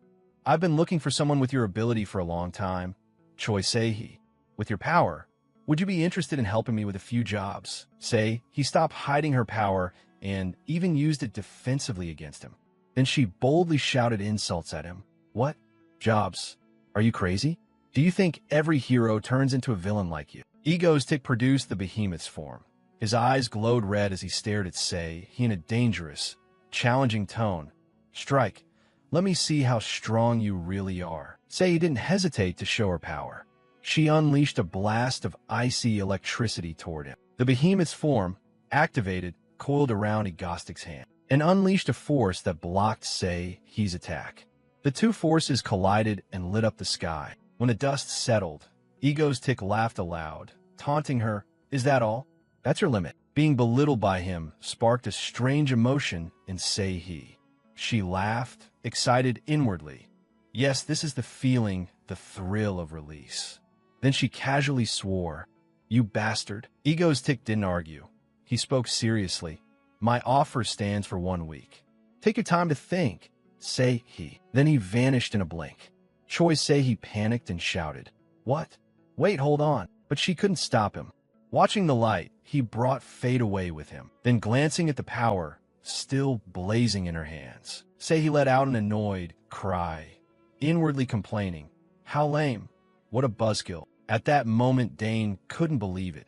His voice trembled as he asked, How did this happen? Subin, sheepish and hesitant, said, I'm really sorry, but I thought it was over. Dane, I'm sorry. Dane couldn't accept this and turned to Seo-eun, urgently confronting her. Seo-eun, how could you do this to me? I raise you to be talented. Seo-eun cried out, Oh, come on, hey. Then cruelly told him to go show off his strength elsewhere. Seeing the chessboard on the table, Seo-eun couldn't help but laugh with glee.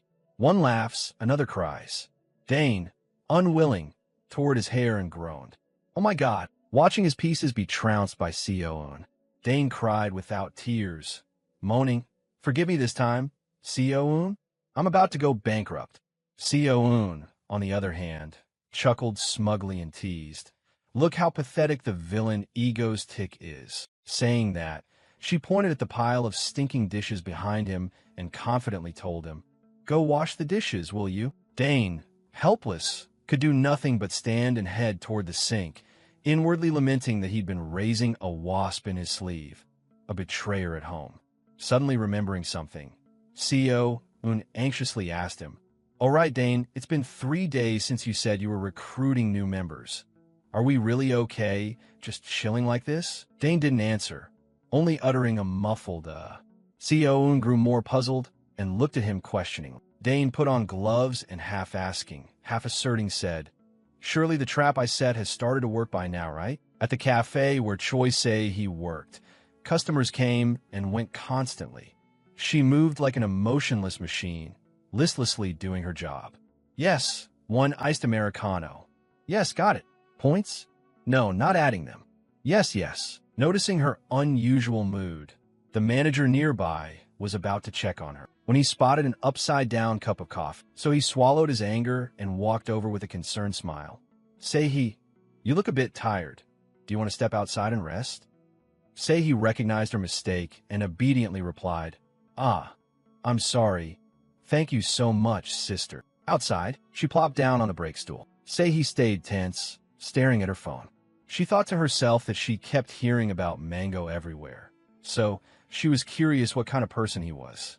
As she scrolled for news about Ego's Tick, headlines announced him as South Korea's most influential criminal, the only villain with an official fan club, a villain more famous than superheroes. But was Ego's Tick really a villain? Reading the striking headlines, Seihi couldn't help but exclaim inwardly. She hadn't realized he was that formidable. Then she accidentally came across an article titled, Are Egostic's terror acts really terrorism? Aside from property damage, there are always 0 casualties. Seihi's feelings became complicated as she murmured in doubt. No casualties at all? Well, then he's not so bad, right? Seihi, who can control electricity. Surprisingly, before meeting Ego's Tick, She had never once used her power properly. Because her parents hated that ability, they controlled all of Sei-He's capacities. The electrical energy built up like an overcharged battery and, unable to be released, stressed her until a destructive instinct gradually formed inside her. Since receiving a Ghostic's invitation, my offer stands for 1 week. Take your time to think. Sei-He. Day after day, she lived in anticipation, distracted from her daily duties. For years and 6 days had passed. Sei-He, half afraid and half anxious, kept murmuring the name Ego's Tick over and over. Finally, on the 7th day, on the dark road home, Sei-He walked hopefully, glancing around as she went. Suddenly, a strange noise sounded. Sei-He spun around in a panic and blurted, "Why are you late?" Words stuck in her throat. Turns out it was just a ginger cat. It puffed up at her in fright, then quietly slinked away. Sei-He's nerves were exaggerated. She stayed tense, fidgeting with her fingers, thinking of Ego's Tick. At that moment, the person she'd been waiting for finally appeared. Ego's Tick, who somehow had appeared behind her, spoke solemnly. "Sei-He, have you thought carefully about my offer?" Sei-He exhaled a cold breath and whispered, "I will do it."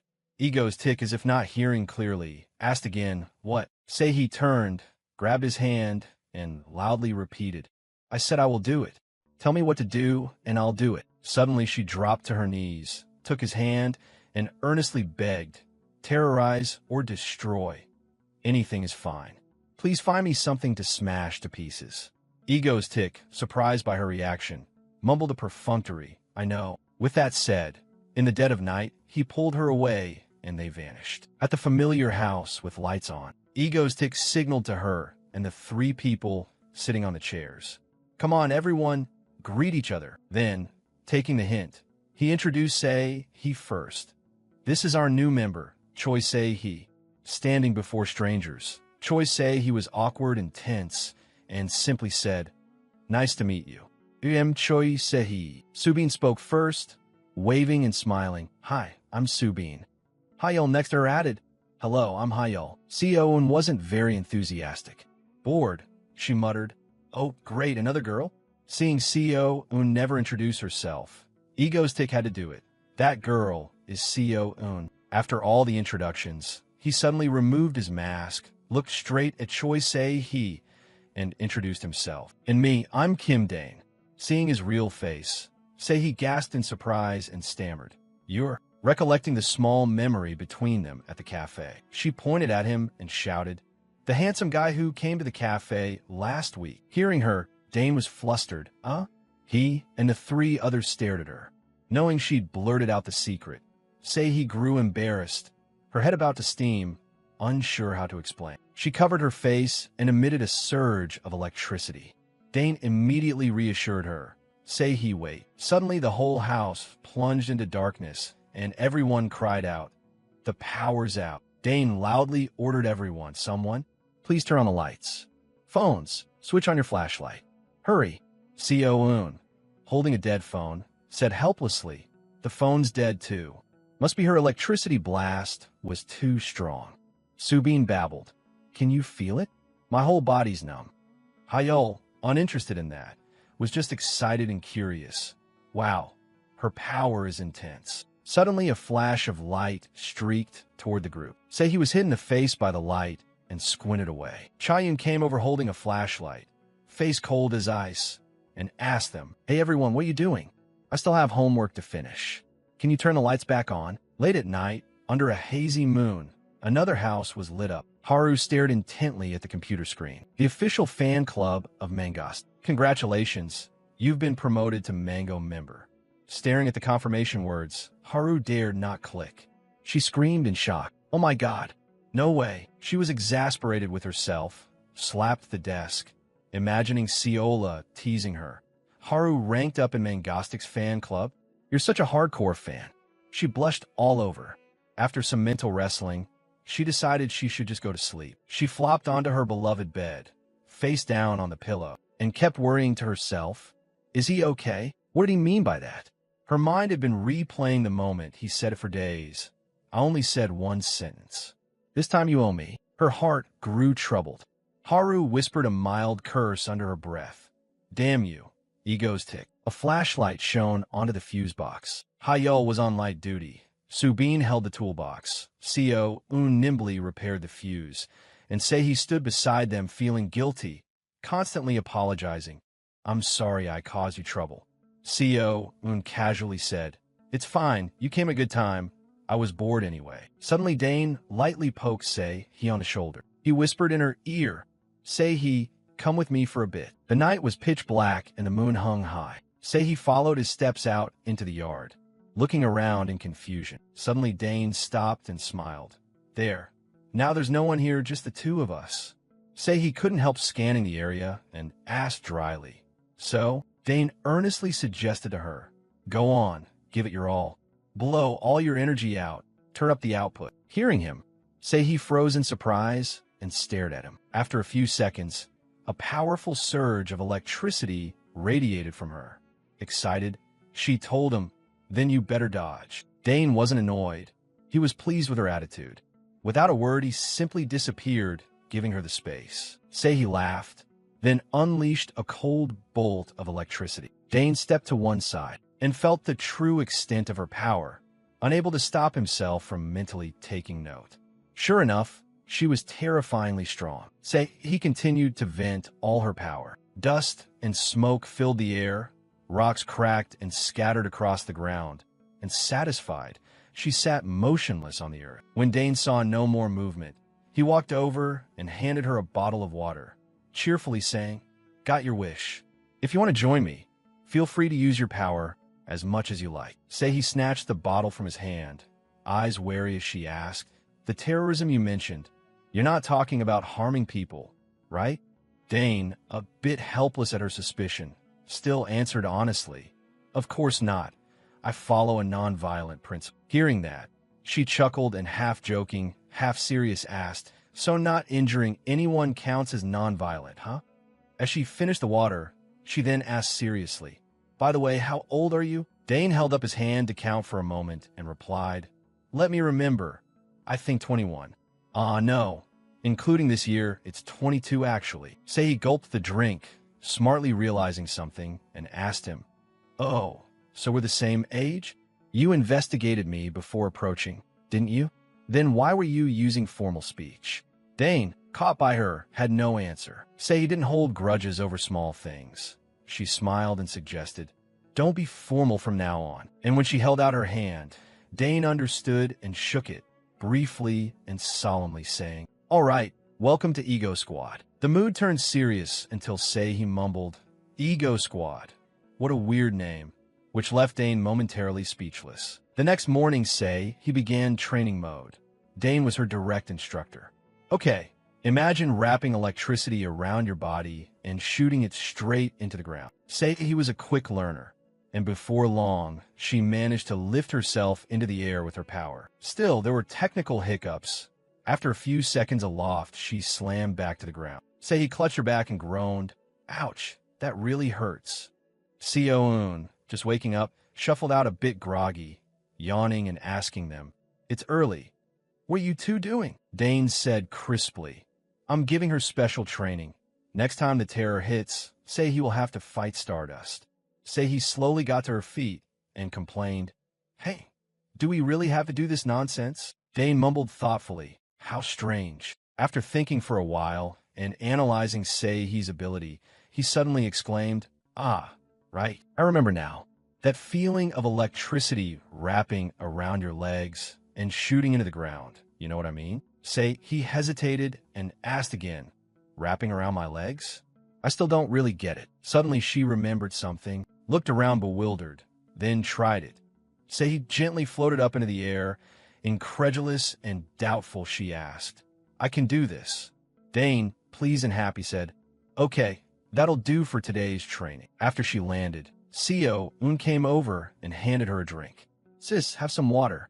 Taking the bottle from her, he gratefully said thanks. Under the blazing sun, dehydrated, he gulped it down. Seeing Dane staring at her, she turned and snapped irritably, "What the hell are you looking at?" Dane pretended to pinch his nose and teased her, "Go shower already. You smell like sweat." "Hey you," he, provoked, ground her teeth, crushed the water bottle in her hand and promptly chucked it, dead center, at his head. Yelling and scolding, she said, "If training doesn't make you sweat, then what does? Do you think using high-level powers means I don't sweat or something?" Dane, a little displeased, pulled out his behemoth form and tauntingly asked her, "Sei-he, are you trying to solo me right now?" Sei-he, ready to accept the challenge, said, all right. If you think you're tough, bring it on." Dane's expression shifted from confidence to pleading. "Wake up. Wait, Co-un, help me."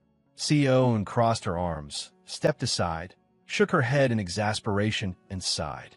"Oh my, can you guys please grow up?" A month later, in the dark room, Sei-he nervously controlled the controller in her hands. Co-un beside her kept chattering. "Sis, try turning toward 9 o'clock. Can't you talk to it that way?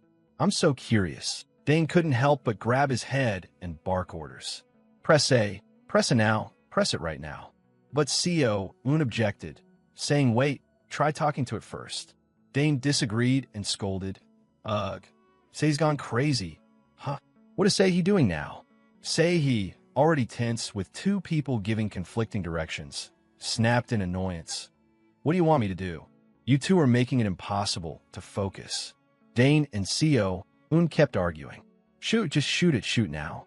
Why are you hesitating to shoot it?" Suddenly a noise rang out, and the three of them froze and turned to look. Dane urgently whispered to Sei-he, "Put away that game controller now." Sei-he, not knowing what was happening, complied. Co-un said, "Turn on the desk lamp, please." When Subin stepped out, the three formed a circle and pretended to have a serious discussion. Dane pointed at a paper on the table and theatrically declared, "Just follow what I say. Right, here, do it like this and that.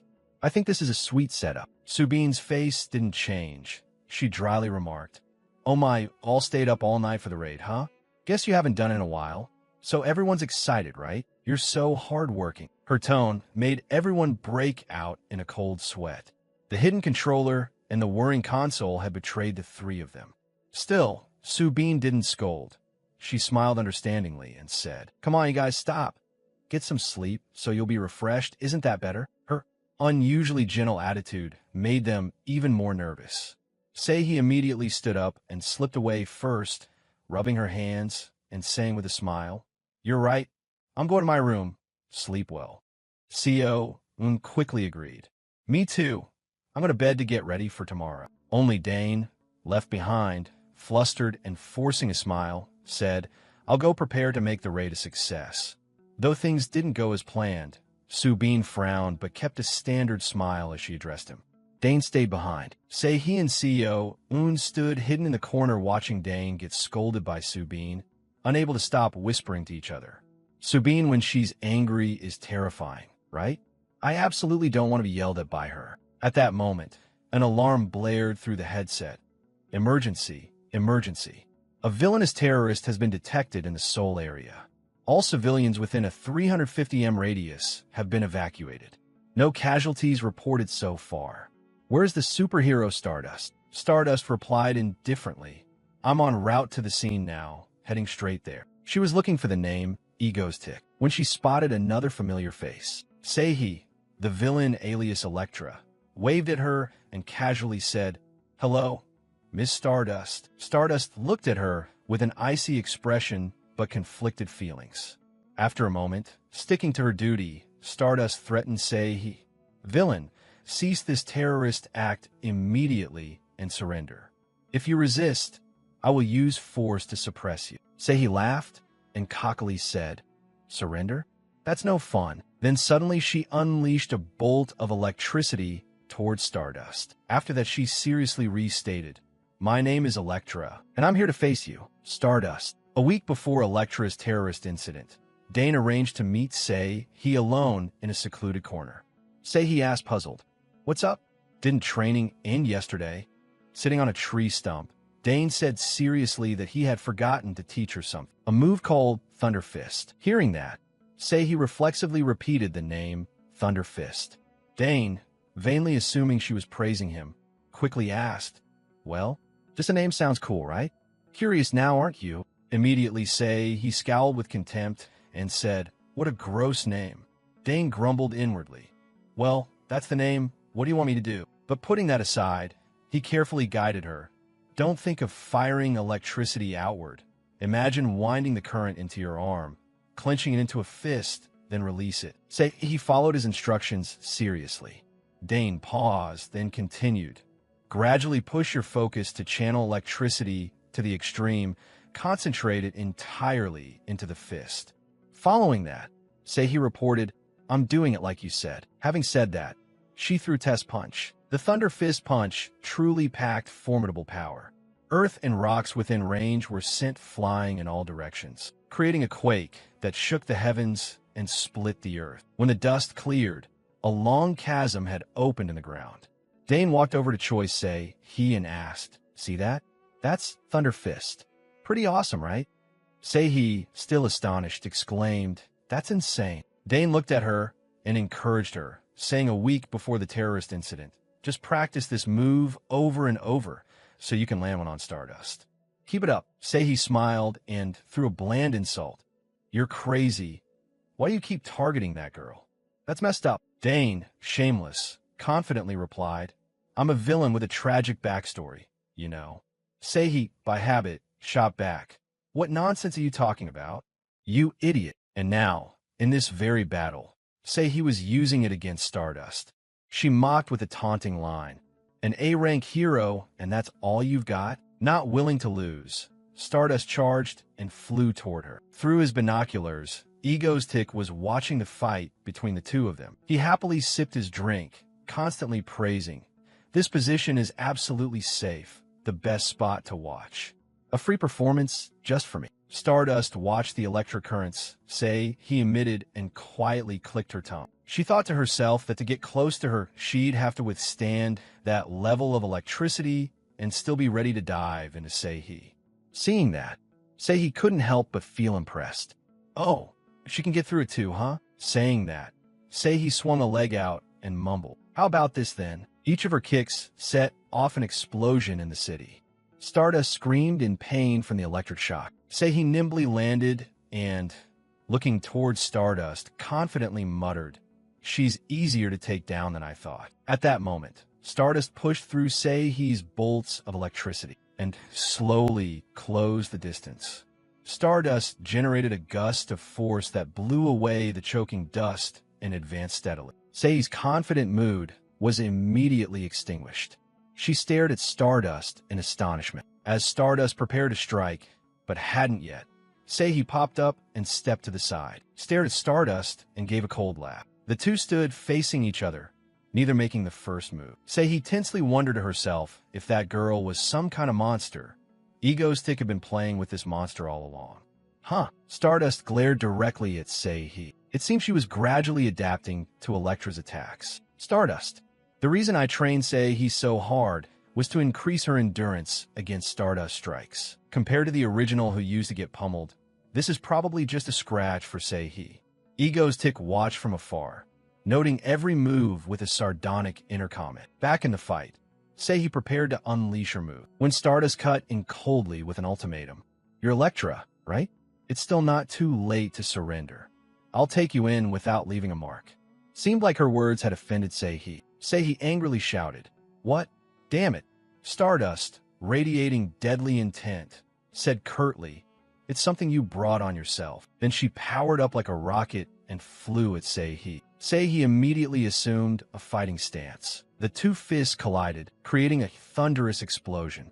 Earth and rocks and dust flew everywhere, and Ego's-Tick's binoculars were caught up in the chaos. Blown by the shockwave, he had to use a shield to stay standing safely there. The whole city was filled with thunderous blasts. Ego's-Tick didn't know whether to be upset or elated. So he opened a portal, took out his camera, and filmed the brutal showdown up close. As the dust gradually cleared, Stardust's expressionless face stared down at the person before her. A long scorch mark appeared on the ground. Behind them, the city was sinking into a sea of dust and fire, while Stardust was unharmed. He was badly injured, clutching her bleeding arm in pain. Only then did Stardust ask coldly, What did you say earlier? Who were you talking about? When they first met, Sei-hee had casually said, I'm here to confront you in their place. Stardust, very interested in the hint, now asked, Is there someone behind this? But despite coughing up blood from internal injuries, Seihi stubbornly challenged, saying, "Get lost. Do you think I'd tell you for sure?" Stardust was silent for a few seconds, then said, "Fine, I'll interrogate you slowly." She reached out, preparing to strike. At that moment, a hand appeared and grabbed Seihi's shoulder. In the blink of an eye, Egostick made Seihi disappear, leaving Stardust alone, dazed and bewildered, wondering could it be? A familiar voice spoke up. "Hello, Stardust." Stardust turned toward the voice and called out, "Egostick." Egostick held Seihi suspended in the air. Looking down at her, he greeted casually, "It's me indeed, long time no see." The camera was live. Ego Stream was about to go live. Even in preparation, it already had 14,000 viewers. Netizens flooded the chat with comments. "It's live. They've started streaming, and he's carrying another girl like a princess." Electra, his taste and mine matched too well. Still shaken, Stardust asked him, "You're alive?" Egostick thought to himself, what a strange question. Still, he answered with the classic villain grin. "Yeah, of course.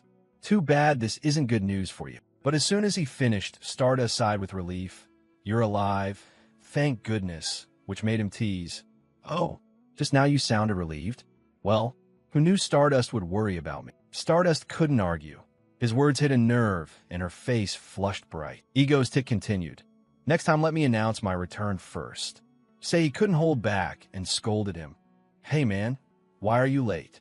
Egostick shrugged and joked, "Sorry, the show was just too captivating." Seeing the intimate images of the two of them, Stardust slightly frowned. Sensing something off, Egostick turned to look at her. Say he also noticed Stardust's darkening expression, a murderous gaze fixed on the two of them. She huffed imperiously, Hey, what's wrong with that girl?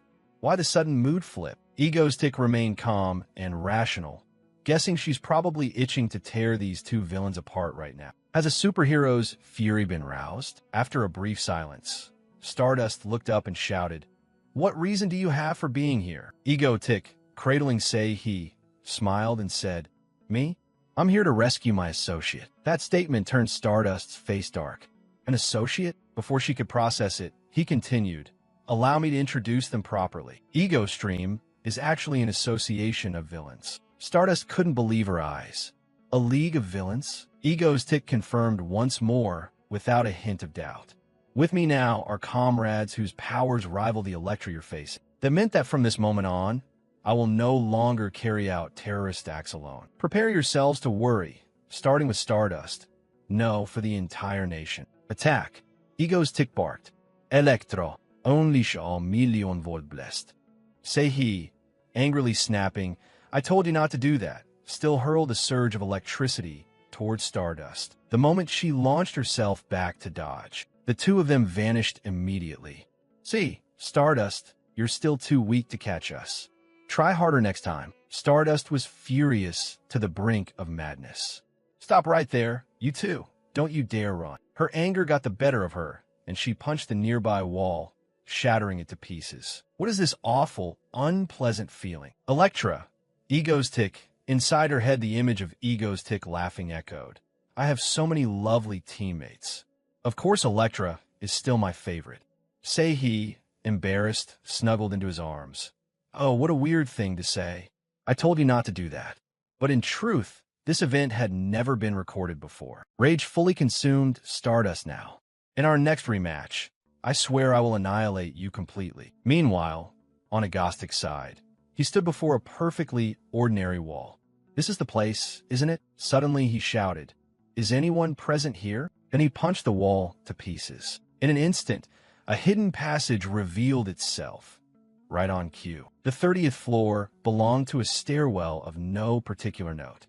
To the right of the camouflaged wall, a passage exuded an ancient vibe, lit by blazing blue candles. And there was a massive gate carved from black obsidian stone. As if expecting his arrival, the gate opened and Egostick stepped through, offering a greeting, "Hello." The person inside puffed a cigar and asked, a rather unfamiliar, childlike face, "What brings you to this place?" She was the Vine Witch. Standing before her, Egostick made a straightforward request. "I hope you can use your magic to seal this item for me." He thought to himself, "First, a journal that records all the world's events since ancient times. And second, a notebook that documents things about to happen in the future. Seeing these novel objects, the vine which couldn't hide her surprise. This stone looks splendid. I accept. How long do you want the enchantment to last? He replied, for both items, seal them until my last breath. The vine which asked no further questions, and she immediately cast a binding spell on them. After a round of mumbo-jumbo and incantations, she returned the items to him. All done. Henceforth, except for the book's owner, no one could peep at its contents. Egotic left coldly. Thank you, Madam Witch. Then he immediately turned his back and walked away, leaving the vine witch speechless. She couldn't help but warn him. You're choosing to step onto a path full of hardships. Acknowledging her concern, Egotic gratefully turned back and replied, because it's the path I must take. He teleported to the roof of a building and sat there, looking out toward the distant horizon. This place was also the starting point for his ideals and purpose in this world. Suddenly, he saw Stardust's image projected across a large building. After thinking for a moment, he stood, stretched, and said, oh my, from this moment on, terrible catastrophes will begin to descend. Stardust, you must believe me. I absolutely will. Suddenly, his phone rang. As soon as he picked up, a shrill voice from CO Un stabbed at his eardrums. Dinner's ready. Where are you, and why won't you come home? The whole family's waiting on you alone. Egotic replied helplessly. Okay, I'm coming home now. CO Un barked. You must be there within 3 seconds. After hanging up, he lingered there a while longer, sighing. And now, the final milestone of the first chapter. The moment had finally drawn near. On a certain highway, a truck was speeding along, unaware that it had become the target of a certain agency. Suddenly, a drill attached to a mechanical arm burst up from the middle of the road. Following that, a whole robot climbed up from beneath the ground, frightening the driver. What the heck is that? Punctuated with a small comedic yelp. The mad doctor grinned maniacally. All the soldiers obeyed orders.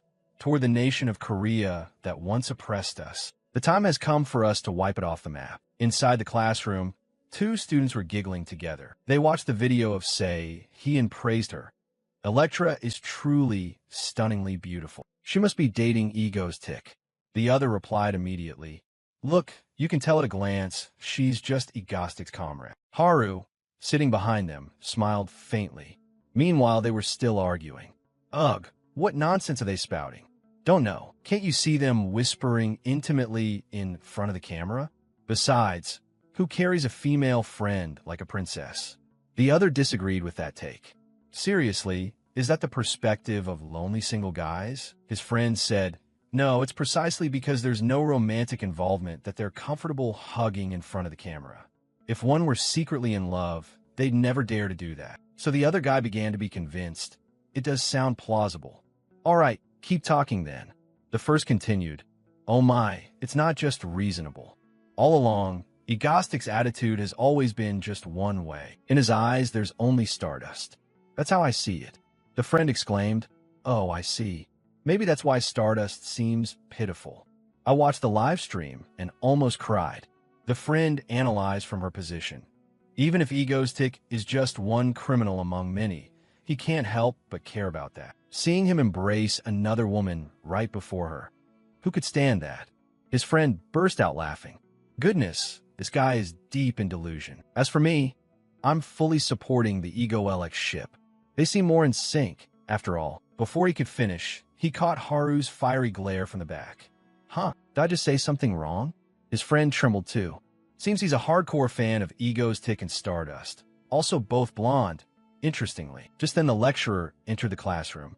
All right, let's begin the lesson. The theoretical topic we'll explore today is... While listening to the lecture, Haru's phone sounded an emergency alert, forcing her to leave immediately. Running down the emergency exit, she asked, is headquarters a villain? They've reported an unidentified massive weapon heading north from the southeastern outskirts of Seoul, ordering the whole team to prepare to deploy to the scene at once. When they arrived, Stardust froze at the sight of it. What kind of monstrous thing is this? The robot kept striding along the highway and attacked passers-by while wrecking the surrounding property. In its sights was a car carrying 3 people inside. Fortunately, Stardust rushed in time, grabbed the vehicle, and moved it elsewhere. She set it down in a safe spot, then shouted to the driver, "Can you still drive? If so, get as far away from here as you can." They immediately complied. "Thank you so much. Stardust, keep it up." With that done, she immediately dashed to the other side. From inside the robot, a voice boomed. "Pawns of the government and the Stardust Association. Do you have the strength to extinguish the last remnants of the Hanun Corporation?" She lunged forward and threw a punch at the robot, but was immediately knocked backwards. After sparring for a while, Stardust couldn't take it any longer. Where on earth is this terrifying pressure coming from? No sooner had the thought crossed her mind than her body struck a nearby mountain like a cannonball. But when she turned back, she heard strange noises coming from inside that robot over there. "Dr. Tien, is that you? What? Could you be Elektra? Come on, speak up." A bolt of electricity then shot out, shorting the robot and causing it to collapse immediately. The voice from inside the robot grew clearer. Now, move aside a bit, step back and listen. Can you hear me clearly?" "You, Stardust." Stardust, of course, recognized him. Ego's Tick. He had managed to grab the Mad Doctor and replied to her. "Yes, it's me. Ego's Tick. My friends at the Hanun Corporation built this magnificent giant machine. It would be a shame if a bona fide villain like me, Ego's Tick, didn't put it to use, wouldn't it?" Say he watched the scene and got goosebumps, remarking, "When he gets in a character, he really looks like a true lunatic." Sion found it completely normal. She'll get used to it soon. Through the earpiece, he kept up the act. "Hey, Stardust, I'm in a mood to use this beautiful giant toy to flatten the city. Do you think you can stop me?" Hearing his voice, Stardust burst out laughing. "I will definitely stop your acts of destruction. Ego's Tick, you're going to pay." With that, she hurled herself straight at the robot. After refurbishing the robot, Sion turned to report, "Machine power adjustment complete." Ego Tick grabbed the lever and whispered to Haru, "Today, try unleashing your power properly for once." He shouted excitedly, "Come on, give it your best shot." Immediately, the robot rose to its feet and swung its arm, striking directly toward where Stardust was rushing. The robot's arm was so solid that even though Stardust braced herself, she still cried out in pain. Seeing that, Ego's Tick burst into laughter. "Stardust, you really think you can stop the giant octopass weapon with that little strength? Dream on." Sion, push the machine's output speed up a bit more. Then I'll make this thorough. Go for it. The robot's arm chased after Stardust with uncanny agility, forcing her to keep flying away. As she dodged, she told herself she had to be even faster. Suddenly, two robotic arms shot up simultaneously. Stardust sensed the danger and quickly sprang back to evade. Through the screen, Ego's Tick watched her slip from its grasp and felt secretly pleased. "That's it. That's how it should be. Today I can finally return home intact and safe." At the same time, in the National Assembly building, when an aide reported, "Sir, everything is ready," a glowing red button was also activated. Sitting there was the president of South Korea, his face set with determination. "To destroy that giant weapon, we have only this one option left." Having said that, he decisively pressed the button. The whole assembly shook as if struck by a tremor. On this end, Ego's Tick softly called Sion, and immediately the speed energy level hit maximum. Surprisingly, Stardust was still able to successfully dodge every attack perfectly. Contrary to her earlier scowl facing the Mad Doctor, she now flew with a smile. Suddenly, a series of explosions erupted from who knows where. Ego's Tick flinched and ordered, "Sion, crank the energy up higher." Sion shouted excitedly, "Command acknowledged." Stardust lunged into the attack once more. The mechanical arm slammed into her, sparks flying instantly. Watching the scene, Ego's Tick held fast to one belief. "I believe she'll make it through." After holding on briefly, Stardust launched another punch and blew that mechanical arm apart, the impact sending the people inside the robot into open-mouthed screams. Only Ego's Tick was brimming with enthusiasm, yelling, "Don't be delusional." He stomped the gas pedal hard, and the robot surged forward. He jabbed frantically at the keyboard while taunting. "Want to see my elite piloting skills like at an arcade? Come on then, Stardust." Stardust, as if doped, felt a rush of exhilaration. "I can feel the power inside me slowly erupting. Come at me. Ego's tick. She flew straight into the robot's pincers, used its force to vault herself, and flipped away to evade the strike, casually like playing cat and mouse. Now I've completely mastered this machine's movements, so prepare yourself to meet your doom. Ego's tick. But that confidence made her momentarily careless, and she paid for it by being knocked to the ground. Ego's tick laughed heartily. She really thought she'd adapted to the machine's movements? That's pure overconfidence. Stardust, furious, burst out from the dust. You talk too much. You're so loud I could lose my mind. Ego's tick kept babbling on. Actually, the Octopass's capabilities are... Mid-sentence, Stardust charged and stabbed through the robot's right leg. Seeing the damaged location on the display, CEO Un shouted angrily. What the hell are you doing? Ego's tick kept up the act. Exactly. This is the excitement that fuels a fight. Stardust, I'll start giving it everything I've got. The Octopass activated to maximum power, but no matter how he pressed, it wouldn't move, so Ego's tick turned to Seoun, urging violence. Increase the speed now. Seoun was fed up, but had to comply. After he'd fixed the technical glitch, he went back into character. Can you keep up with this terrifying speed of mine? Stardust still couldn't find the robot's weak point, so she could only weave through the air to dodge. Ego's tick mocked her. Is that the limit of your power? Watching the duel, a few people began to murmur. Is this level for real? Truly a clash of the planet's strongest. Could it be that Stardust had been holding back earlier? Goosebumps all over. Others wondered nervously whether Stardust would break through to S rank this time. Just then, a chaotic burst of sound flooded Stardust's earpiece. And hey, big brother, focus on piloting properly now. Don't be sloppy. Just as a woman's voice inside the robot warned, Stardust now had an additional target to attack. Now I have one more reason and motive to destroy that giant weapon. It's those girls next to Ego's tick who are too annoying. If Ego's tick hadn't been making that machine act all haywire like this, then taking down that giant machine would have been impossible. But right now I can totally do it. With that thought, she lunged up and slammed a powerful punch into the flailing mechanical arm. Ego's tick grit his teeth and commanded from inside. Say he clung to her seat, grinding her teeth and commenting, "Why do I feel like she's even stronger than before?" CEO Un hurriedly reported, "The machine's energy is almost depleted. Big brother, we have to finish this fight within the next 10 minutes. Contrary to their worry, Ego's tick cheerfully applauded and said, "Then we must enjoy this fun until the very last minute." Say he, furious, smacked him on the head. Enjoy what, you lunatic? At this rate, everything's going to blow up. Ego's tick was still hyped. Charge. Poor Subin had to sit on the ground holding her mouth. It's really sickening. Outside, Stardust followed the arc of the robot's arm, slowly approaching the control center, gnashing her teeth as she peered inside. He's still in that machine. Just as she was about to dive straight in, a voice came through her earpiece. Get out of there immediately, Stardust. She was stunned and couldn't believe it, hurriedly backing away and asking why she was suddenly being told to leave. The operator on the other end replied, "The president has ordered a small-range nuclear missile to be fired at the giant weapon. If you stay there, you'll die."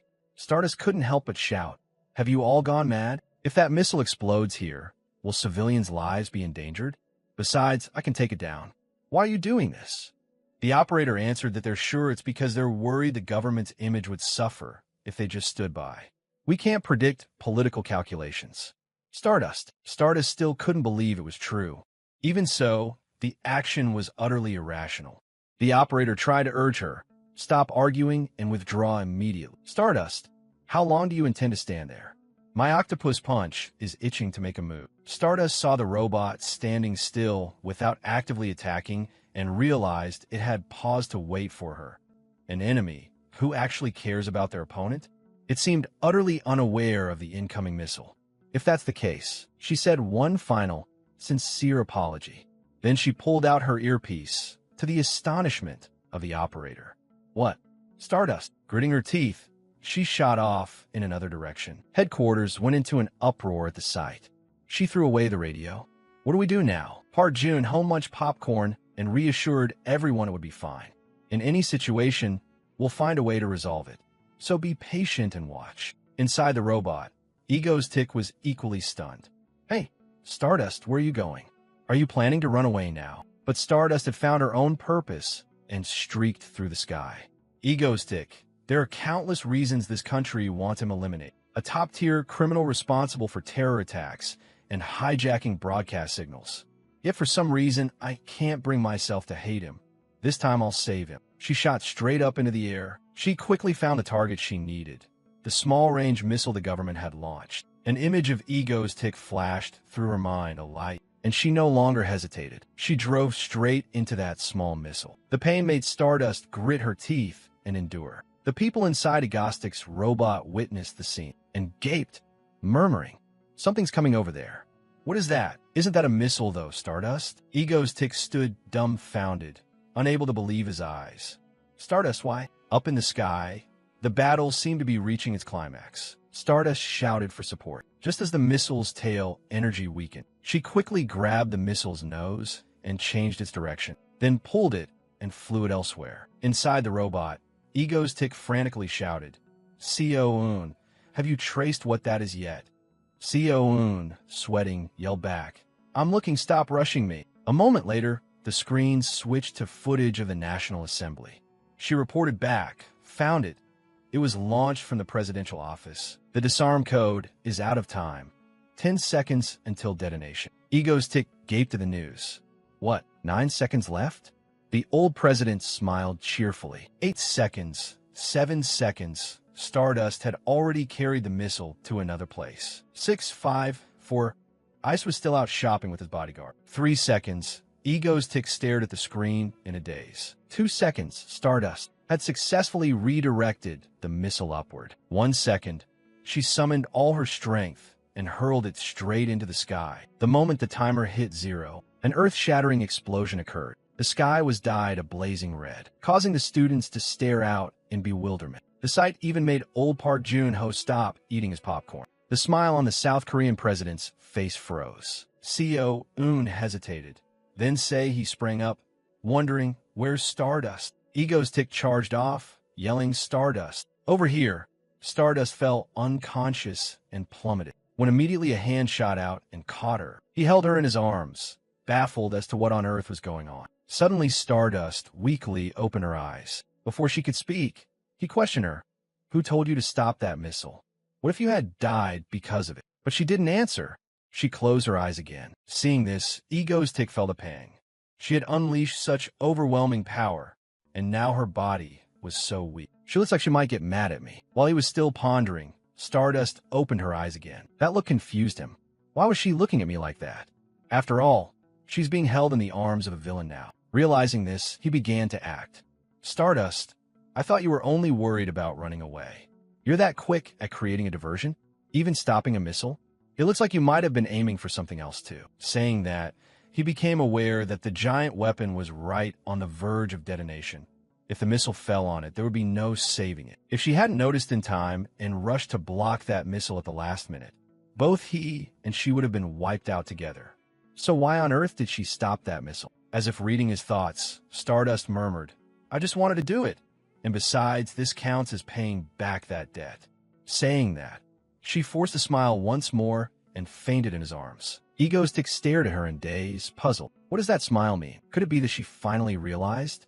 "Stardust, that I am not the villain." He gently laid her down and checked her over, feeling relieved only after a full once-over.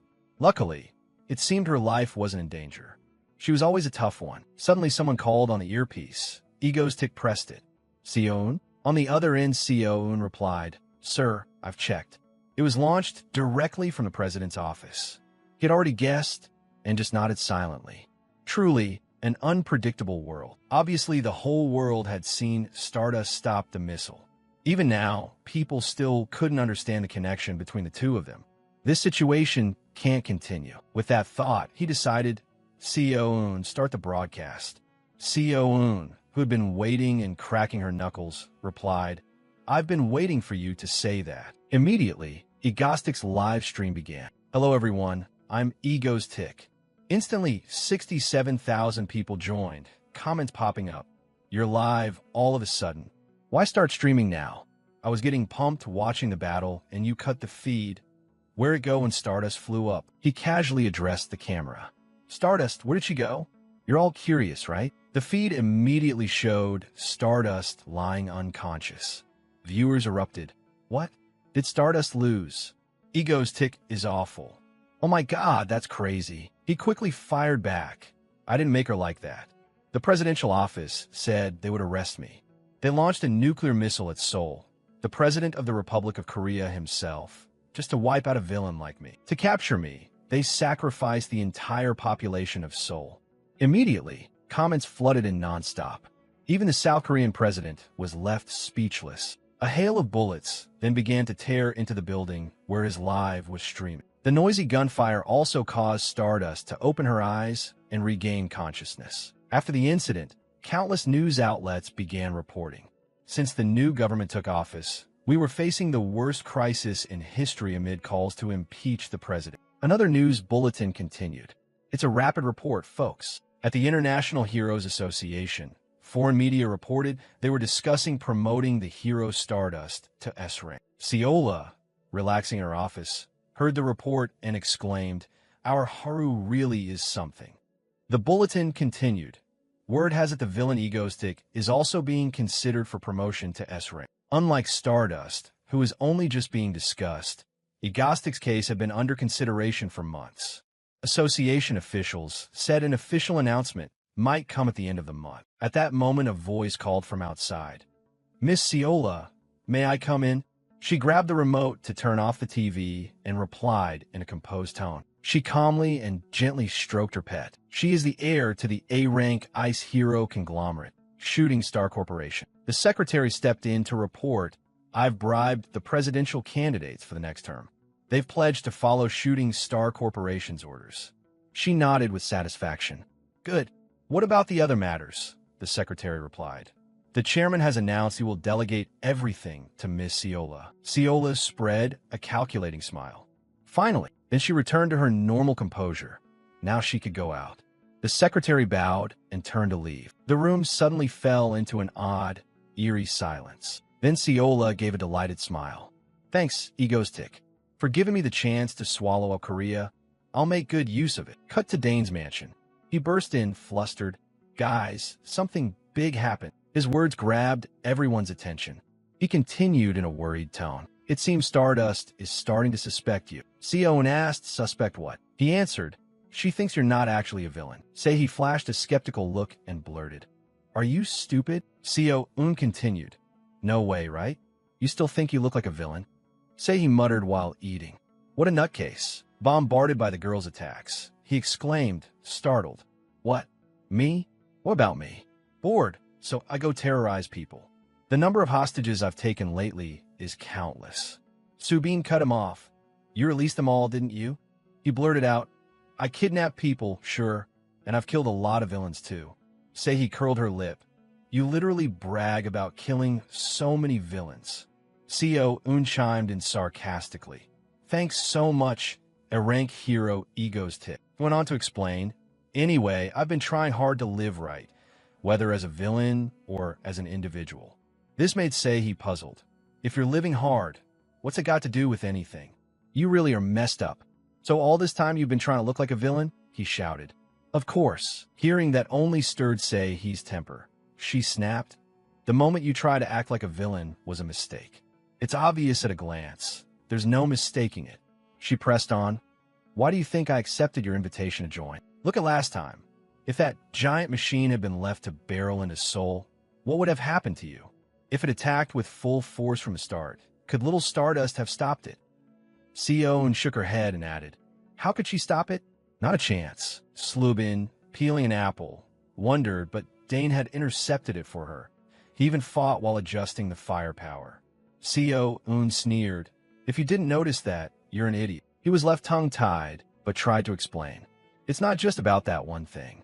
Maybe you don't get it. Stardust is the embodiment of justice. To suspect a brutal, inhumane S-rank terrorist like me from that single incident is impossible." He narrowed her eyes. "So what? Embodiment of justice, my foot. You think Stardust stupid?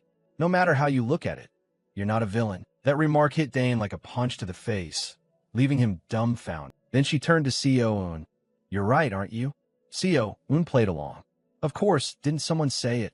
What a relief, they all breathed. He thought, if she knew his villainous acts weren't madness, but a way to protect her and the world, then if Stardust ever learned the truth, she wouldn't be able to go all out against it. That would mean she couldn't grow properly.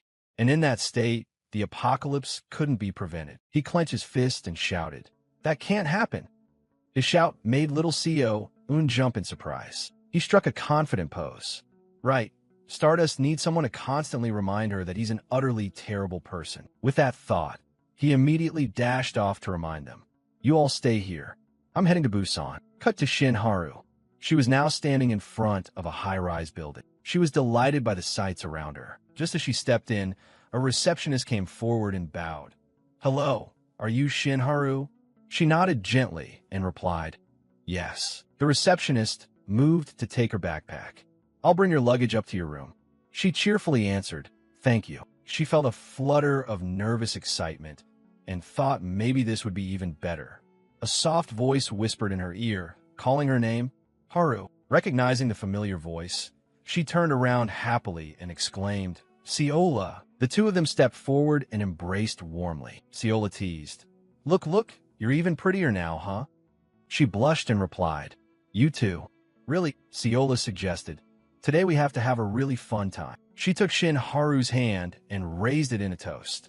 Congratulations on the birth of Korea's first S-rank heroine. Then the two moved to Ciola's villa. Looking out from the balcony, Haru gave a small, excited squeal. The view before her was breathtaking. Ciola came up behind her and smiled.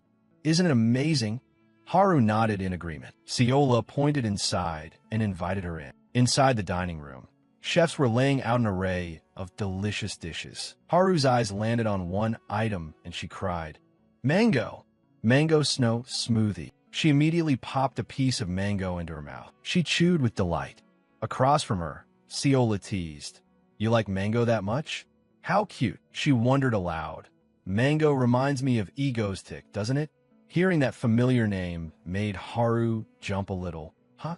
What? Ciola continued. Actually, I want a dedicated villain like you have. Everyone here gets their own little perk. How will you reach S rank that way? So maybe I should move to Seoul for this occasion? I also want to try facing Ego's tick once, just to see. She immediately protested. No way. She hurriedly explained, you know he's obsessed with me. If he calls me out, and suddenly someone else shows up to fight him, who knows what impulsive move he'll make. Remember the Seoul Bridge terror incident? He sometimes causes uncontrollable chaos. Ciola thought for a moment. True, he wouldn't have any reason to call me out otherwise. Haru added another good point. And more importantly, if you go, who will protect Busan? Suddenly Ciola's watch vibrated with a red alert. Startled, she thought, someone touched my desk in the office. She stood up and turned to leave. Haru, I have an urgent call. I need to stop by the company. You go ahead and have fun. Haru replied, okay, go ahead. Ciola was now worried. What was happening? She was immediately at the company, inspecting the situation and puzzled. Is it just a system glitch? Then her little cat mewed softly, startling her. A familiar voice cut in. It's not a glitch. Seeing who had appeared before her, Ciola gasped. Who are you? The other person continued. I activated the security program. It's to meet you. Hello, Miss Ciola. I'm August. Ciola stared hard at the uninvited guest. She asked coldly, what did you come here to do? To turn yourself in and become a hero or something? In response to her serious tone came a derisive burst of laughter. Ego's tick couldn't help laughing at the idea. He laughed as if he'd just heard the world's funniest joke. Turn myself in? Ha ha ha. That will never happen. Egostic's gaze suddenly shifted, becoming deep and calculating. He stepped closer, each word aimed to pierce the other's facade. He revealed that he was here because he cared about the real Ciola, who held power behind the Yuzion Corporation, the one posing as a hero while secretly nursing ambitions to swallow the whole country. Exposed, Ciola showed no embarrassment. Instead, she smiled provocatively. She sneered that she had thought the dear ego tick, busy protecting Korea from the shadows and taking care of the Stardust Girl, had grown tired of playing the villain and now wanted to sit in jail and relax. Laughter still echoed through the large room. In this luxurious yet tense space, Two genius minds played a game of wits where every word was a decisive move. While the atmosphere between the two leaders was stretched like a violin string, the white cat acted utterly nonchalant. It let out a long yawn. Ego's tick quietly sized up Ciola. She truly was the brain behind the original scheme, a rival not to be underestimated. Still, in his eyes she was, for now, just a promising rookie with a hint of menace and maybe a questionable sense of fashion. Meanwhile, Ciola couldn't stop wondering about this mysterious person. What on earth was Ego's tick plotting? World domination, a complicated spreadsheet, or simply bad coffee? Not making her wait long, Ego's tick got straight to the point. He leaned forward, his voice low but authoritative. "Ciola, I'm here to make you an offer." Ciola paused, narrowing her eyes in suspicion. "An offer?" Ego's tick sat cross-legged with confidence, his hand extended as if inviting an unspoken agreement. He spoke succinctly but earth-shatteringly. "Join my side." A direct invitation to cooperate from the most wanted villain to his celebrated heroine. He emphasized that this would be a fair partnership. He didn't ask her to chase final bosses or perform mundane heroic acts. Instead, he proposed a shortcut to absolute power. Meanwhile, elsewhere, Haru was still enjoying her meal. Suddenly, a flicker of electricity passed through her, making her sense that something was wrong. She froze, her deep blue eyes filled with bewilderment. Shin Haru stared at the spoon in her hand. A hero's intuition told her a major event was about to change the current situation. What was that feeling just now? She wondered, as a bad premonition rose within her. Back in the office, silence settled between Ciola and Ego Tick. They looked each other dead in the eye, a merciless stare down. Ciola began to feel pressure from the other's overbearing confidence. An uneasy premonition closed in on her. On the large billboard outside the building, an image of Scylla, smiling beside the people of Busan, appeared like mockery. A righteous hero? That question rang in her mind, starkly opposed to the dark reality in this room. Ciola crossed her arms, regaining her usual composure. She listened in silence, wanted to see what other crazy things this villain might say. In the bright sunlight streaming through the window, her face remained cold as ice. Ego's tick curled a smile, his eyes seeming to perceive every secret. "I know it's all just a mask," he continued. "Your true goal is to take over the entire country, isn't it?" The direct accusation made the air feel frozen. Rather than deny it, Ciola gave a meaningful smile after hearing. "I'll help you make that happen." A pact between devil and ambition began to form in that silent moment. However, Ciola was not easily subdued. She slammed her hand on the table, sprang to her feet, and shouted, "What a bunch of baseless trash." She tried to regain the initiative against Egostic's relentless psychological attack. Energy began to radiate from Ciola's body, a cold mist enveloping her as she threatened, "I can't find a single reason not to punish you right now." Tension peaked. A battle could erupt at any moment. Ignoring the threat, Ego's tick casually produced a small USB and placed it gently on the table. This was the capital he brought to the deal, the thing containing information enough to shake South Korea's political and economic foundations. He turned his back and walked away, his cloak billowing romantically. "You must be very busy snapping up the remaining companies after the collapse of the Hanun conglomerate and pulling the strings of the new government." He tossed out words that left Ciola speechless. Before disappearing, Egostic's eyes flared with a mystical purple light beneath the mask. He murmured, "Consider this a small gift showing my sincerity." A suave gesture from someone who always holds all the cards. In a blaze of purple light, Ego's tick gradually dissolved into the air, leaving one last message. "Well then, I'll return in a week." Ciola could only watch the villain's figure that had completely upended her mind. As Egostic's cloak vanished from sight, Ciola's calm mask immediately crumbled. She clenched her fist on the tabletop, her whole body trembling violently with each quick breath. Ciola slumped down, sweating as if she'd been bathed, her heart still pounding wildly in her chest.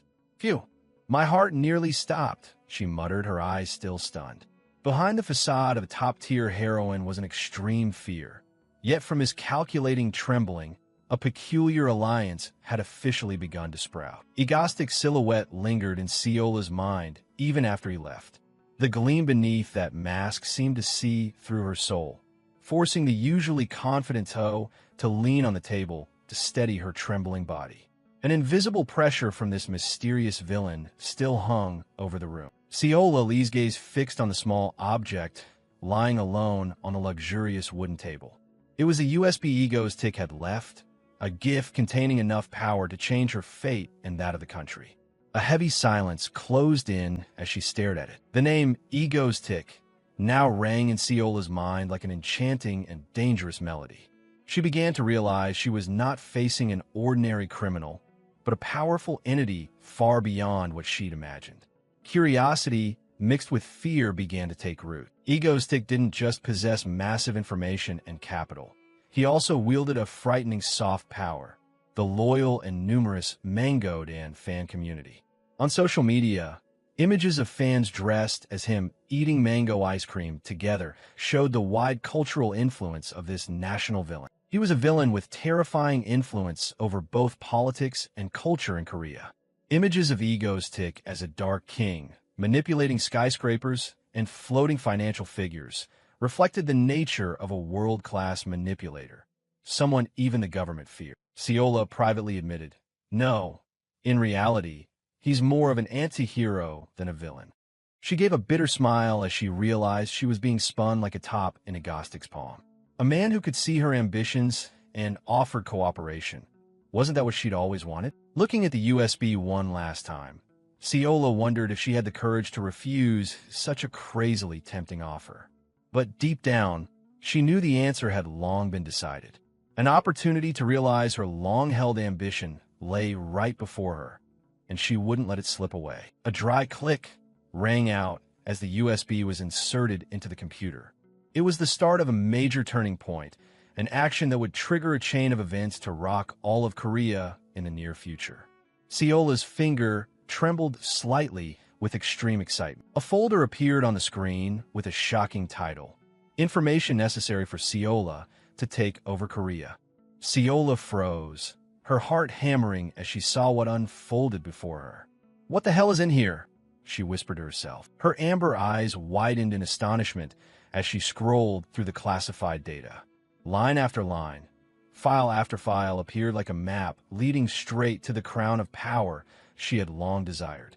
Initial shock gradually gave way to intense longing. A series of files opened, containing the darkest secrets of rivals, legal loopholes, and the vast financial resources from the collapse of the Hanun Group. Egostic had prepared everything for her, a banquet of power she could enjoy with a single nod. An ambitious smile lit Seola's face. With this in just a year, no? Before this year ends. She laughed aloud, a laugh of someone who had just seized destiny in her hands. The pride of a queen began to rise fiercely. Seola straightened, a halo of power surrounding her. I could put all of Korea beneath my feet. The thought made her giddy with delight. Egostic's offer was not just cooperation. It was the perfect springboard to the ultimate summit. A week later, at the bustling Busan station, under the blazing sun, a young man with glossy black hair appeared. It was Dane, sighing in annoyance at having to come back. "I have to do this again," he muttered about the nuisance of his schedule. Time flew. Exactly 1 week since that fateful meeting. Egostic stood before the Yuzeong building, ready to begin a new chapter of his plan. Though he complained it was bothersome, his eyes betrayed a clear enjoyment of what was about to unfold. In the familiar office, Egostic returned in his signature villain attire, lounging on the sofa and stroking the fluffy white cat. "Are you pleased with my gift?" he asked confidently, as if he already knew the answer. Seola smiled suggestively in reply. "Well, I won't ask where you got them." The shift in her demeanor showed she'd fully accepted the game. A collaboration based on mutual benefit had been established. Egostic narrowed his eyes and went straight to the key point. "And what about my offer?" He awaited an official answer, a confirmation of the alliance between the two leaders of Korea's opposite poles. Seola did not hesitate. Her gaze flamed with newfound conviction. "I see no reason why we shouldn't work together." That declaration marked a milestone, officially birthing the strangest alliance in the history of heroes and villains. Good, Egostick replied tersely. Ciola gave him a sharp look, noting he'd skipped all customary formalities. Skipping the formalities already? She asked, amused by her new partner's direct, efficient style. Now they sat facing each other like true allies. Egostick shrugged nonchalantly. We're allies now. You should act like it too. A more open atmosphere filled the office, though mutual wariness still lingered. Ciola produced the prep contract. Egostick flipped through the pages, mumbling about the usual clauses. All right, like, let's work well together, and so on. He paid little attention to the flowery wording, but then a line leapt out and stunned Egostick. Must meet at least once a week. He couldn't believe his eyes. What? Once a week? You want to see me every week? Surprise showed on the usually composed villain's face. Ciola looked at him matter-of-factly, asserting that allies must meet regularly to coordinate. It seemed that after tasting Egostick's gift of information, she was slipping deeper and wanted more of his powerful guidance. Egostick grimaced at the prospect of weekly travel and sarcastically asked if she had nothing better to do to demand so many meetings. Ciola wouldn't budge and even offered to travel to Seoul if he disliked the distance. Thus began a comical bargaining over meeting frequency between the two bosses. The haggling over meeting frequency turned hilarious. Egostick wanted once a month for peace of mind, while Ciola insisted on every 10 days. After rounds of 20 days, then 10 days, they finally settled on a midpoint. Then let's set it for every 2 weeks, Ciola Lee said, smiling contentedly at this small victory. Egostick could only sigh in exasperation in a tiny chibi shadow above. He still thought it was too frequent for a villain-ally relationship. Suddenly, Ciola's expression shifted. She fired a question that made Egostick flinch. By the way, why are you so obsessed with Haru? The direct question left the cat-stroking villain stammering. And me? She continued to expose the truth with an unmistakably real gaze. She realized Egostick was deliberately helping Shin Haru grow, like leveling up a character in a game. All his villainous actions seemed like excuses to make Haru stronger. Egostick thought to himself that this girl really was quick as lightning. Nothing could be hidden. Then Ciola dropped a blunt line that silenced him. To be honest, I'm very jealous. An unexpected confession from a famed heroine. She stepped closer, leaned in toward Egostick, and explained that every time he caused a stir, Shin Haru's fame shot up.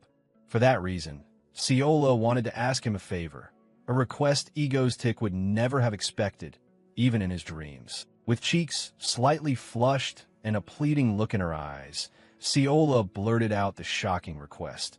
Could you terrorize me instead? A heroine begging a villain to terrorize her. What on earth was happening? Egostick froze for a few seconds, his eyes widening as he couldn't believe his ears. What? His astonishment was plain at such a perverted and insane demand from his new partner. And the first act of terrorizing happened in the most painfully literal way. Egostick flicked Ciola hard on the forehead, making her scream in pain. You crazy heroine, what do you think I'm doing? He snapped, irritated. Despite clutching her head in pain, Ciola didn't give up and continued to plead. Please, terrorize me. Egostick was speechless and sighed long and exasperated. Is that something one should say to a villain? Ciola Lee began to argue stubbornly, insisting Egostick wasn't even a real villain. Why is Stardust the only one who gets that special treatment? She cried out in resentment, her forehead still red from the flick. Egostick pondered and realized she had a point. Since he eliminated the Black Calamity, Ciola hadn't had a chance to level up her powers as in the original storyline. At this rate, she'd always fall behind the other heroes. All right, I'll do it. Egostick finally nodded in agreement. Ciola Lee immediately perked up. Really? When? But Egostick didn't forget to attach a condition. I'll do it soon, but you have to do one thing for me. Egostick's hand lazily stroked the white cat, adding to the mysterious air. Ciola Lee held her breath, wondering what exchange the great director would demand. One thing to help you, she asked curiously, whenever you meet or call Stardust. I mean Shin Haru. Egostick began to lay out instructions. He was preparing a more complex psychological manipulation plan involving our righteous heroine. His condition was oddly simple. Make sure you badmouth me. Frequently. Meanwhile, elsewhere, Shin Haru was staring at her phone in utter confusion, as if she'd just read something shocking. Ego's tick repeated himself to ensure Seola understood. I want you to speak ill of me to her regularly. Seola looked at him with outright contempt and asked bluntly, What kind of pervert are you? A hilariously fitting end to Chapter 39 for this bizarre alliance. At her office, Seola looked at Ego's tick with suspicion when she heard his odd request. So, you want me to smear you first?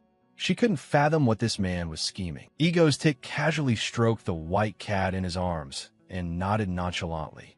He wanted her to make him appear as a narcissist, a lunatic, or basically a real piece of trash in the heroine's eyes. Seola wasn't sure this tactic would work, but Ego's tick only gave a slight smile. Trust me, it'll be fine, he said confidently, as if everything was already in his palm. He claimed he understood Shin Haru better than anyone, understood the righteous ideal she pursued. A pure villain was what she needed to shine even brighter. Seeing his determination, Seola sighed and agreed. For the sake of this risky partnership, she decided to give it a try. Perfect! Ego's tick exclaimed with excitement. The white cat promptly jumped off his lap. Seola froze for a moment when she saw his hand suddenly reach out in front of her. He slightly adjusted his luxurious tuxedo hat, a smile hidden behind the mysterious, alluring white mask. I'm counting on you, although still somewhat unsettled and doubtful inside.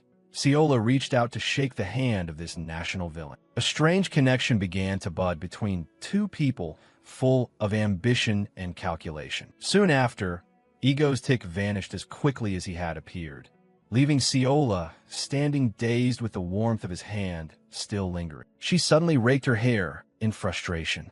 Perhaps even Seola couldn't understand why she was so easily persuaded by that madman. So annoying, but then a knowing, dangerous smile appeared on her lips. Ego's tick was indeed a fish hard to catch, and that only excited her more. I think I like him already. Seola's eyes flared with crazed possessiveness.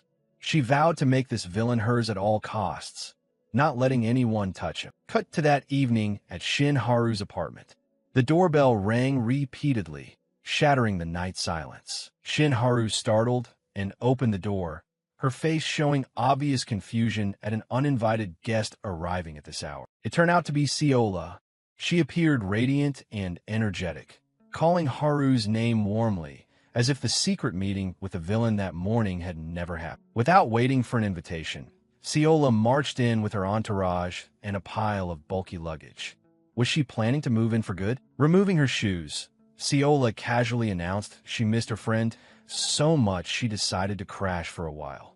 Shin Haru could only stand dumbfounded at this casual boldness. Haru asked about the Busan job, but Seola waved it off, saying to let her subordinates handle those slippery fish. For her, being next to her best friend right now was what mattered most. After the bodyguard told Haru to take good care of the young lady and left, Seola sighed in relief as if a burden had been lifted. She began to reveal her true nature. Immediately, Seola leapt onto Shin Haru's bed with excitement, ignoring the owner's astonishment. She even buried her face in the blanket, inhaling Haru's scent in a strange way. This pervy act genuinely drove Haru toward madness. Seola sprang up like lightning, grinning broadly and coaxing. Shall we have a few drinks? I brought good stuff. It seemed her plan to discredit Ego's tick would begin right at this drinking table. Shin Haru could only stand frozen at her friend's overenthusiasm. The embarrassment from the earlier sniffing lingered, making her vaguely realize a long night of trouble awaited. Shin Haru sniffed her pillows with a bewildered look. She wondered, do I smell weird or something that Seola keeps sniffing like that? Meanwhile, Seola excitedly carried in 2 bottles of wine from home, beaming, Haru, hurry up, let's drink together. Seeing her friend's excessive enthusiasm, Shin Haru reluctantly nodded in agreement, though she still felt a bit hesitant. Cans and bottles started to be opened on the table, signaling the official start of a cozy drinking session between the 2 girls. Seola cleared her throat to take on the task Ego's tick had asked of her that morning. She was surely about to launch into her smear speech. You know, that guy Ego's tick is such a nuisance. Ciola began, incredulous that a weirdo like him could have fan cafes and such odd supporters. Shin Haru stared at the drink in her hand, her expression shifting slightly at the mention of her nemesis's name. They sat across from each other in the apartment's cozy space. Ciola argued that Ego's tick kept staging attacks simply because he craved attention from everyone. A barrage of harsh labels, narcissistic terrorist, trash criminal, poured from Ciola, aimed straight at Haru and leaving her reeling. Ciola Lee slammed her hand on the table, grinding her teeth in anger. A scumbag like that should be torn to 100 pieces. Shin Haru broke out in a cold sweat at her friend's sudden ferocity. She thought to herself, "Oh my, aren't those words a bit over the top?" Ciola insisted Ego's tick was just someone with an oversized ego who only cared about himself. But Haru protested, "No, that's not right. Ego's tick once risked his life to save me." Ciola added that Egostic's obsession with Haru was truly disgusting. Shin Haru looked down at her drink, embarrassed to admit she'd never considered it in such a negative light. Although already drunk and starting to slur, Ciola still tried to remind her friend, "Anyway, he's a very, very bad guy. Got that, Haru?" After saying that, Ciola collapsed onto the table and fell fast asleep from the alcohol, ending her earnest attempt at smearing. With no other choice, Shin Haru lifted her friend in a princess carry to take her to bed. The strength of a superhero, indeed. After placing Ciola on the bed, Haru stood quietly, wondering why her friend had suddenly spoken so viciously about Ego's tick today. As she tucked her in, Shin Haru clearly felt that Ciola's earlier words had been insincere, as if she were acting out a role. Once Ciola was settled, Haru quietly took out her phone. The screen displayed Egostic's official fan cafe with the amusing name, Mango Squad. Staring at the site, Shin Haru pondered when this villain's next attack might come. It seemed she was beginning to be obsessed in return. The next morning, bright sunlight bathed the modern, luxurious villa, the peaceful home of De-in and his sisters. Inside, De-yoon was happily enjoying her morning glass of milk to fuel the day ahead. The breakfast atmosphere was very cozy. Hyul and the younger brother quickly stood up to say goodbye and get to school on time. Dane smiled warmly as he saw Hyul off to school. He treasured these peaceful family moments before embarking on his next grand terror plans. Across from him, his little sister Seo-eun, her purple hair messy, was still sunk in deep drowsiness. Dane watched Seo-eun yawn repeatedly at the table and teased that her jaw might fall off from yawning so much. He wondered what she'd been up to last night to be this sleepy. Seo-eun, chewing her food, mischievously replied with a mysterious smile, "No, that's a secret." Dane could only look at his sister at her stubborn, adorable behavior. Once everyone was settled, Dane asked them to gather for an important announcement. He even kindly told Seo to keep eating while he spoke. The next attack will take place next week in Busan. A short statement, but enough to turn the peaceful breakfast atmosphere suddenly serious. Sei was stunned at the mention of Busan. She worried, wondering if that meant the heroine Shin Haru would also be on the scene to stop them. Seo-eun was no less curious. He wondered what could possibly draw the head of Stardust's fan club all the way to Busan. The real reason behind was that they had a new partner in Busan, and this person had requested a staged terrorist attack, a calculated move by Dane. He couldn't help shuddering at this crazy outsourcing even the terrorism cooperation. Meanwhile, Ciola was still fast asleep, probably dreaming of a future with Ego's tick. A week passed quickly. On Busan's beautiful beach, the sky suddenly darkened, signaling a shocking event about to unfold. Beachgoers began to feel uneasy. They looked up to see a huge, dark shape slowly appearing through the misty clouds. A gigantic pirate airship with a skull and crossbones emblem loomed over the city, sending the crowd into a terrified, chaotic stampede. Ego's tick reappeared in the most spectacular fashion. Standing on the deck with a mic, he boomed greetings to the people of Busan and declared his official landing. Like a director orchestrating his stage, Ego's tick waved his hand and called the opponent he'd arranged. Now then appear, Icicle. Immediately, a loud explosion rocked the ship's side, smoke and flames billowing high as a prelude to a fierce battle. A barrage of pitch-black cannon fire began to pour from the pirate ship, tearing the air and hurtling straight toward the city below. The dark cannon storm fell at breakneck speed, creating terrifying pressure gusts that threatened to destroy everything in their path. At the 11th hour, a gigantic column of ice shot up from the ground, solid as a fortress, blocking Agostic's entire assault.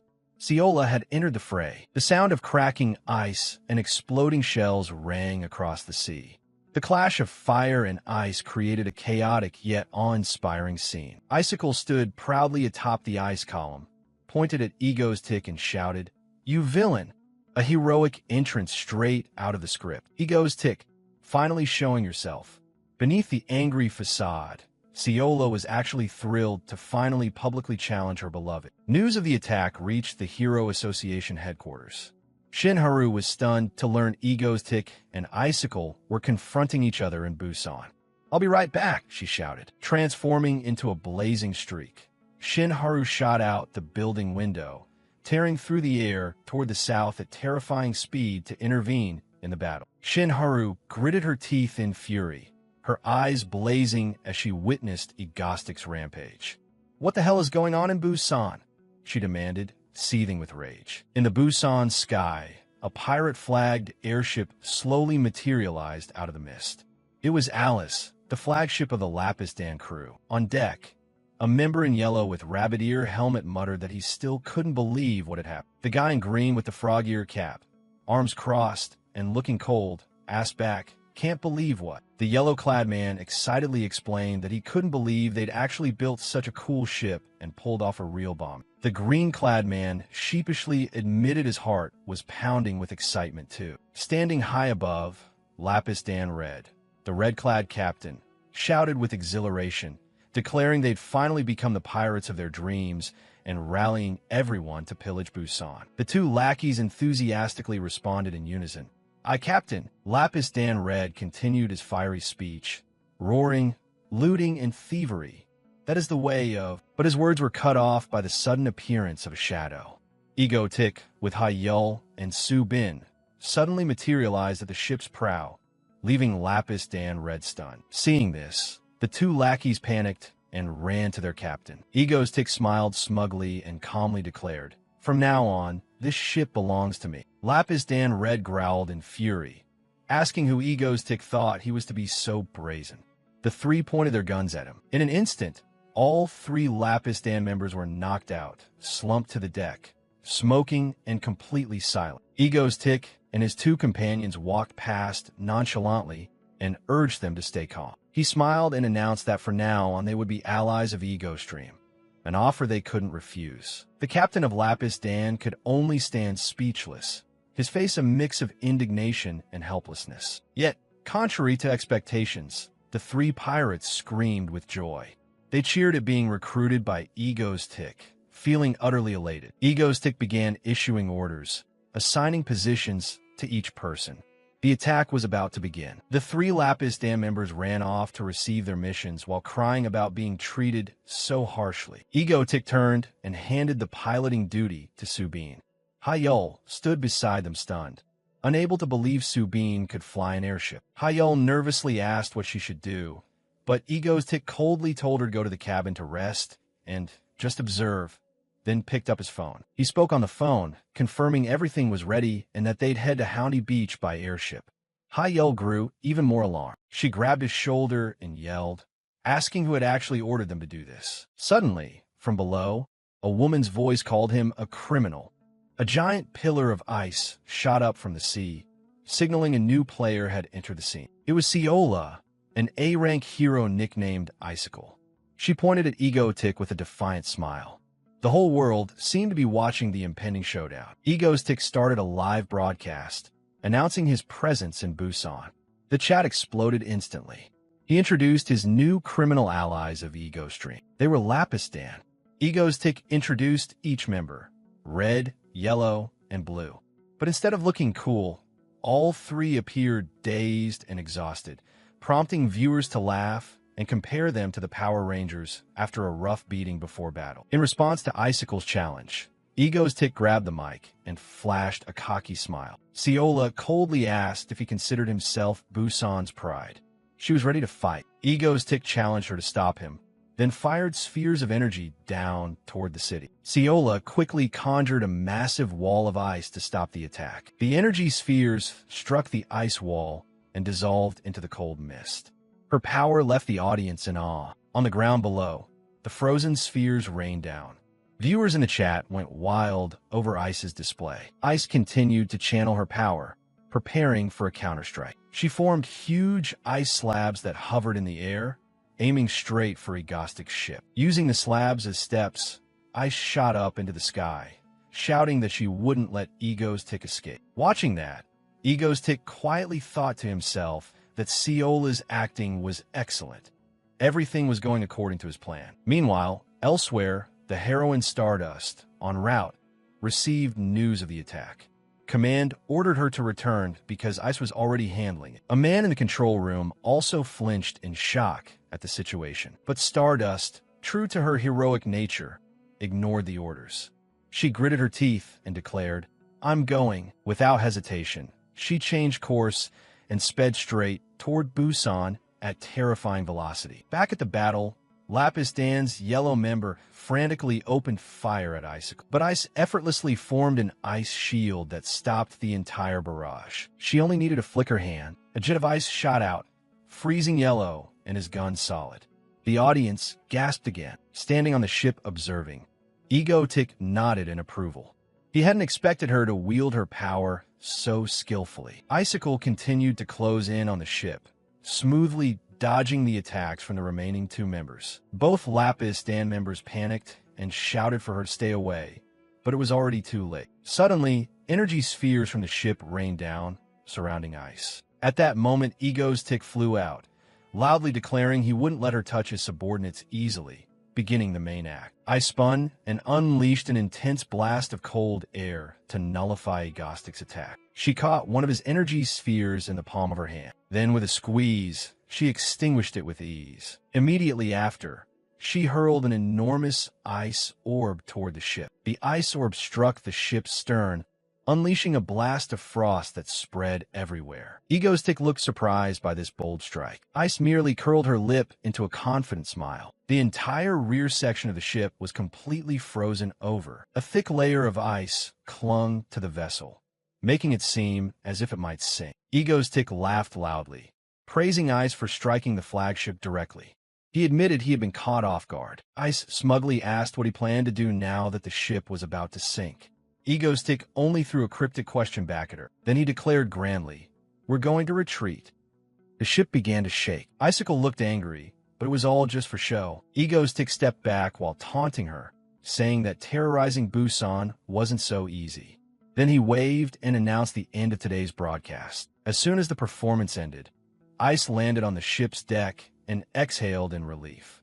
Ego's Tick praised her acting as excellent today as well. He pointed at Yellow, frozen solid, joking that if she had thawed the ship's stern, she might as well defrost this guy too. They both burst out laughing, but then Egostic's expression shifted. It seemed something was wrong. He suddenly called out to Ice, his face turning serious. She looked baffled, not understanding. Egostic's smugness vanished, replaced by panic. He muttered, "No way." Icicle still didn't get it, but Ego's Tick placed a hand on her head, as if to reassure her. From afar, a blazing streak of golden light hurtled in at breakneck speed. It was Stardust. Then a thunderous collision occurred. Stardust's face was set with determination, while Ego's Tick and Ice could only scream in horror. Their plan had been completely wrecked by an uninvited guest. In the midst of battle, Seola tried to stay calm, icy energy welling up around her. She told herself to act cautiously, even though turmoil churned inside her. But then a dazzling golden light exploded, drowning out everything. Stardust had appeared. With sharp eyes, she focused all her power, ready to move. Haru looked up at the sky, watching Egoistic's ship slowly vanish into the clouds. Just then, Seola came running over cheerfully, asking why Haru was here. Haru's expression immediately turned cold. Without a word, she stepped down toward the sea. Seola stayed behind her, muttering that she could handle everything on her own. Haru suddenly spun around, eyes probing, and bluntly asked what Ciola had said to Egoistic. Ciola just shrugged and laughed, explaining that the guy kept taunting her while fleeing, so she fired back a few lines to vent. Nothing serious. But Haru didn't believe her.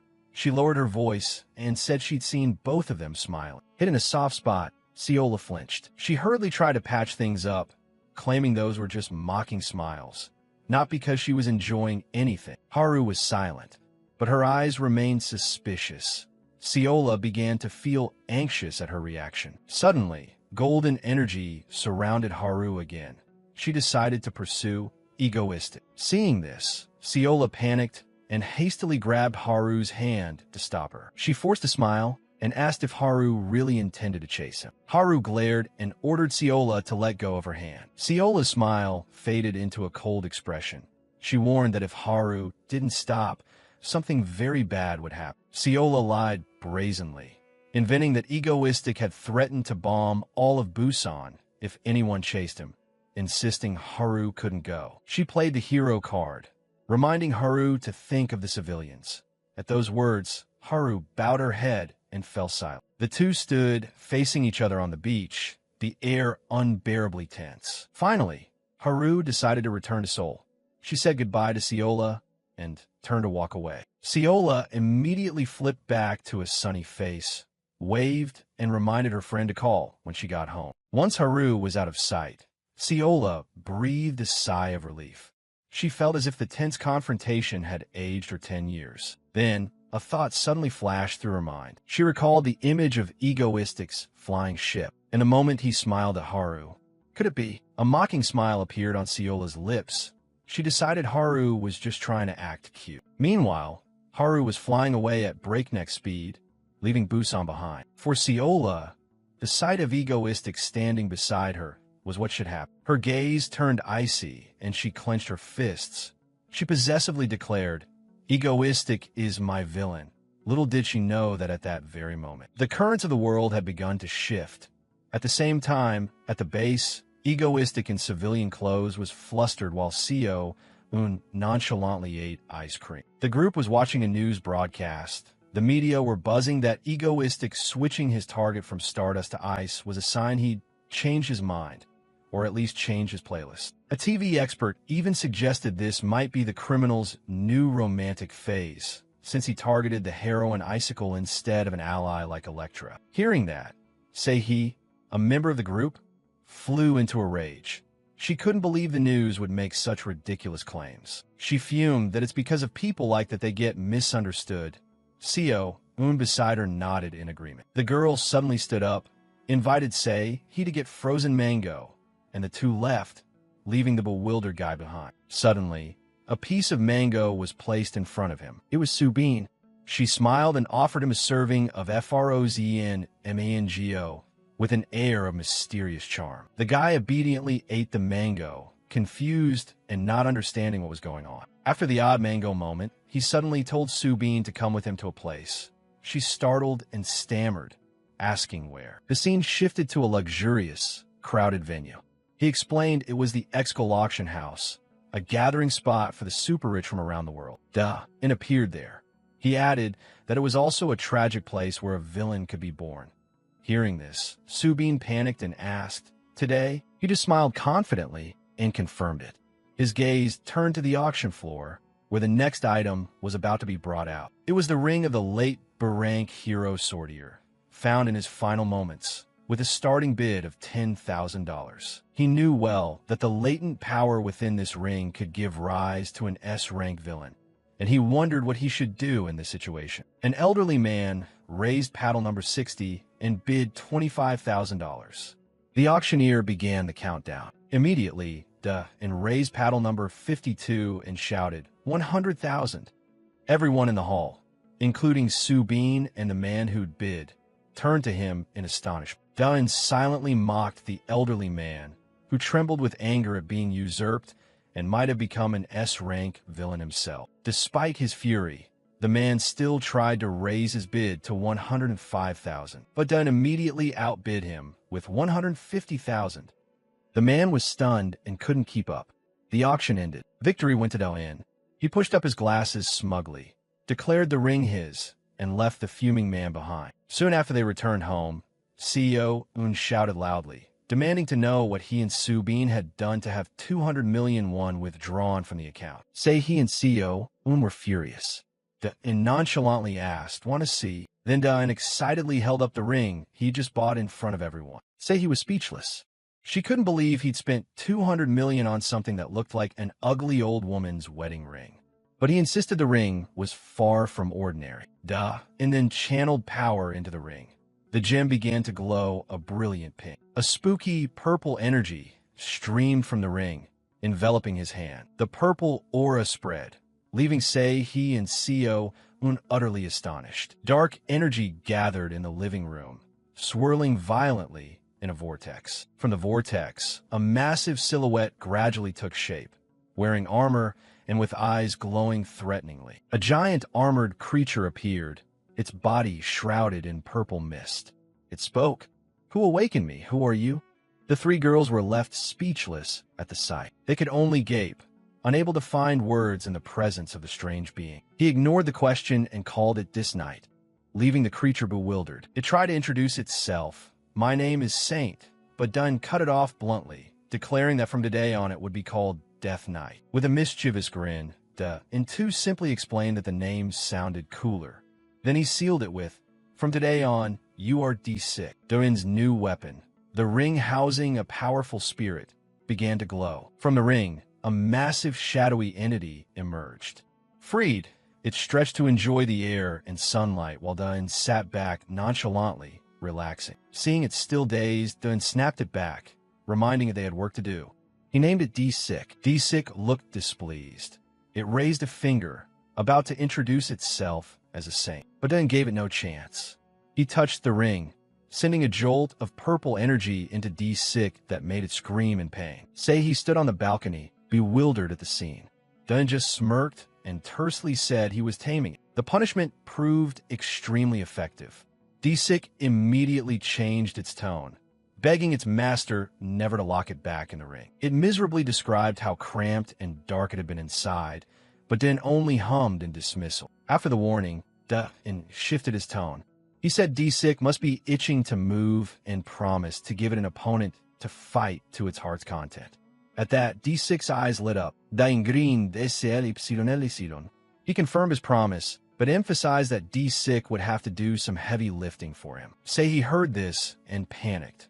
She couldn't believe Doin planned to pit this ghost against Stardust. She thought Stardust was freakishly strong and that this smoke-armored ghost wouldn't last long. Den only smiled. He turned to D6 and said that's what the girl thought, challenging it to show its mettle. Provoked, D6 eagerly accepted.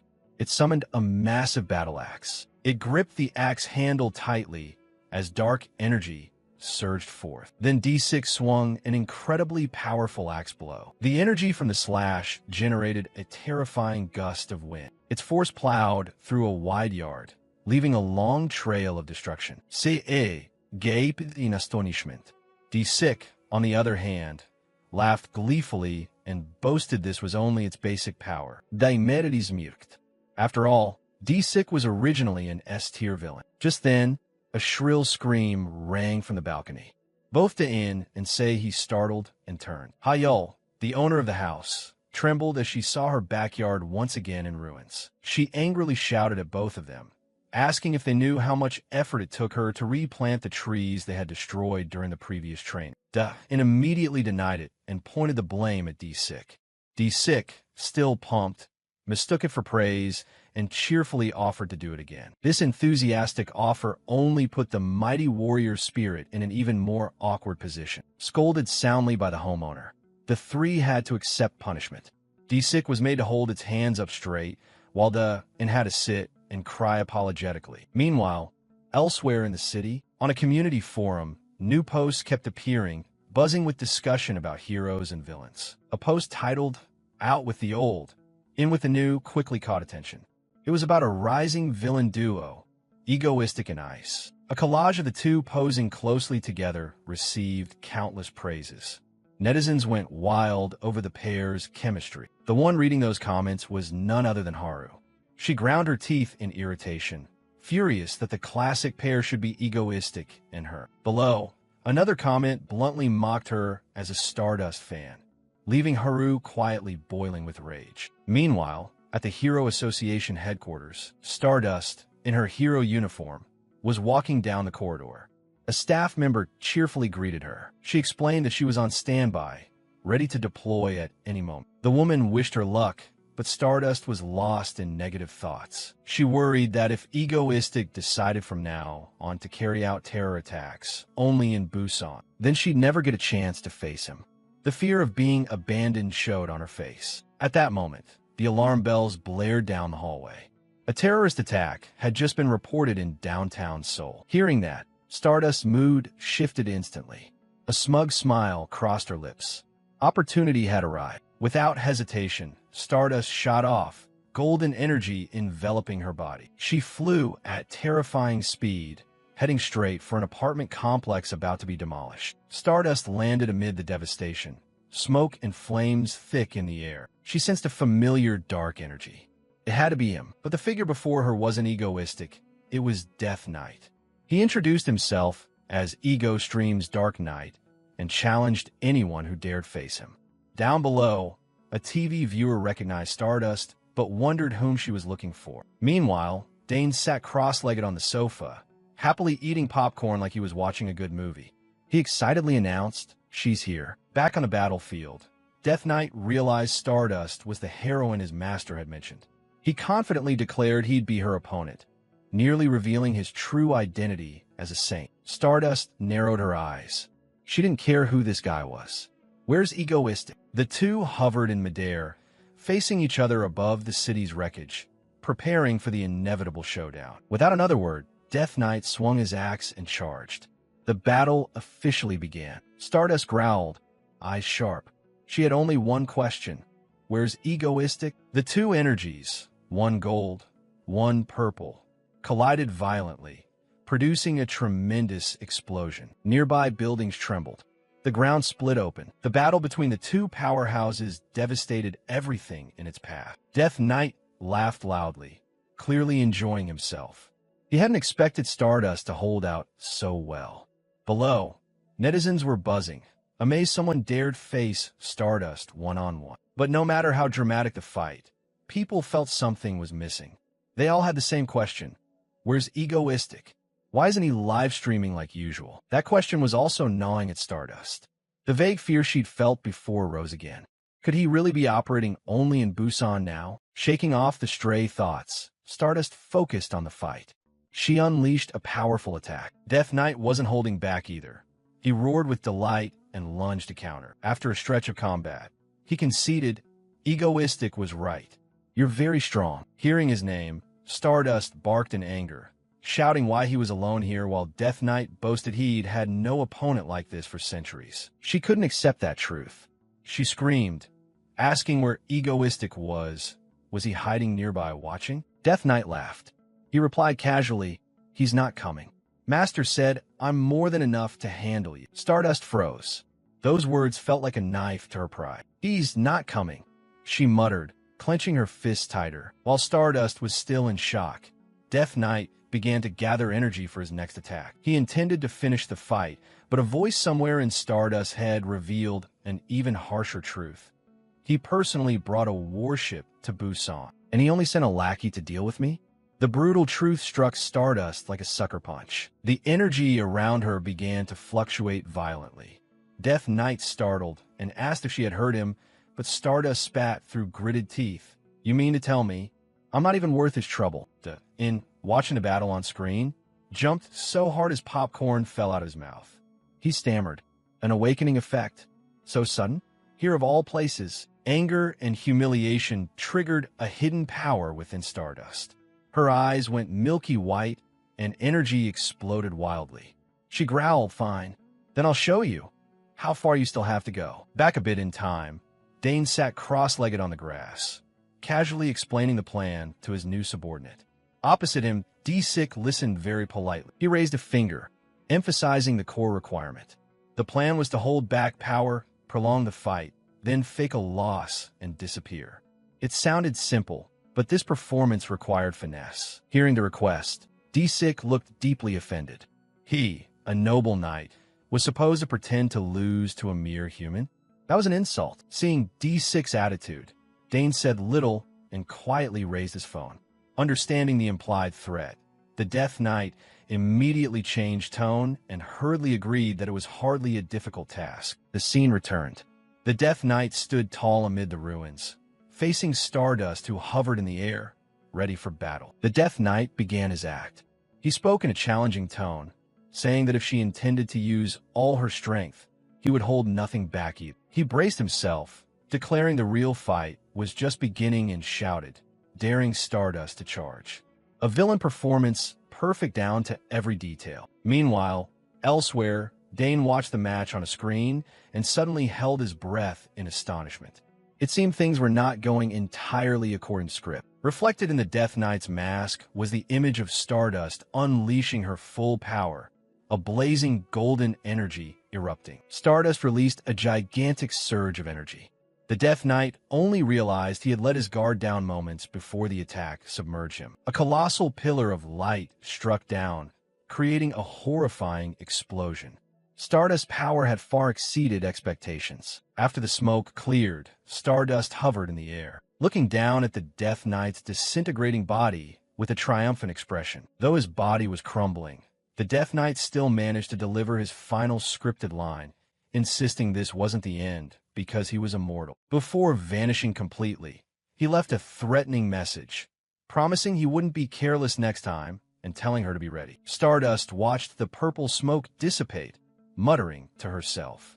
She seemed to have heard something, a whisper about a master and a plan to fake a loss. The battle ended, but Shin Haru's face grew stern. Her eyes flashed with suspicion, showing she had noticed something off about the fight. That evening, at a modern mansion, Dane returned home after a hard day of work. He immediately went to Stardust's official fan club forum and posted the highlight video of the recent fight. The diligent moderator turned out to be none other than her greatest nemesis. Dane leaned back in his chair, savoring the satisfaction of things going his way. He decided to scroll through the fans' comments. But as he read the comments, he paused. Something was wrong. One trolling comment claimed the real reason Stardust Awakened wasn't a strong enemy, but because Ego's Tick didn't show up today. Another account even impersonated Stardust to confirm it. Immediately, moderator Dane sprang into action. He typed with a furious look, warning those two accounts to stop spouting nonsense or face permanent bans. After venting, he sat in thought. But seriously, why had she suddenly awakened so powerfully? Dane frowned, pondering. He had explicitly told D6 to hold back. Clearly, things had gone off the original plan. While he was confused, his phone rang. On the other end, a familiar voice called out his villain name. Oh my, Lord Ego's Tick. The caller was Ciola. She sounded pouty, questioning why he sent someone else instead of showing up himself. Dane on the other end could only be dumbfounded. The reason was that online, fans had started gossiping that Ego's Tick had shifted his focus to Icicle, causing her stock to soar.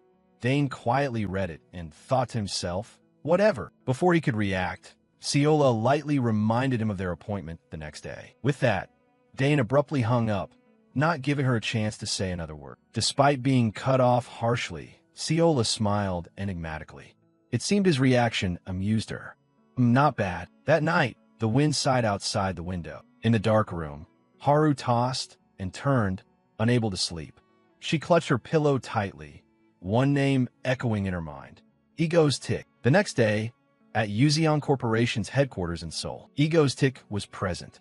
He lounged on the sofa in Ciola's office, facing her across the wide desk. Without warning, Ego's Tick tossed a small object toward Ciola. Ciola reacted lightning fast, snatching the USB with ease. Ego's Tick announced it was the final file. His mission ended here. He declared the rest up to her to handle. From across the room, Ciola merely smiled and replied, "Oh my, you really didn't have to do that." With a confident smile, Ciola answered, "Of course." She stood, walked toward him, and asked how he had obtained such classified information. Stuff even a top corporation like Yuzion couldn't find. Ego's Tick only retorted teasingly. Curiosity killed the cat. Ciola moved closer and began a new question. You know, Ego's tick fell silent and listened. Suddenly, she made a bold proposal, asking if she could come by his house sometime. Ego's tick answered flatly, no. His blunt reaction made Ciola clutch her head in frustration, yelling, hey, are you serious? Not giving up, she pushed on, demanding to know his real name. At least tell me your name, she said. Ego's tick glanced away, feigning complete indifference. He refused again, saying he'd skip that request as well. At this point, Ciola asked him to remove his mask because it was uncomfortable. Ego's tick finally lost patience and called her by name. Lee Ciola. He looked at her, his gaze sharpened, as if weighing something. Caught in his stare, Ciola felt a bit uneasy and asked if he thought she would betray him. Meanwhile, Ego's tick thought it over. He knew that, if she were like the character in the original story, she'd be a loyal ally to the end. But he still hesitated. Revealing his identity wasn't a big deal, but the problem was she was far too close to Stardust. Seeing his silence, Ciola gave up. She said, all right, forget it, taking his silence as the answer. Ego's tick stood up, preparing to leave. Ciola changed the subject, asking him about his next plan. Ego's tick seemed flustered, replying that he didn't know either, which surprised her. How could someone like him have no plan? He explained he would rest until the end of the year, until that event happens. A cryptic remark, suggesting he knew the future. Ciola was stunned. He intended to be inactive for such a long time. Ego's tick began to teleport, saying he was leaving and reminded her to visit Stardust regularly. But just as he was about to vanish completely, he suddenly stopped. Oh wait. Ciola turned back in surprise. Then he made an unexpected decision. He stepped forward, tipped an invisible hat, and said, from now on, call me Dane. Ciola was stunned. What? That's my name, he confirmed. Ciola was utterly shocked, speechless at this earth-shattering revelation. Having said that, Ego's tick actually teleported away, leaving Ciola alone in the office, still processing the information she'd just received. She stood there for a long moment, then began to walk slowly. Her footsteps echoed through the office as she returned to her desk, her head spinning. Then a sly smile spread across Ciola's face. She had something no one else did. Without hesitation, she picked up her phone. Her fingers swiped quickly across the screen, searching for a familiar number. She was about to make an important move. Meanwhile, elsewhere, Shin Haru sat exhausted at her computer when her phone rang. She answered. On the other end was Ciola's excited voice, inviting her to meet up. Oh, Haru, let's meet. Haru asked in surprise where Ciola was. With the giddy tone of someone who'd found treasure, Ciola replied, I'm in Seoul. Haru was silent, but her expression grew serious. She had a very bad feeling about this. Ciola beamed and spread her arms to welcome Haru home. The two sisters hugged tightly after so many days apart. Ciola excitedly invited Haru to go eat mango shaved ice to blow off some stress. Ciola opened the fridge while wondering why Haru suddenly spoke up to apologize. The girl bowed her head, full of remorse for her attitude in Busan. Haru recalled how cold she had been toward the sister she was close to. Seeing her younger sister uneasy, Ciola gently took her hand to comfort her. She smiled and said that anyone would have acted the same in that situation. Haru looked up, seemingly still unable to fully shake the burden in her heart. Late at night, Ciola quietly sat drinking red wine by the window, gazing at the city. She glanced at Haru, who was fast asleep, her mind still full of thoughts. Ciola couldn't forget Egostic's strange expression from that day. She privately thought that perhaps that villain would keep a low profile for the rest of the year. But her instinct told her Ego's tick was plotting something very big for next year. At the same time, in a gloomy cathedral, the Moonlight Cult was secretly gathering. The grotesque reliefs on the walls testified to a dark faith. The robed worshippers knelt prostrate before the altar. A footstep echoed, shattering the solemn atmosphere of the ceremony. The elderly cult leader declared boldly that this world needed cleansing. He raised his staff, emitting a mysterious violet light, calling on the power of the moon. The room surged with the congregation's chants about the world's end. Suddenly, the elder signaled for silence, preparing to welcome an important figure. Amid the rows of prostrate worshippers, a young woman slowly stepped in. Her arrival made the surrounding followers tremble in fear. Her long black hair brushed by, carrying with it a heavy, invisible pressure. She walked straight to the elder who stood waiting on the high platform. Once in position, she turned to the crowd with lifeless eyes. The elder smiled meaningfully, as if his plan was completely ready. He spoke of the day when negative energy would cover and swallow all of humanity. Moon Priestess Chayun opened her glowing red eyes, signaling a brutal punishment about to begin. Cut to the next morning, Dun stepped outside shivering because it was so cold. At breakfast, he didn't see Chayun and curiously asked about her. Subin said the girl had gone to tidy up early, while Choi Si-hee was struggling to pick beans out of her bowl. Housekeeper Subin turned to scold Sion for being picky, making the girl finish the beans. Si-hee was also reminded not to rest her elbows on the table and to eat properly. Dun ate while feeling that this family scene was somehow very familiar. Seeing him eat heartily, Subin smiled, making Dun feel like he was being talked to by a mother. Even so, he was quietly proud because his current teammates were all incredibly trustworthy. First was Seon, an S-rank intellectual genius, who was battling hard with a few black beans. Next is Lee Hale, the only person in Korea with a healing ability, an extremely important asset. Choi Si-hee is only A-rank now, but she has huge potential to become an S-class heavy hitter. And not to be forgotten, Death Knight D-Sick, a true S-rank warrior who is currently humming while sweeping the yard. And silently took pride in his extremely strong lineup, while Sion still sulked beside her bowl because of the pile of beans. Hale finished eating and immediately asked to leave for school, surprising him with her speed. Seeing Hale looking exhausted, C didn't forget to shout an encouraging word before she left. Sion was equally enthusiastic, raising her hand and cheering loudly for her friend Lee Hale. The two girls, Sihi and Sion, cleaned up together, starting a new day full of energy. Housekeeper Subin watched from a distance, quietly wondering what those two youngsters have been so busy with lately. Seeing the girls running up and down to the basement all day, Subin muttered that they should come upstairs now and then to catch some sun for their health. Dun gazed thoughtfully out the window, predicting that the first snow would fall just as the Moonlight group began their attack. Hearing Dun call her name, Subin turned with a slightly puzzled look. He flashed a cryptic smile, promising to give them a lavish moon feast. Subin looked at Da-in, a huge question mark forming in her mind at his mysterious remark. Suddenly, a horrific scream pierced the quiet night. All three hovered in the air. Sion trembled from the bone-chilling cold, even though Da-in had told her to dress warmly. Sihi emitted a powerful surge of electricity, wondering why he had called the group out at midnight just to look at the streetlights. Dun calmly asked if they'd ever heard of a cult called Moonlight, leaving the two girls bewildered. He explained that they were a bunch of weird devotees plotting to destroy this country in the near future. And asserted firmly that right now no one in Korea had the strength to stop them. Sion's and Sihi's expressions instantly turned serious as they realized the gravity of the threat. But then he broke into a confident smile, declaring that aside from him, no one could do the job. Dun asked Son to take out the safety goggles.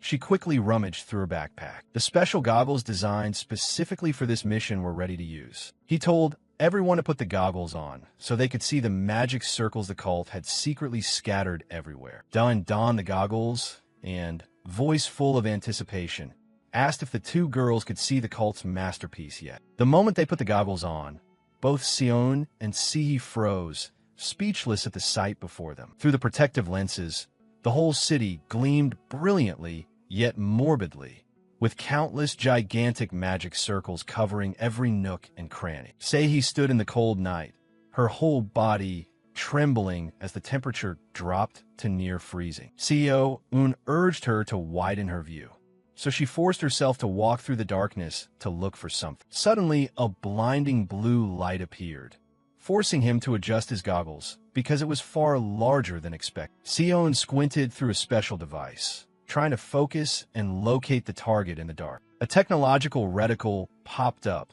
locking onto a faint point of light somewhere across vast Seoul. Sion cheered when she found the target at the city's edge, and In, standing beside her, hurriedly looked in the direction she pointed. Overjoyed, Dun hoisted Son up and burst into laughter, praising her for a job well done. Taken aback by being lifted, Sion gaped and shouted in embarrassment, her face flushing like a tomato. She struggled wildly, demanding he put her down at once while the two of them still hung in midair. Seeing the scene, Sei sighed in exasperation, calling him an idiot for his over-the-top behavior. Sion pouted sulkily and turned away to hide her shame. Sei suddenly froze when she saw strange characters glowing brightly on the brick wall. It was a giant magic circle that the Moonlight Cult had been quietly preparing for months to enclose all of Seoul. Dain said thoughtfully that touching it would cause memory loss or power weakening. It was the very thing that had destroyed Seoul in the story. He recalled the image of the heroine Stardust utterly helpless and desperate before that catastrophe, a scene readers had harshly criticized. Sion asked what he planned to do with the characters, and he replied curtly that he'd just erase them. Suddenly, a strong blue flare erupted. Sion looked around in bewilderment because Sei was nowhere to be seen. Sei and Sion screamed in surprise when a strange woman suddenly appeared right behind them. The woman was the Ivy Witch with a bewitching air. She announced she would modify the magic circle to serve his interests. The witch smiled enigmatically through a cloud of smoke, introducing herself gently yet authoritative. The two girls stared at the newcomer, sensing a strange pull from the witch they'd never met before. Ivy Witch calmly raised her hand and began to intervene in the magical structure on the wall. As soon as she placed her hand down, the lines of characters flared blue and spiraled around her hand like an energy storm. A powerful light burst forth, enveloping the witch and the matrix-laden wall. Amid the hazy green smoke, the witch looked directly into the young man's eyes with a mysterious expression. She suddenly touched his chest lightly with a fingertip, causing Sei, he's standing behind, to gape in astonishment. A deep blue energy slowly seeped into Dain's body with each contact of the witch's touch. When the light softened, Dain asked if it was finished as he looked at the still glowing magic circle. Ivy Witch confirmed that he would now be free to operate within the circle's bounds without being affected. Dain smiled smugly.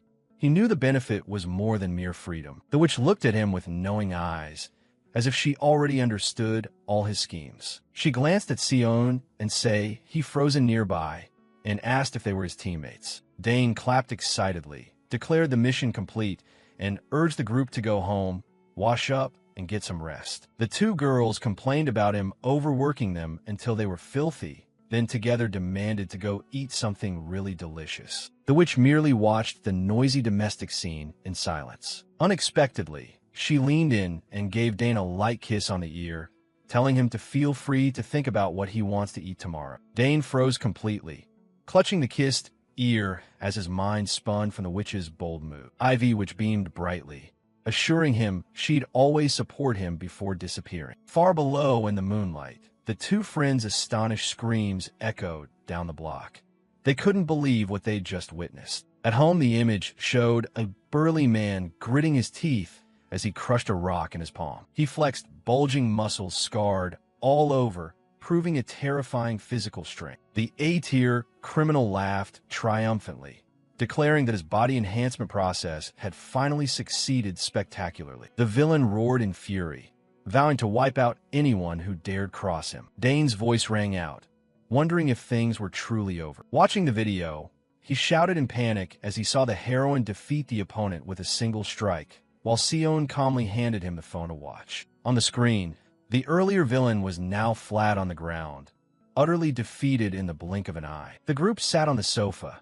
Dain sighed heavily over the new worry that had arisen. He worried that Stardust becoming too powerful would cause her to lose the vigilance she needed. Dain watched intently, a straw still in his mouth, but his gaze had turned serious. He muttered about needing to reinforce the durability of the suit's gloves, prompting Sion to curiously ask what he was doing. Sion glanced at him suspiciously while he tried to avoid her gaze. Startled, he denied it outright, trying to act as normal as possible in front of her. Sion proudly showed off the Mango Squad website, the fan club for the villain Egoistic, and introduced herself as the group's hacker. Sion cheered excitedly, then ran off, telling him to wait just a bit longer. Sei jumped out to tease, leaving Dain bewildered and confused. He clicked his tongue, assuming she was making something useful again, then bent back down to continue writing. Dain focused on drafting a letter to the Hero Association president, warning of a shocking attack on the first snowfall. Subin looked at him in surprise,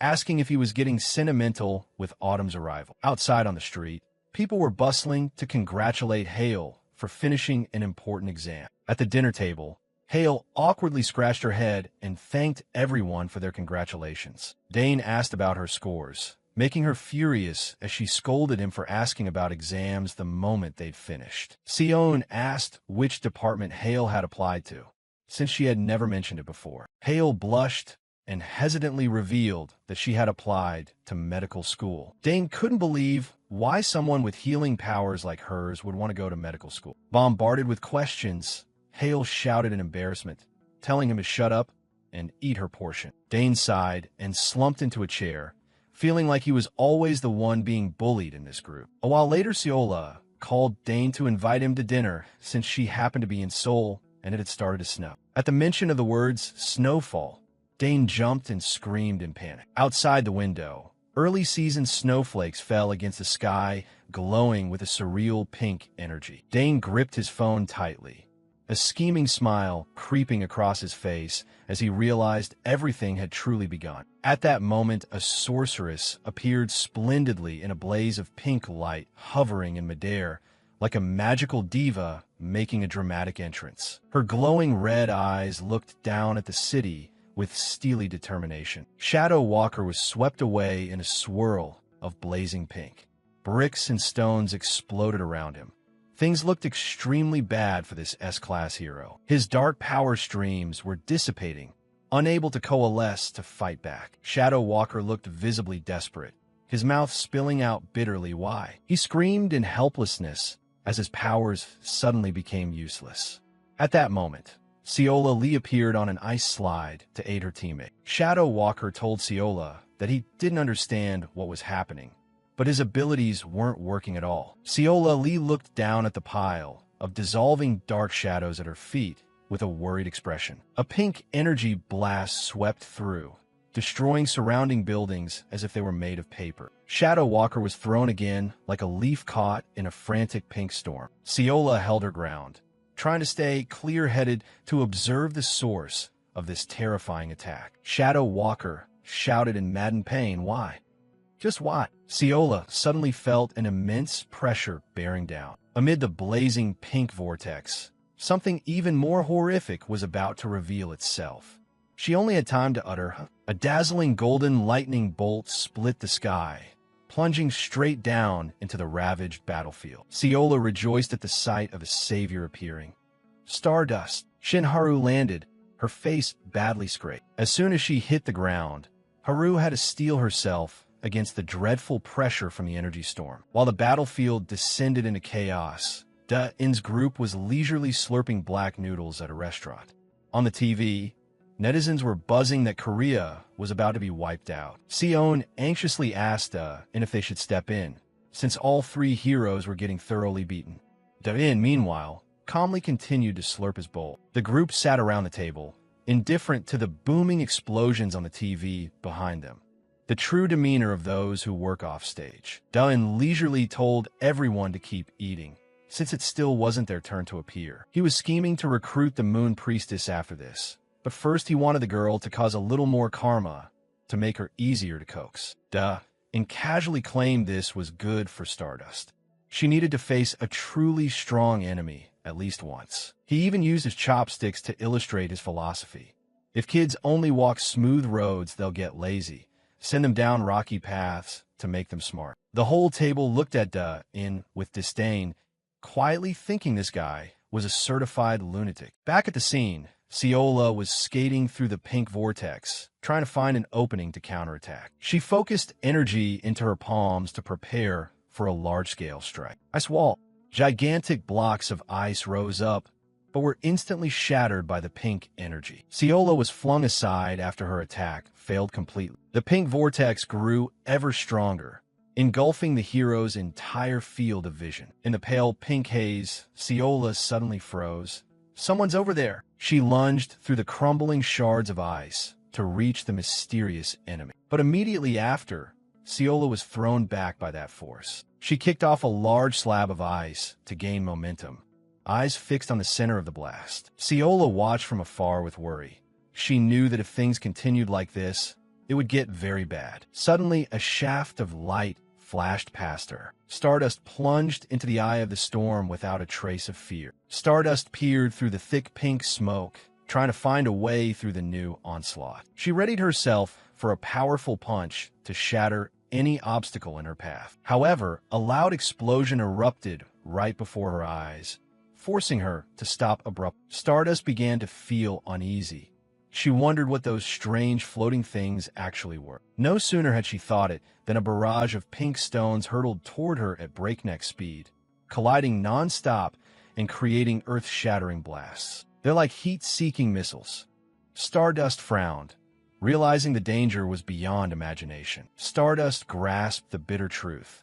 Those pink crystals had flattened the surrounding buildings to ground level. She braced against the pressure, her blonde hair whipping in the dense pink energy.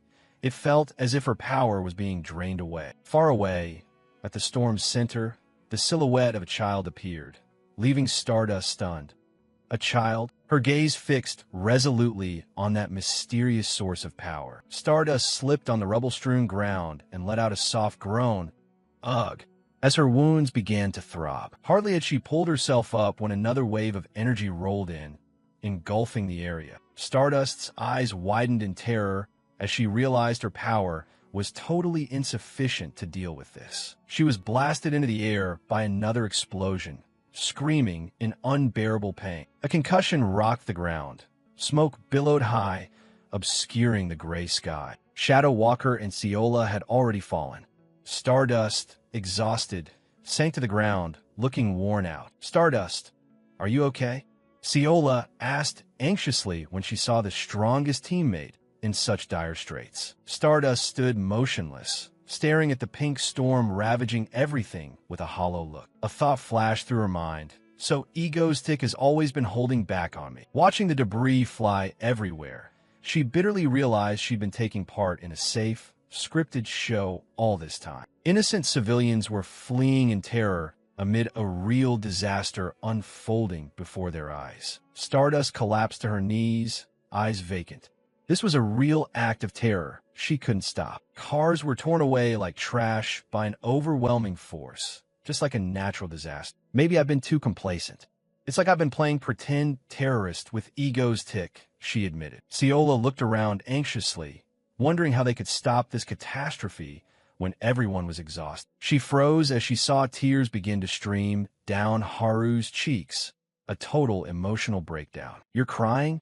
Hadu? Ciola asked. Haru stubbornly denied it despite her face being drenched in tears. At home, Dun saw the scene on TV and screamed manically, AARGH. He went insane, tried to rush out to save them. Haru, wait for me, I'm coming. Sion and Hyul had to use all their strength to hold him back. Let me go. Why are you crying? If anyone should be crying, it should be me. Dane wailed pitifully, leaving Sion beet red with embarrassment, wishing she could sink into the ground, seeing things getting out of control.